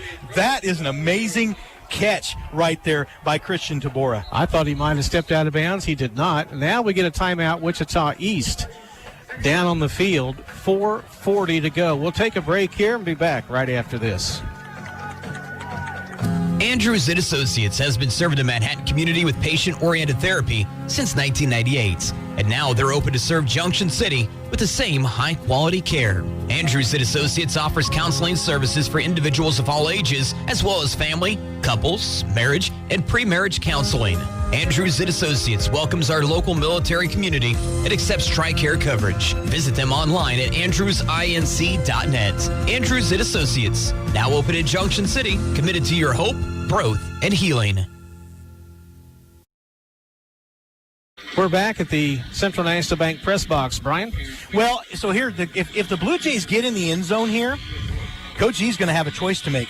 And that is, do you go for 2 or do you kick your extra point? So if you kick your extra point, you give them the opportunity because you know they're going to go for 2. Or do you go for 2 and make sure that it's a tie? So, that's going to be a choice they're going to have to make. They've been very successful in extra points. All right, Junction City lines up. First down at about the 12-yard line. First and 10 Blue Jays from the 12-yard line. Junction City turns, looks over at Coach Zimmerman on the side, taking a long time on this play call. It is a first down for the Blue Jays. 42-42, the high score. They pitch it wide right to Russell. 10 veering inside toward the 5, and they'll stack him up there. Whole gang of players has to push him out of bounds, and never did tackle him. They pushed him hard out of bounds at the end of the play. Surprised there wasn't something called there, but both teams are playing hard, and they're both doing a pretty good job of keeping things clean, and that's the one thing. Wichita East has always had a reputation for talking a lot of smack on the field, but not under this coaching staff. They're not going to allow that to happen. All right, Junction City spreads 2 receivers wide left, second down, 4 coming up. A lot of respect for the coaches for Wichita East. Here we go, snap to Andrew. Rushing DJ, and tackled at the 3. He's shy of the first down by about 1.5 yards. They're going to run some clock here. They want that. 3:50 to go. So Latham North beat Blue Valley 28-21. Blue Valley North 30, Shawnee Mission Northwest 6, and then Derby 40-20 over Lawrence. All right, final game in 6A playoffs underway here, and it's coming down to a big finish. Andrew Corey has Russell Wilkie behind him. Power eye look. They go Russell, right side, spins out of one tackle and tackled at the 3, shy of the first down. No, I think he got it. It'll be 4th down coming up. No, is he shy? It's like 4th down, about 2 feet. Now Junction City will try to push it forward. They'll go for it here. So Junction City will call it officially 4th and 1. Sure looked like he got it. Blue Jays set the offense. They're going to get Andrew Corey in there with Russell behind him. DJ Gidden flanks him to his right. Another power eye look. Andrew getting set to take the snap. Turns. They go Russell up the middle, right side. He stood up. I don't know if he got it. It's going to depend on the spot. He may not have made it. Official runs down toward the middle of the field. If that guy's the spot, he didn't get it. Nope. He didn't get it. They're coming out to talk on the field. There's an injured Wichita East player. It was 4th down, about 2 feet. They tried to run Russell behind the right guard and tackle. I think they're going to measure. They got to get the injured player taken care of first. This may be East football with 2 minutes, 57 seconds remaining in the ball game. So here's the one thing, though, I have to say. This is an injury situation. The Blue Jay coaches, again, see, they think they're stalling. Well, they're going to have to check and see where the ball is. It's Wichita East football. That's the second time that's happened, though. So it's no timeout, but it's a timeout. All right. That's the second time they've done that, where a player has laid there. Their coaches come all the way out on the field to talk to the players, and then the player gets up and walks off like there was nothing wrong with him. At least limp if you're going to do that. All right, they've given East the football, 1st and 10, at their 2-yard line. Right now, we've got 2 minutes, 57 seconds remaining in the ball game. We're tied at 42. They got to drive 7 yards? Junction City had to go for it on 4th down. They did. They came up short on the rush, and East has taken over. A lot of the Blue Jay fans chanting, they're stamping their feet on the bleachers. There's a snap to the quarterback. He's in the end zone. Rolls right, being chased. They dump it up the right side and threw it away essentially over the top. Incomplete. And that was smart. That was a smart thing to do. Can the Blue Jays bottle them up here? We got an injured Blue Jay limping. Looks like Keegan McConnell may have to come off to the side. He's pointing at his knee. We'll see if he comes off. He may not.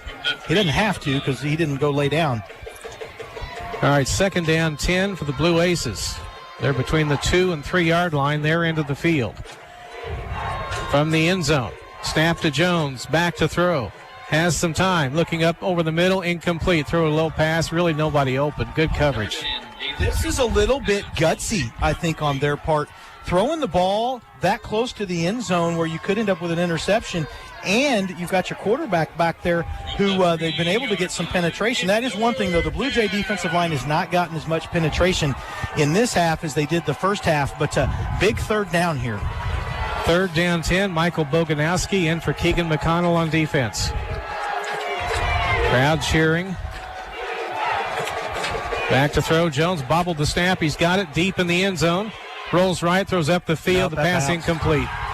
at the 15-yard line. So he bobbled that. That snap was high. Had that gone out of the back of the end zone, that would have been a safety. But he did a good job handling it. They had some pressure on him, got a hand on him. Now it's fourth down. They're going to have to punt, but they're going to be punting from their own end zone, and they're not going to be able to be very deep. Now, the Blue Jays did block a punt earlier tonight in the first quarter. All right, Russell Wilkie will come out, and he'll be the deep man. He's lining up at the 35-yard line of the Blue Aces. This may have worked out for Junction City. Greatly. If they can get the ball, they can drive it down and run the rest of that clock down. Here's the thing, though. They're going to get good field position either way. They should.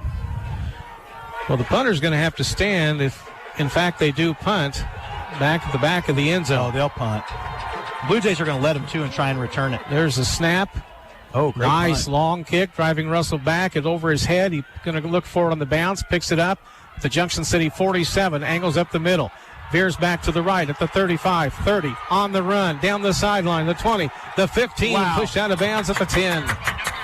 So here's the thing on that. The Blue Jays still haven't returned a punt return or a kick return for a touchdown, but that was darn close. That was very well done by Russell. He let the ball bounce. He turned and he looked back. That's confidence and experience in your senior, not rushing things, slowing the game down. We talk about slowing the game down. He turned. He knew they weren't going to be right there to get the ball. So, and to down it either way, all they could do was down it. So he turned, he looked, picked it up, and he was going to go to where the wall was, and the Blue Jays ended up changing their blocking just enough, and he read the blocking perfectly, got into the seam, got into the pocket, got to the sideline, and made a great return. First down at the 10, first and goal. Junction City on the right hash, near sideline. DJ Giddens, Russell Wilkie in the backfield. They're rushing Russell. He's going to lunge to the 7. Gain of 3, and that clock is moving now. Right, so 2:15 to go. I'm just going to say this because this is what I thought we would do at the goal line last time on fourth down. Let's see if we can run a speed option or something out of this here, because we're going between the tackles here, going between the B gaps, or C gaps, excuse me. Junction City sets the offense. Andrew Corey turns, looks over at the sideline at Coach Zimmerman. They've kept the ball on the ground on these final drive down the field. They've used up a lot of clock. They've got their defense some rest. Minute 50 to go, the clock running. They're intentionally running it down to keep the ball out of the East offense hands. Hand off, they're going to sweep left. Brian, you called it. DJ Giddens angles back left to the end zone. Touchdown, Junction City. Just like that. 48-42, Brian Field, you were on that. Well, that's just a great play call. You could feel that coming. You're going up the middle, I thought they would do something like that last time because you've seen DJ score touchdowns. Now we got another Wichita East player down. I hope he's okay. But either way, that is a play that DJ has scored on so many times this year. Off tackle. Sometimes they take it a little wider depending on how it's blocked. So they faked it to Russell to the right and gave it to DJ, and he went off tackle for the touchdown. That's a big, big score. 48-42. Junction City has taken the lead. Do they kick or go for two? No, it looks like they're going to kick. Now, they have faked one earlier tonight, but they do have their kicking team out there. Aiden Field came out on the turf. Now the entire PAT squad coming back over to talk to the head coach. East player now they limping want off. Yeah, they want him now. The coach is saying, okay, let's go. The player's off. Let's do this. Aiden Field will try the point after. Real big kick right here. Trey Goggins to hold. Need the 7-point margin here late in the game. Minute 40 remaining. Field's ready. There's the whistle. Long count. There's the snap. It's good. Hold is good. PAT kick is perfect. 49-42. Junction City's up by 7. I got to say, I was a little nervous there. What's your son? I don't feel too many nerves usually up here in the press box, other than I've been nervous all day just because I wanted the Blue Jays to win. But always nervous in these situations because you want to see them make it. But you're right, with my son kicking there. But anyway, so here's the thing: they did put the position.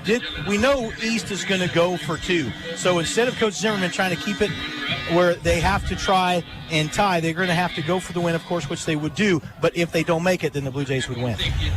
All right, that's what it could come down to. If East can move the length of the field in a minute 40, if they go for 2, it could be decided right there. They're going to change it. See, and that's what I mean. So they were going to do it. They looked to see where guys were, and then Coach Z just changed it. So they changed the kick. So hopefully they're all on the same page because they changed it at the last second right there. Aiden Field will kick off from the Junction City 40-yard line. He's going to kick from the left hash instead of the And that's come where down to he's been kicking from the left hash. It's going to come down to the Blue Jay defense. Can they shut down that big quarterback? They did on the last series. So they know who they want to kick it to. Usually that's what they do. Okay, which guy do we want to kick it to? And so they know which guy they want to kick it to. So every guy on this team knows where they're going to kick the ball right now. It's just Aiden's job to get it to that spot. Field, a former soccer player turned kicker, heads toward the football, teed up at the 40. Angles it toward the left side.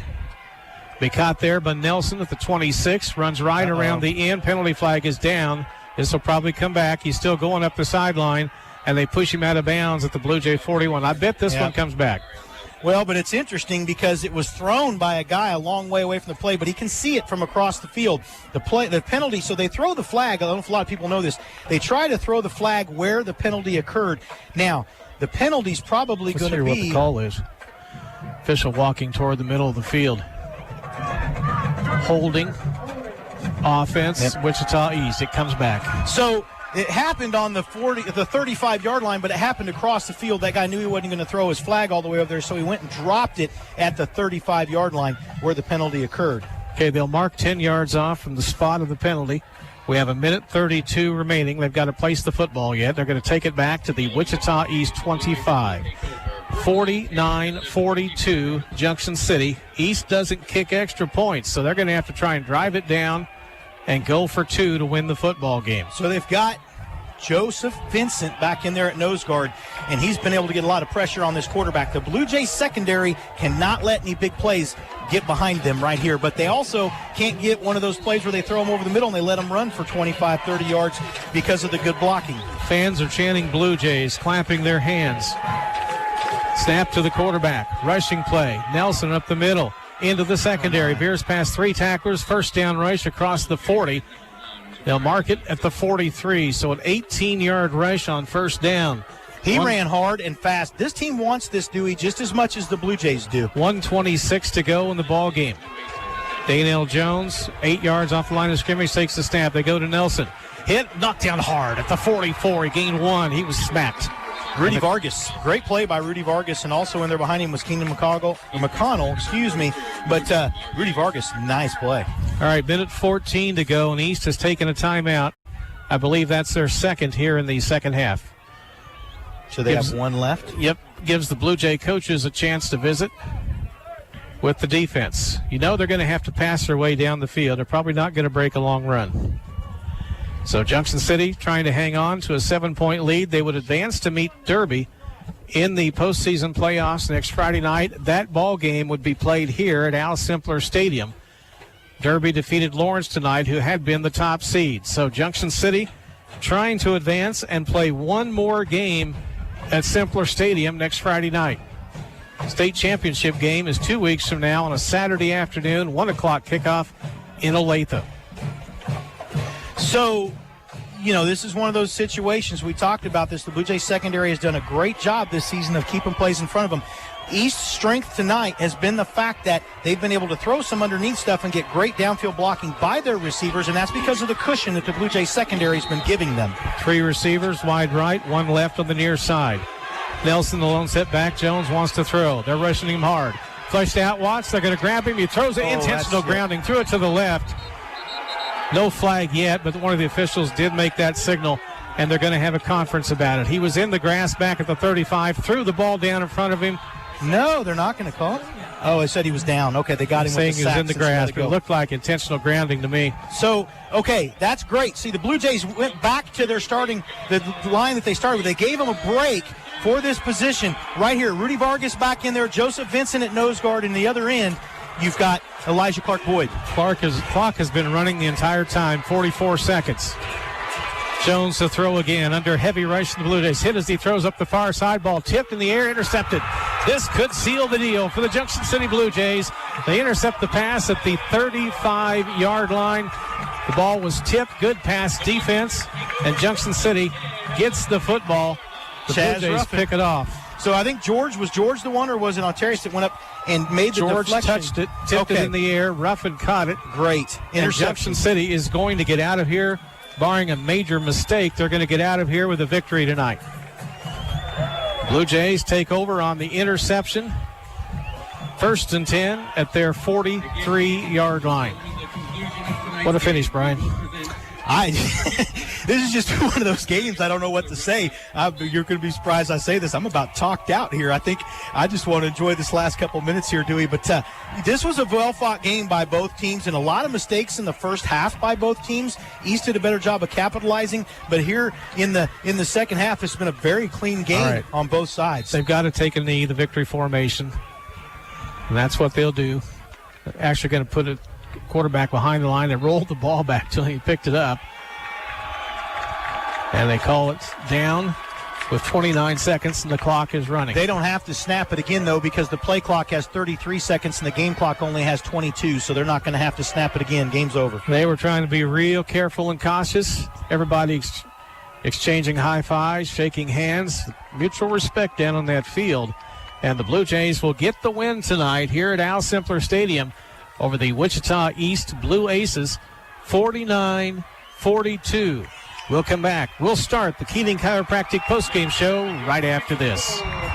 Baby boomers, are you fit for everyday life? Whatever you dream of doing, it will require functional abilities. My name is Jimmy Parker, and my passion is working with senior adults to build strength, endurance, flexibility, and functional fitness. I teach yoga, strength training, and even offer one-on-one sessions. I know the importance of staying healthy and safe in these times, so I take extra precautions to ensure safety for all. Classes are socially distanced, and I always have your best interest in mind. Call or text Jimmy Parker Fitness to set up your free consultation at 375-6649. Forward Blue Jays. Hi, this is former Junction City Blue Jay Rodney Ewing with Valor Automotive. We are proud of the Blue Jay football team on an incredible season and all the hard work that they have done on and off the field through a difficult time, but the job's not done. Take state. Just like the Blue Jays, here at Valor Automotive, we are driven by integrity. When it comes time for you to look for a new or used vehicle, please come see us at 1825 Golden Belt Boulevard at the corner of I-70 and Highway 77. We would love to see you and earn your business. Once a Blue Jay, always a Blue Jay. Go Jays. 6A sectional runaround class is Jchs Athletic Director Matt. And welcome back to Al Simpler Stadium, where the Junction City Blue Jays win tonight over the Wichita East Blue Aces, 49-42. Blue Jays improve their season record to 9-1. Wichita East will finish the season 7-2. The Blue Jay team came over in front of their small student section here at the stadium, and helmets up and back and forth in the air, just celebrating a little bit like you do after a win in a football game, and they will live to play another game next Friday night. Here's the way the playoffs are shaping out now. Next Friday night, Junction City will host Derby in the semifinals. Derby has won 6 of the last 7 state championships. They're good. They beat the undefeated Lawrence Lions tonight, 40-20. On the other side of the bracket, the other semifinal game next Friday night will be Olathe North against Blue Valley North. The winners will collide 2 weeks from Saturday, in Olathe for the Class 6A state championship. The last time Junction City made the playoff semifinals, late 90s, went to Garden City and lost a tough one. Last time we had a semifinal round playoff game here at Al Simpler Stadium, 1986, a big Blue Jay win over the Hutchinson Salthawks. That time, this stadium was packed overflowing. Can't be that way because of COVID-19 next week, but still, Junction City will be following this football team, Brian. Yeah, and the other thing is, of course, when we won the state championship in 2008, but that was the run. But this team is starting to look. I've talked to a couple of people, and Brad Seifert said this today. This team has kind of come together here the last few weeks, very similarly to that 2008 team. But what's cool about that is just the way that these players are coming together, the way they're playing, the way the coaches are coming together. They've got a good shot here, but they're playing a really good Derby team. Now, that Derby team has played much better the second half of the season. Early on, they lost to Mill Valley, and they've got one more loss. To Mays. To Mays, that's right. They lost to Mays, who's a good team too, both 5A schools. But the thing is that this Junction City team, that was a big win tonight. That was a very good East team. I'm going to tell you, watching East on film, this offense was more explosive. There were some things about them tonight. They wanted this badly. you feel bad for that team because they had a great season. You know, the Wichita Eagle had them picked early in before the season even started. Before they were even decided they weren't going to play, and then they decided to play in Wichita. They went through a lot of adversity, by the way. They were picked to be one of the top teams in 6A. And then because of COVID, their Board of Education said, we're not going to play. Parents, students, everybody in Wichita rallied and got their point across that they wanted football. So they agreed to play in the City League, but a couple of the teams like Bishop Carroll, who we played, went ahead and scheduled outside the league, so they lost some league games. So they only had they ended up playing their 8 games, but they just had 6 league games. But anyway, what they ended up doing is they had not left Wichita until tonight. They had not played a road game outside of Wichita.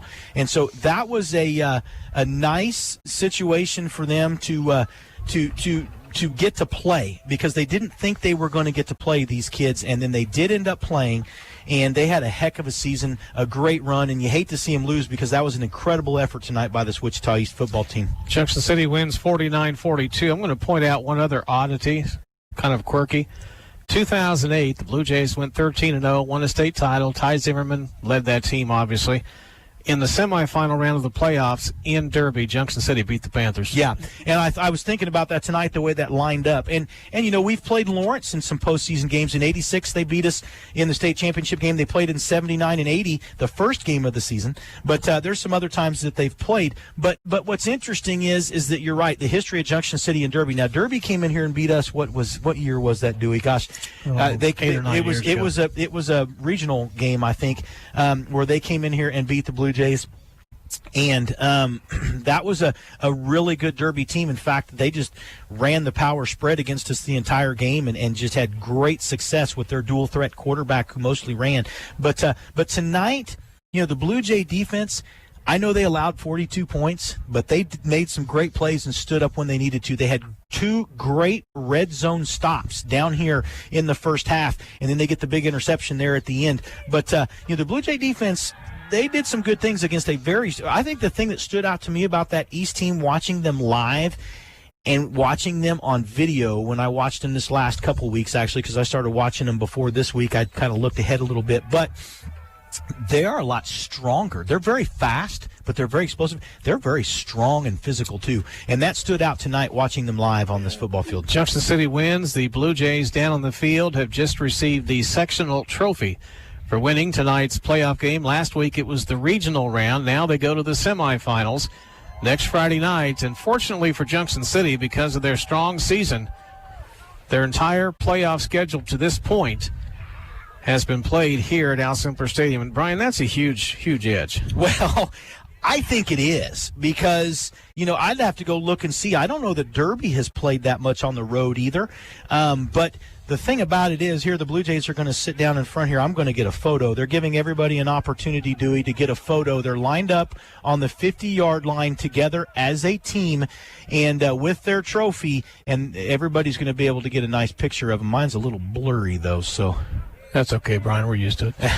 All right, the team is taking their photo down the field. Russell Wilkie down in the front row had some huge carries in the second half as the Blue Jays drove it down the field, and now they're posing for their picture here on the artificial turf at Al Simpler Stadium. Junction City celebrating. We'll take a break on the Keating Chiropractic postgame show and be back right after this. Keating Chiropractic knows that results matter. Doctors Eric and Mitch Keating proudly serve Junction City and the surrounding communities, caring for each patient and athlete individually. They know each patient's condition and health needs are different, and treatment